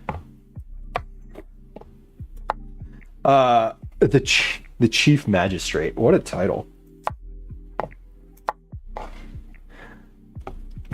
All right. I don't really know how I'm going to do this cucumber salad. I think I'm going to, let's see. I think I'm going to take some of the guts out of this. Like, yeah, we're going to take like a cut. We're going to cut a string of the seeds off here. Like, I could scrape this out with a spoon, but I'm just going to do it this way so I can get sort of a good angle on it and just use a knife. And we'll put these off to the side. I'll eat those separately in a little bowl because I love the cucumber. A little salted cucumber guts. We're gonna do these just like chopped cucumber, like large diced cucumber. That's what we're gonna do. And I don't need to do these one strip at a time. That is deeply inefficient. Let's do all of them at once. Okay, there we go. I don't recall this being on the menu. I think I feel like I want yeah, I'm making this cucumber salad because I've been craving cucumber salad, honestly. And so I'm making it. I'm going to eat a little of this. I'm going to eat some of this before going for the evening. So this is going to be like the pre-dinner. I just would like to get some vegetables in me. And so that's what we're doing. A little agua de pepino with the cucumber guts. Ooh. Just like cucumber water is what you're suggesting? I'm very into that. I love cucumber water. I didn't even think about that. What do? Just put them all in a mason jar? Thought I was going to come back and watch the end of the VOD. Well, you can still watch the end of the VOD. We have the Pavlova is out. It's on the counter. It's that right here. The white balance is really struggling with it. But I'm letting that cool a little more before digging in. And I'm just I finished the burgers. So the burgers are in the freezer. We have 20 turkey burgers in the freezer. Just making a little salad here. Ad hoc. I don't have like a recipe. Cucumber, lime, and sweet. So I basically like this plus like a squeeze of lime and like a little sugar and just like shake it and let it sit. I have some of that rhubarb simple syrup left over. I wonder if if that would do anything. But I do love the idea. I was literally just going to put these in a bowl and eat them with salt like spaghetti. Because I love just like fresh vegetables, just period. Like raw fresh vegetables, like gimme. That's the best snack. Yes, this certainly works faster if you cut them all at once instead of 1/4 at a time. There. That's a whole cucumber. No, that sounds good, Lemon. And I'm also to be fair, I don't really want to, I don't know.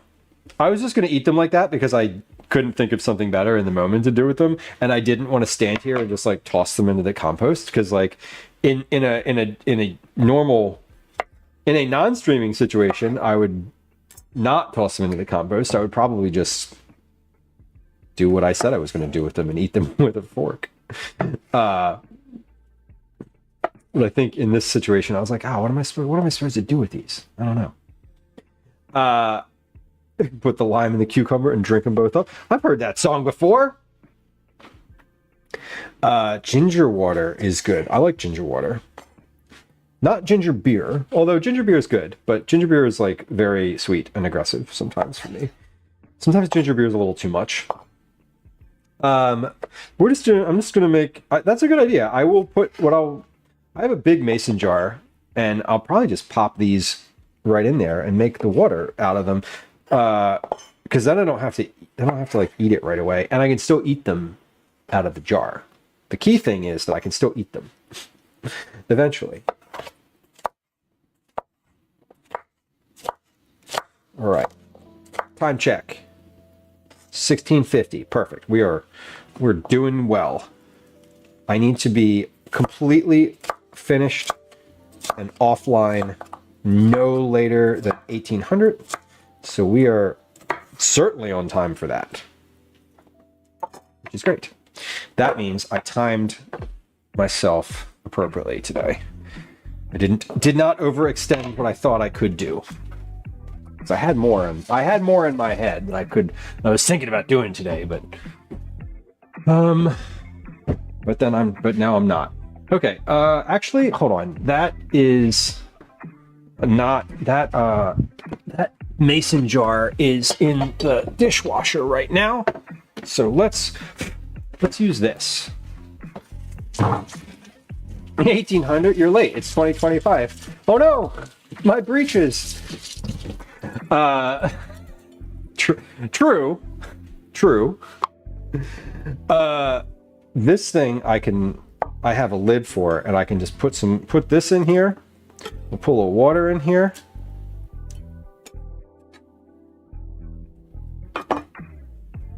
Seems like that is a good idea. See, I like suggestions. I'm a big suggestion fan.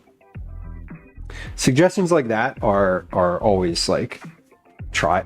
Why don't you try this thing you didn't think of and hadn't mentioned? I haven't changed my breeches. Yeah, I know, right? Oh my god.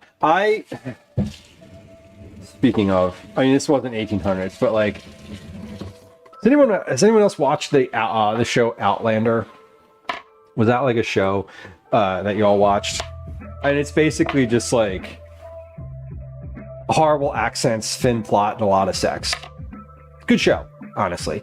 But every time I think about like saying the 1800 thing reminds me that I'm still on season 5 after not. I'm like I keep wanting to finish it, but I like haven't, and the reason I haven't is the reasons I haven't are numerous, but the 1800s thing just like brought that right back to the fore for me. Like, oh yeah, I never did finish that show. Wow, you can understand some of the Gaelic. That's cool. That's like a nice additional bonus to the show. I'm assuming it's real, like all the languages researched and real. But yeah, it's funny. I started watching it because I wanted to read the books, and then I didn't. And I was like, oh, I'll just watch the show. And then after like season 2, I was like, how come this didn't end? I forget what season it was. I was like, the end of the season, I was like, wait, there's gonna be more? What do you mean there's gonna be more? All the characters are fine. Everything's fine. All the plot lines are fine and tied off. Like, what do you mean there's more show after this? JK, there's like 6 seasons after that. Okay, so the guy who wrote the song wrote it in Gaelic.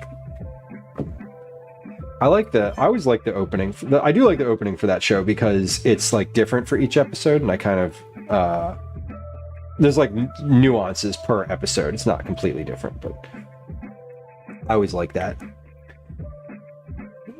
Okay, we're gonna cut up a tomato. That's gonna go in here too, and then I'm gonna reach into the fridge and see what herbs I have, because that's part of a good salad is herbs. Yes. So wait, what else is supposed to go in that cucumber thing? Lime. It's like some lime and lemon. Or not lemon, sugar. Like a little sugar. And let it marinate. I can definitely do that. So I'm chopping the tomatoes up too. These are also just gonna be like large diced tomato.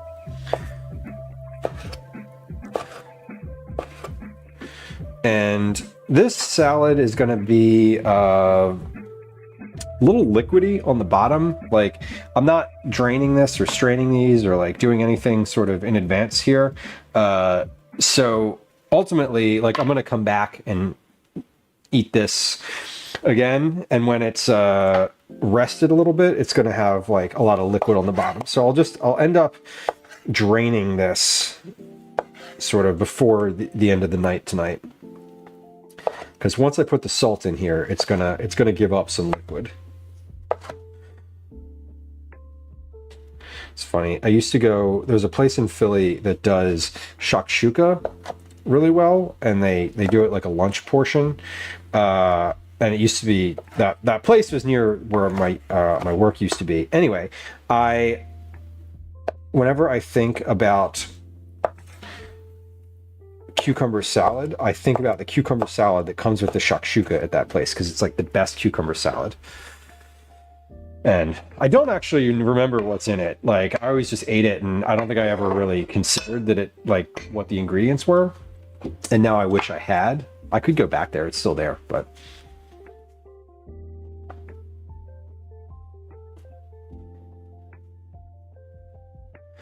that's just turned it on. That's cool. I noticed that they changed the song for the theme song. I don't think I noticed the specific languages. Like, if it's not in English, I'm sort of like, it's over my head. Not over my head, but it takes a minute. The American season. Of course there was American season. Yes, I'm in the American seasons right now. That's where we are. Traders is coming back. Do we love Traders? Do we have any Traders fans in chat? I know there's a couple Big Brother folks from that are going to be on Traders this year that are pretty good. Ian is going to be on. And what's her name? It's escaping me. Why is it escaping me? She was so good. The woman who organized the cookout. The cookout, the alliance on Big Brother named the cookout. Tiffany. She was amazing. I can't wait. I'm a huge Traders fan. Okay, herbs. What do we got in here? Just parsley, I think. Yeah, just parsley. Cucumber salad. Do we add? Yes, we do. We're gonna add a shaved carrot in here because that'll make it nice. Let me rinse this one off. Whoa. Okay. Yeah, Traders is coming up. Big Brother's coming up. Is the restaurant Middle Eastern? They are, yes. It is. What specific Middle Eastern are they? Turkish, I think. Dan, you're gonna need a Z in that one. I see you though.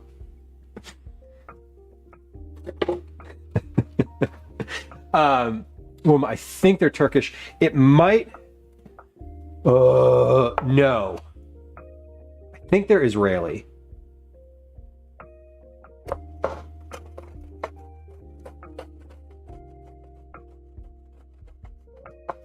I'm pretty sure they might be Israeli, actually.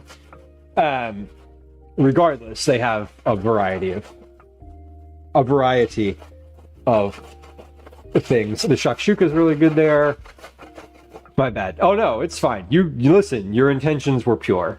And I feel like I should probably add that one as well. Might be Lebanese. I don't actually know, Oma. I don't recall. I'm trying to think of the decoration and the decor inside of the place, because the food is sort of like, you know, hummus, cucumber salad, shakshuka, like pita. Like, it's a very sort of not specifically one Middle Eastern. I think that if I'm thinking about the people, the folks that own it more so than the food, but I'm not sure. The shakshuka was great. Probably still is. They serve it in the big, a big old thing. Comes out hot. Get a little salad with it. Some bread. It's kind of nice. What a Teflon coated grater. Maybe mundane. Let me look. I think it is. Many of those dishes are found in more than one place. Yeah, and that's where my head is. Like, it's just sort of like generic Middle Eastern. You know what I mean? Which, you know, there's plenty of dishes that apply for which that designation would be appropriate.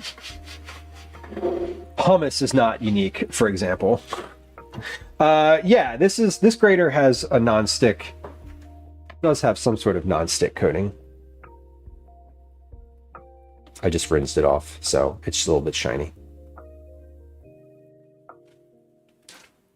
A shakshuka pizza. What'd you put on the shakshuka pizza? I'm just imagining like tomato sauce and then obviously a fried egg. Multiple fried eggs, right? Would have to have multiple eggs on top. And you cook the eggs under the broiler, of course. What's in the salad? This right now is just what it looks like. Cucumber, tomato, and carrot. I'm going to add some parsley to it. Cucumber, tomato, carrot, and broccoli. There's a little broccoli in there. I basically just pulled a bunch of greens out of the refrigerator and I'm using those.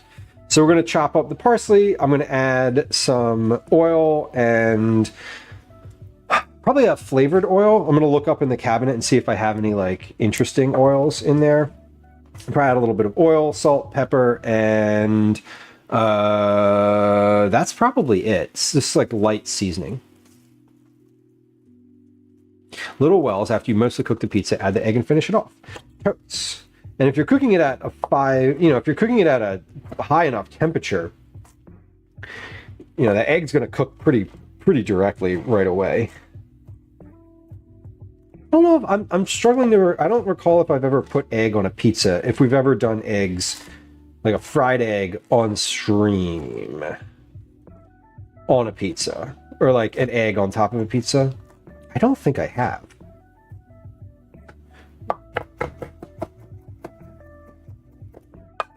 From North Africa, not that it makes your restaurant Tunisian or Moroccan, but restaurants commonly don't restrict themselves to countries even if they say they do. No, Lemon, totally. And I'm pretty sure that, like I said, this is sort of a lot of accessible, like, things that people would recognize as like vaguely ethnic food.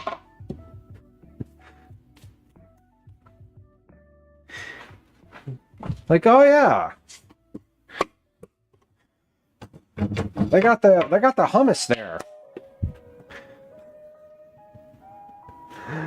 Food is always straddling borders. Yeah, I mean, when you have thousands of years of cultural buildup without actual physical borders, like certainly some of those things bleed into each other, right?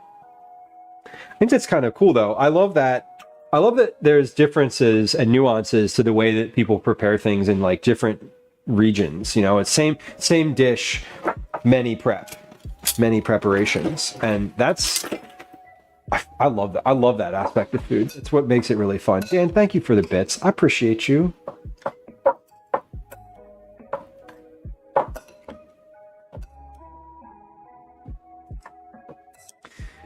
This restaurant is Israeli and it's just appropriated Palestinian food. None of these dishes belong to them. Yeah, it's I was thinking more about the owners. I'm trying to recall.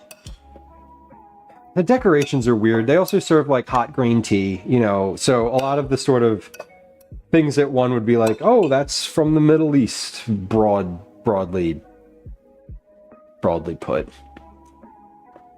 So many Chinese restaurants have sushi. Yeah, I can imagine that's true. It's like, hey, I don't know, why not? I love baklava. Me too. I love Greek food. You mean Turkish? Yes. I do love baklava. I think that, you know, you do, and this has sort of come up before. I know that for myself, I don't know the origins of these, you know, of the dishes, like the cultural origins of shakshuka. Like I'm not capable of, I'm capable of acquiring that knowledge. In this moment, standing here, I do not have that. So I like just very, admitting that I don't know those things. I love shakshuka and I love eating it. But if you were like, where does this actually come from? Like, I don't. I could not give you like the origin story.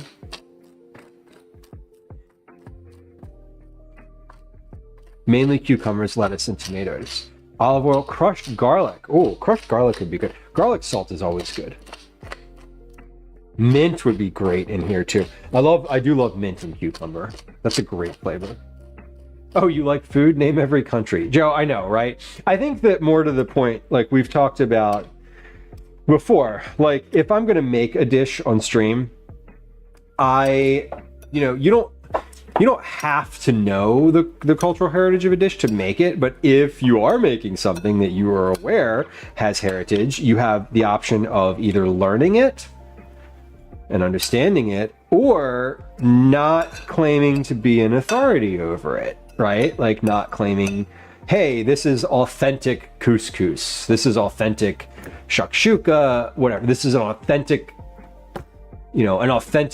cucumber salad. Like that's not, and because there are things that are that, and I'm not in a position to say that this thing is that because I don't know. I don't have the awareness or I don't have the knowledge, and so I don't want to claim any sort of authenticity or anything like that in these, when I'm making things. I think that my point in saying all of that was I equated this to a Middle Eastern restaurant that I'd been to before, which is relatively like broad. So, I don't want to say that this is anything but like a cucumber salad with the stuff in my fridge because I'm not following a recipe and it's not like a specific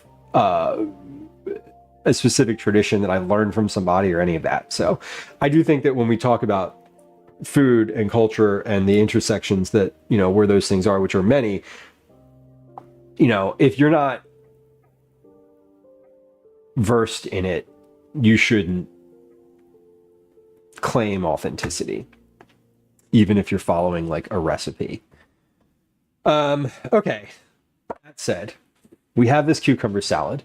It's looking good. Let's see if there's anything else I really think I could put in here. I'm out of garlic powder, so that's gone. That ship has sailed. I could put some sesame seeds in here. I don't really want those. I don't really want cumin. I got allspice in here. I don't want spicy. Maybe just a little bit of like white pepper. Putting chocolate in hummus, right?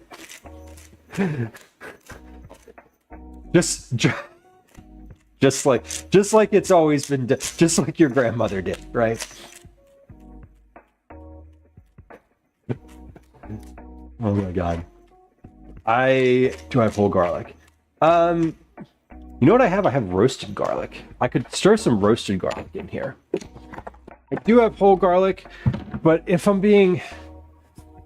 My grandma would disown me for the chocolate and the hummus. Valid.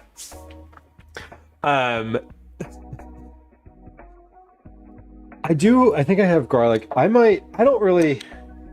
I feel like I'm done with the knives today, though. I really do. I feel like this is it. This is where we've arrived, and this is going to be it. I want to make whipped cream and get this. Whew, this is cold now. I want to make this, I want to get this pavlova like topped and cut, I guess. I don't know if cut is the right term. But it's a little sticky. So it definitely did not dry as much as I think it's supposed to, which to me tells me that I should have had my oven a little hotter. I put my oven at a temperature. So my oven, yeah, I'm blaming my oven temperature. Do I think the humidity plays a part? Yeah, definitely. Definitely. It's humid as hell here. It's extremely humid in Philadelphia right now. So I have to imagine the humidity was part of it.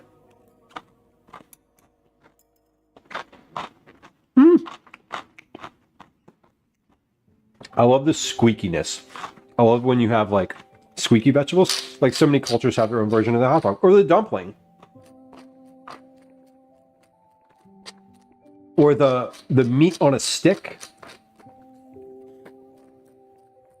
Like the dumpling is something that's like every single culture has that too. How about a thing wrapped in dough? Yup. Pick one. It does create its own juice. Yeah, when it marinates a little bit, it is nice. I just had to add some more salt because there's a lot more salad in here than I think I knew. More salt, more pepper. I'm just going to add a little bit of olive oil to this, and then we're going to call it done. Okay, I do not make whipped cream with knives. That'd be quite a sight. Our version of salsa. It is, I like this better than salsa. And you know what? Speaking of cultural appropriation, I have some authentic pita chips in the cabinet I could definitely eat with this. I say that in jest. I really do have pita chips, but the authentic part. I kid. It would be time consuming to make whipped cream with a knife. I'm imagining like a series of spinning knives though, which is terrifying. Okay. So we used to make that and add Italian dressing. Dan, Italian dressing would be really pretty great in here. Covers a lot of the seasoning bases. Tabbouleh, yes. Love tabbouleh. Okay, I added a little bit of water to that. What else did I want to put in here? Olive oil. Right. Just like a little olive oil to sort of coat things. Type of food with it. It's this, like any... I love a mix... I love any mix of like diced vegetables like this. This is one of my favorite sort of just foods. And anytime you get like a different version of it, like there's all sorts of different versions of this, but this one's obviously my own. It's just like all this stuff from the fridge. But I'm gonna let this sit. I'm gonna eat this later tonight. This is gonna be my like post dinner, post bedtime snack. Honestly, probably with some pita chips. Cowboy caviar. That's a funny term. That term's come up on screen before. Okay. So this looks good. I'm finished with this. I made this in a bowl that has a lid. We love it. We love a bowl with a lid. I love a bowl with, specifically this bowl. This bowl is, this bowl gets a lot of use because it has a lid. I make dough in here. I make what is the dough that I make in here? Oh, there is, make focaccia dough in there. That's the main one. Okay. Clean up the counter for just a touch here, so bear with me for a moment as I put a couple things away. Next thing we're going to do is make some whipped cream.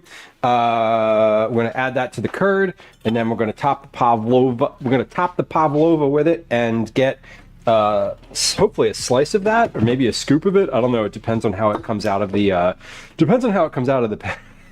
off the pan. But I'm gonna put that cucumber water in the fridge for now. Scale away.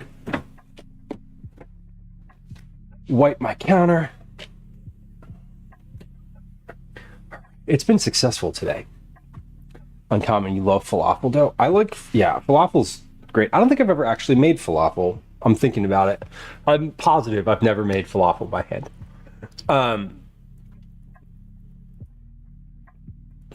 The no-knead pita dough. You did share that, Oma. I do remember that.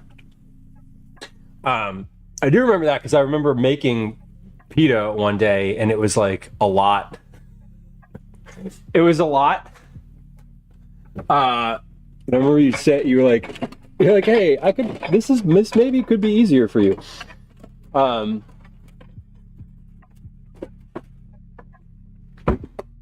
Will this fit? Yeah. Okay. Let's see if... Is this able to be, like, moved at all? I don't know. I know I need to get a thing to slide underneath of it. It freezes. Anything that freezes, we're friends if it freezes. That's the rule. Anything that I can make ahead and freeze is, like... always amazing. Okay, well, I'll tell you, it let me sort of cut underneath of the whole thing in a circle. That's good. I realized I was spelling it wrong. I mean, I knew what you were talking about. I did know what you were talking about.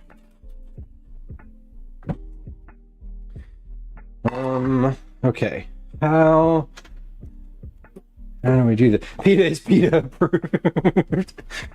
Always nice. We're gonna try this. I'm gonna try to invert it onto a plate.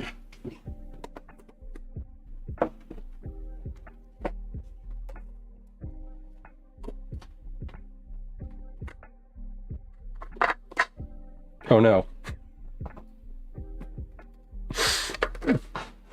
Oh no, there it goes. Okay. Sticky on the top, a little bit sticky.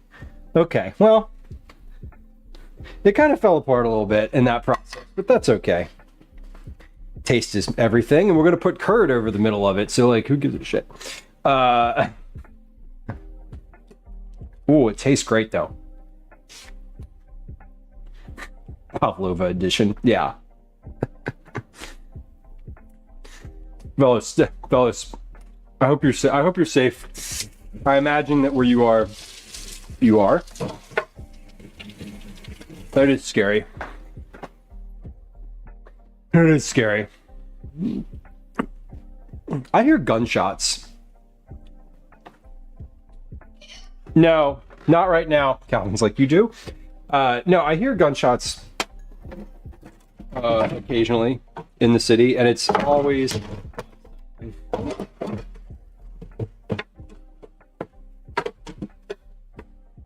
But that is also like a bit of city life, sort of frustrating but understanding. Okay. No, I don't. I'm sorry. I do not mean right now. I do not mean right now. I mean in general. Occasionally there will be the gunshots. Okay, let's make some whipped cream. And we're gonna put this. We're gonna put this thing to bed. I just tossed probably 10 towels up onto the landing. Okay. I'm going to make whipped cream. Cal, do you want to come try this at 17:30? Okay. We're on the clock. So little run a show order of operations, heads up note, whatever. We're gonna make some whipped cream. We're gonna mix it with the curd. We're gonna top the pavlova. We're gonna take a picture of it. I'm gonna cut a little slice off of it, feed it to myself, feed a slice to my son, and tell you how it is. And then we're gonna find some place to raid. So that's what we're doing next. Lemon says, I didn't know what a gun sounded like before I came here. Yeah, USA, USA. It is, yeah. And it's like living in a city. Living in a city, I'll hear it and I'll start counting. And I'll be like, how many gunshots did I just hear? Should we be hitting the deck? And he says something like, nah, too far away. Yeah, it's like, you'll hear, if it's right outside your house and it starts to pop, like you definitely hear it. Extra whipped cream, Liz. Yes, I'm gonna make all of the rest of this whipped cream. That's it. I'm making as much whipped cream as this heavy cream does. I feel like it is the right. Hopefully that's a good amount. What does it say to add sugar-wise here? A tablespoon of sugar. Okay, we'll add about that. For every second between gunshots, they're 1 mile away. I think it's thunder. I thought that was thunder.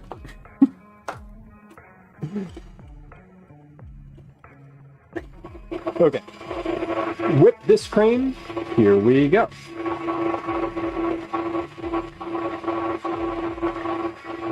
Lemon, we appreciate your vote. When the locals get bored, they do dump. Yeah, I mean, I know I've heard... I've lived in like a really rural areas before, and it is interesting because like, yeah, you do hear gunshots sometimes, but it's like from hunters. When I hear gunshots, it's usually like people shooting each other, which is not great. Yeah, fireworks and gun. Gunshot you hear with your ears. Fireworks you feel.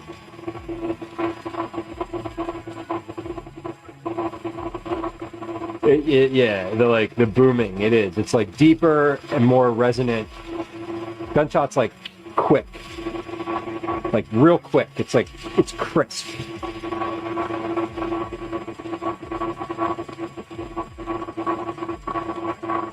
We're getting there.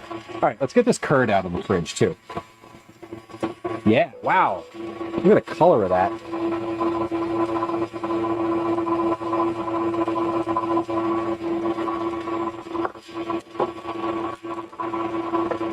Shooting at a car door baker. I used to work with somebody who kept a rifle next to the toilet in their upstairs bathroom. Lived alone, I should clarify, so that they could shoot at animals out the window while they were using the bathroom.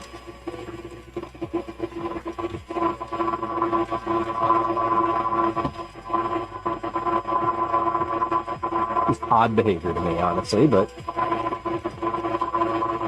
I was like, why is there a rifle in your bathroom? And the guy's name was Wayne.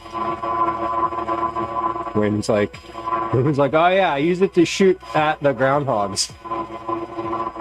I was like, are you fucking for real? I like just arrived from Philly and I was horrified. All right, this looks pretty good. This whipped up really quick because everything was cold. Wonder why they lived alone. I did not wonder. That was the most appealing thing about that person, so anyway, RIP, they are no longer with us. 6 packs of cigarettes a day, I'll do that to you real quick.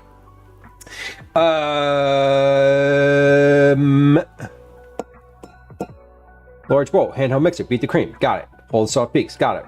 Fold the third of the whipped cream into the lime curd to lighten it. Okay. Let's fold some of this into here.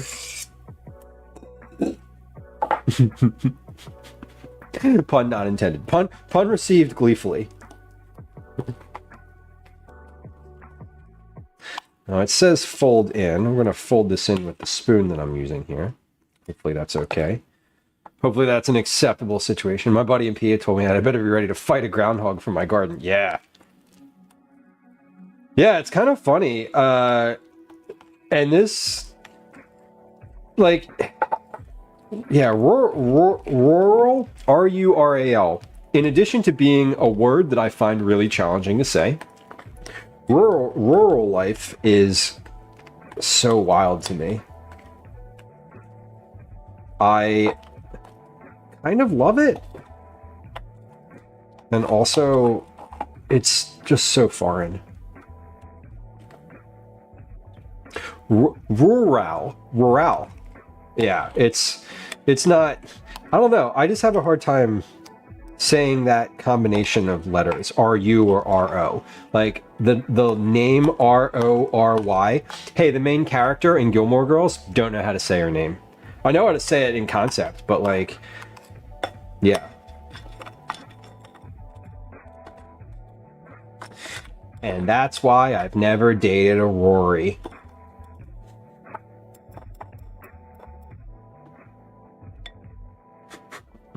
There are way shallower reasons not to. Anyway,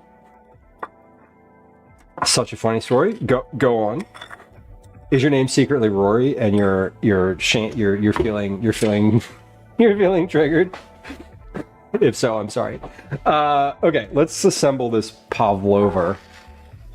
Call her Rory. Yeah. Or Did Rory on Gilmore Girls go by another name? What was Rory's nickname? I don't know. Okay, we got this curd. We're gonna spread this curd on the top here.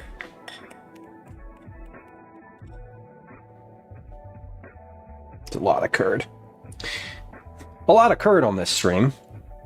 We got a lot done, but there is also literally a lot of curd. Specifically. Okay. Well, that crack in the middle of it sure got covered up real nice, which is great.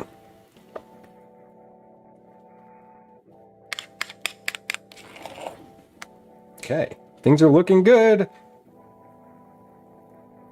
There we go.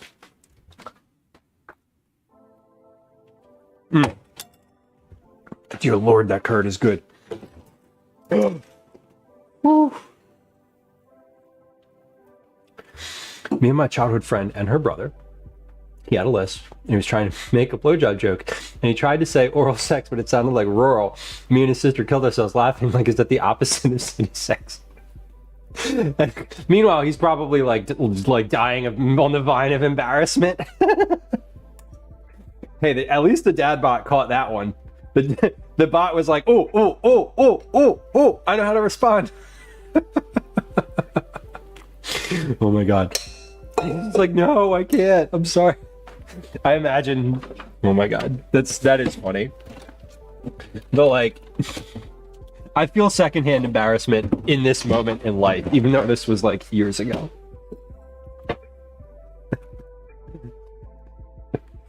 Too good. All right, we're gonna add some blueberries to the top of this. I'm gonna take a picture because it looks nice.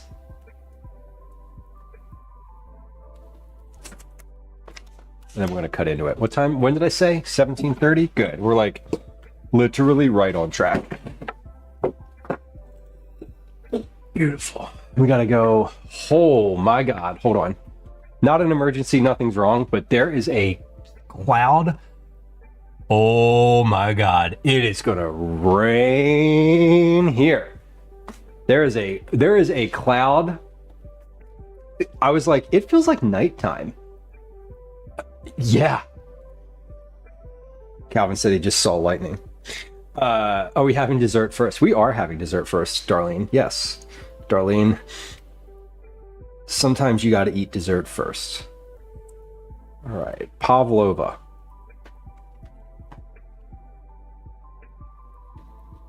Great. There we go. We were at I don't think I've seen a cloud since I left Canada. Well, oh, it's picking up now. Oh, the wind just, everything outside is moving right now. Anyway, the electric might go out and stream might just end. So if that happens, it's because there's a storm and everything's fine. Yeah, we are here on the East Coast are blessed, and I use that term. I don't know, whatever. And it's we got weird weather here. Very variable weather. But first, Pavlova. This is it.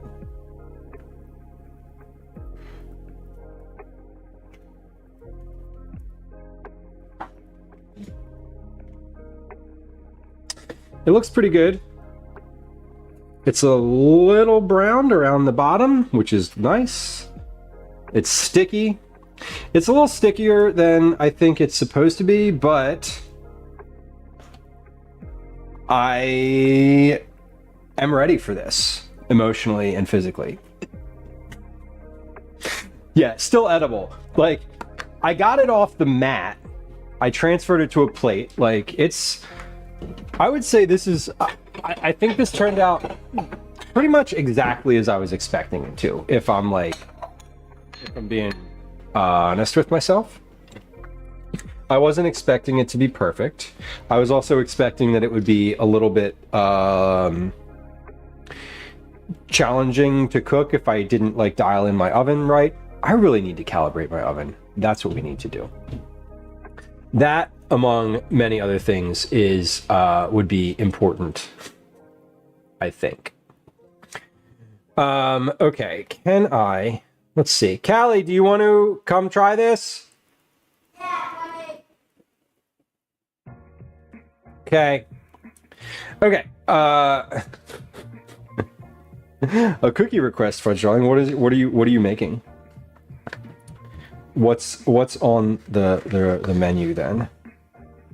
Okay. So let's see. I can just cut this, yeah? This looks like it'll just cut and lift.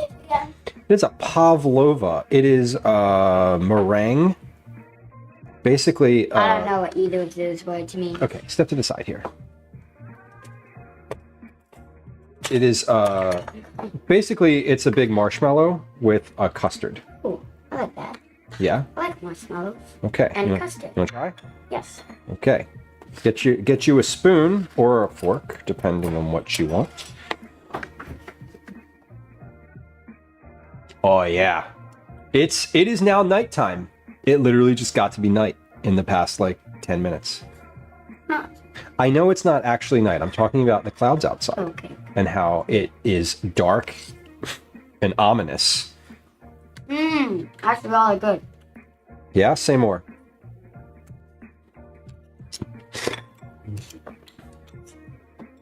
It's really, really good. Okay. Be specific. Can I get a fork out of here? Thanks. What's this sauce? So, what do we have? We have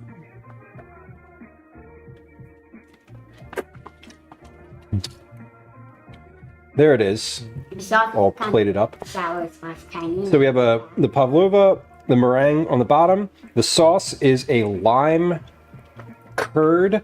So it's lime juice, lime zest, egg yolk, and sugar.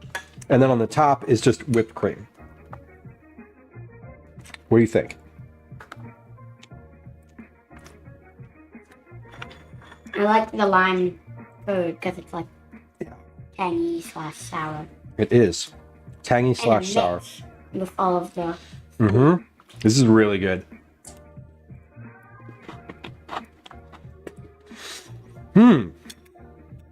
That was worth making. I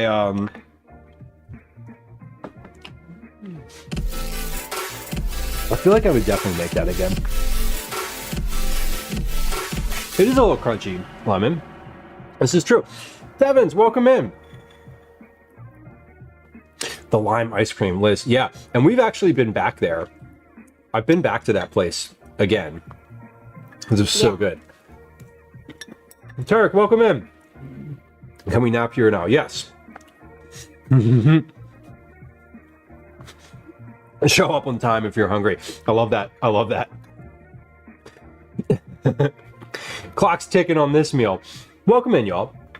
Let's thank you for the shout out. Chef Devins, fellow food and drink streamer, friend of the stream.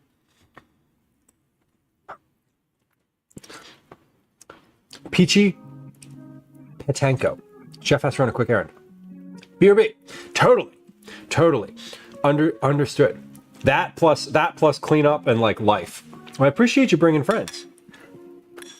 We are. Good job. We've made several things on stream today. Stream has gone. That's very good. So we made. Is the haircut canceled because of the storm or no? No. Okay. Are you getting your haircut outside? No. Then no. I hope not. Never have in the past, so. Yeah. No, your haircut's still very much happening. An hour from now. An hour from now, it might not even be raining. So yeah, Gwen, we might if it warrants that for sure. Mika, welcome in. What are we making? Mom. We made Is Mom at Nick's house? probably. Okay. She said she might go, so. Yeah, she did. Okay. Like an hour ago. Okay. Yeah, I thought so too. Okay. Just confirming. Yeah, she did. Okay. Are you good? Mm. Okay. You want any more? Yeah, sure. Mika, bro, we are making. It's not. I have made a Pavlova, which is a meringue, like a large meringue. I'll hold it up and show you. I like and I'll also like say a proper hi. It's basically a large meringue topped with a lime curd and whipped cream and some berries. And I am also going to have another little bite of that because we're not going to have dinner until like 7 p.m. It's a little while till dinner, so. Fudge Joy says, seems like I get your weather an hour before you. This, it could be. It's still raining but not storming. Yeah, it's like it's picking up. The rain just started here, so we're about to be in it. But it was. Sometimes it's short. Sometimes those are short-lived. Cucumber salad was on the menu. It could have been. I didn't put it there. I didn't remember. Let Daisy out. Oh, the thunder has started, Liz. Daisy is shivering, scared and shivering in some corner of this house already. She is not.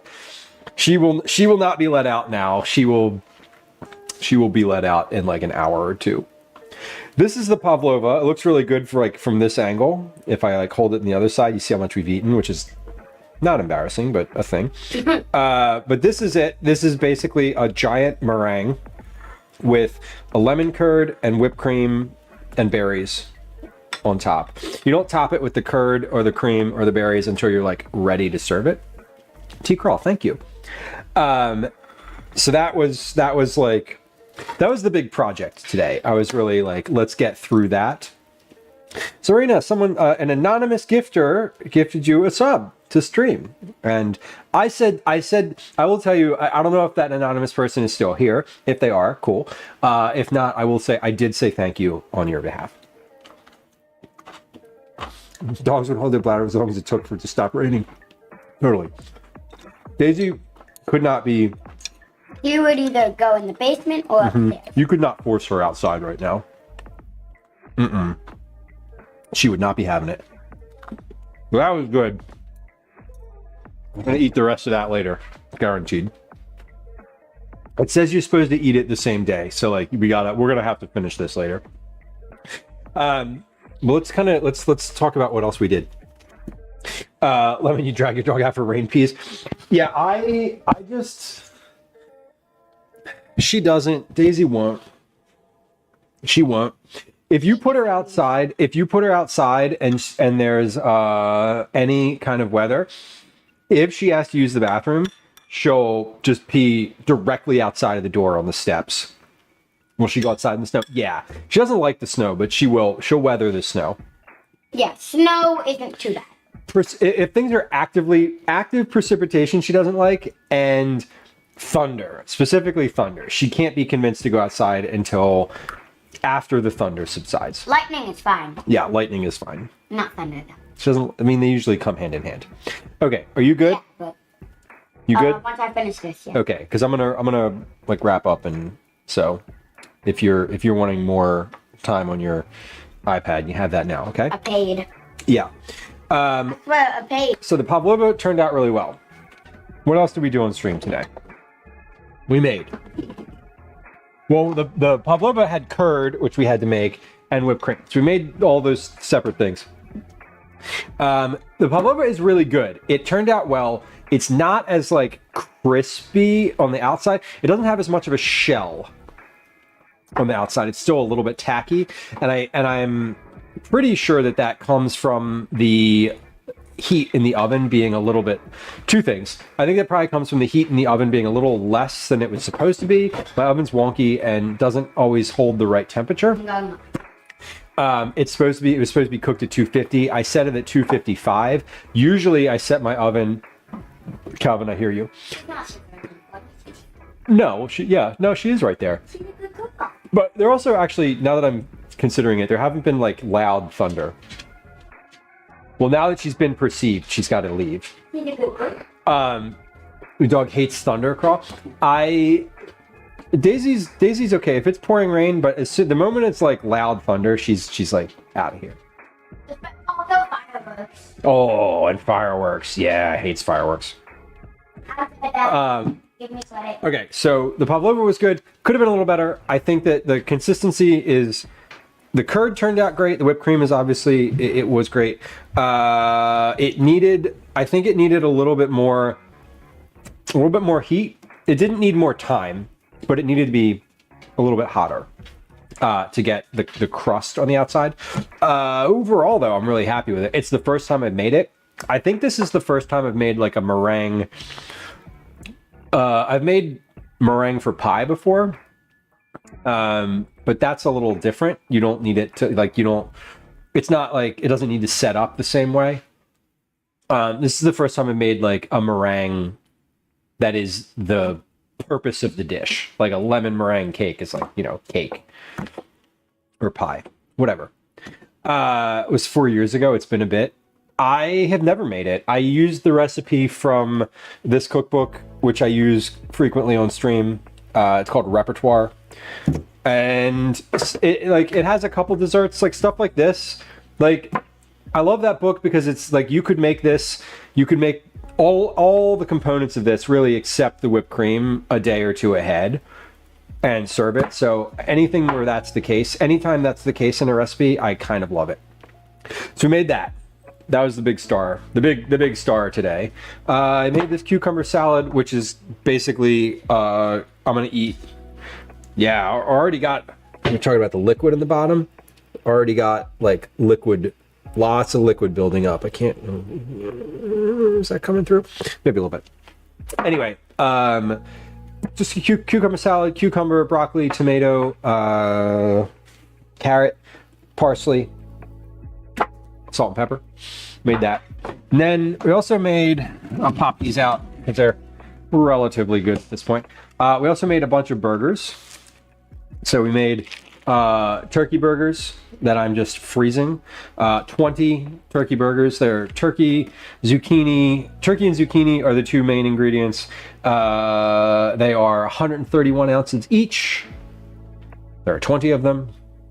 These are just going in the freezer. These are like, we need dinner and it's, we just came home from a thing. It's like late and I need to put something on the stove real quick. But these are great. Zucchini is in season right now, so that's the motivating factor there. So that was stream today. We did quite a bit. It was a little longer than I thought it was going to be. I was planning on stopping at 5 p.m. but I didn't, obviously, and that's okay. We're going to be back. When are we going to be back? Next stream is going to be I'm hearing my own voice. Next stream. Stop. Get myself. I'm literally like I was looking at myself on screen. That was weirdly awkward. Okay. What is the actual like calendar next stream? Calendar. Oh, it's not.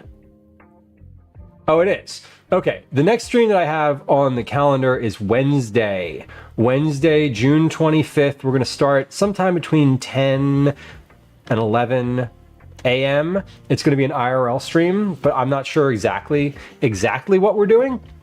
We're going to be doing an IRL stream. And then on the 26th, so Wednesday and Thursday are stream days next week. Tuesday is like a big old admin day for me. I got therapy on the calendar. I got a haircut on the calendar. So I got a lot on the calendar on Tuesday.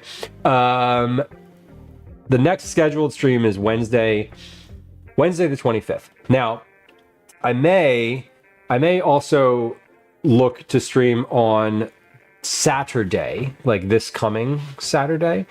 If I do, it's going to be at I'm going to go live sometime between 11 and noon, and we're going to finish we're going to finish around 5. I'm feeling really good about streaming on Saturday. I'd really like to, and so while it is not on the formal calendar, it was in Discord and or is in Discord. So that may be a thing that we do. But anyway, otherwise, we're going to be live on Wednesday next week. Let me see who is live in the food and drink category.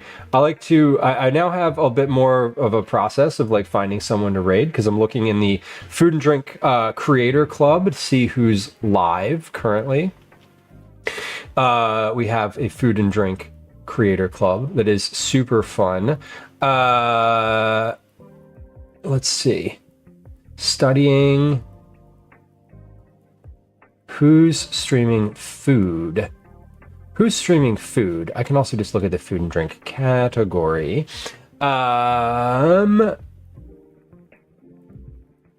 Who's in food and drink? Where are we?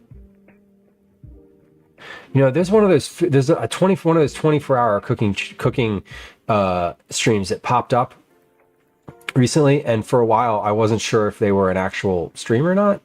And I was like, what do we do? What is it? Chef Steve is on. We haven't rated Chef Steve in a really long time. And he's live. Yes. Okay. Good call. Let's go raid Chef Steve. We haven't been over to see Chef Steve in a little bit. And he is live. Confirmed live. Okay. Hold on. Where's my stream manager? There it is. Stream manager. Okay. Oh, wait. No. Sorry. Got it. Oh, what a day. All right. Oh, wow. I like the new stream manager, like discovery. The discovery process. I don't know if that's it. I don't know how familiar y'all are with the back end of the channel rating situation, but anyway, here we go. Let's start this raid. We're gonna go say hi to Chef Steve. In chat, you're gonna find a couple of raid messages. Here they are. There's one. There's another one. And here are a few places on the internet that you can find me. Elsewhere. Wait. Oh, that's weird. It didn't post all of it. Let's try that again. Oh, there it goes. Okay, well, hell with it. There's a bunch of links in chat. Anyway. We'll be live again next Wednesday. I appreciate y'all hanging out. Like I said, definitely next Wednesday for an IRL. very likely Saturday also for an IRL. I don't know what we're going to do on Saturday. I haven't looked at the weather. I just know that right now my energy feels like right in line with like doing something on Saturday. So I've been really enjoying stream recently, just in general. I've been having a really good time hanging out with y'all. I'm enjoying the cooking parts of it. I'm enjoying the social parts of it, and I appreciate all the folks who come through, who say hi. I appreciate the folks who don't say hi. I appreciate the folks who lurk and raid and all of that. So thank you all for the company here. Let's go say hi to Chef Steve. I'm gonna clean up a little bit and take Calvin for his haircut, and we'll catch you definitely on Wednesday, possibly on Saturday, and otherwise in chat.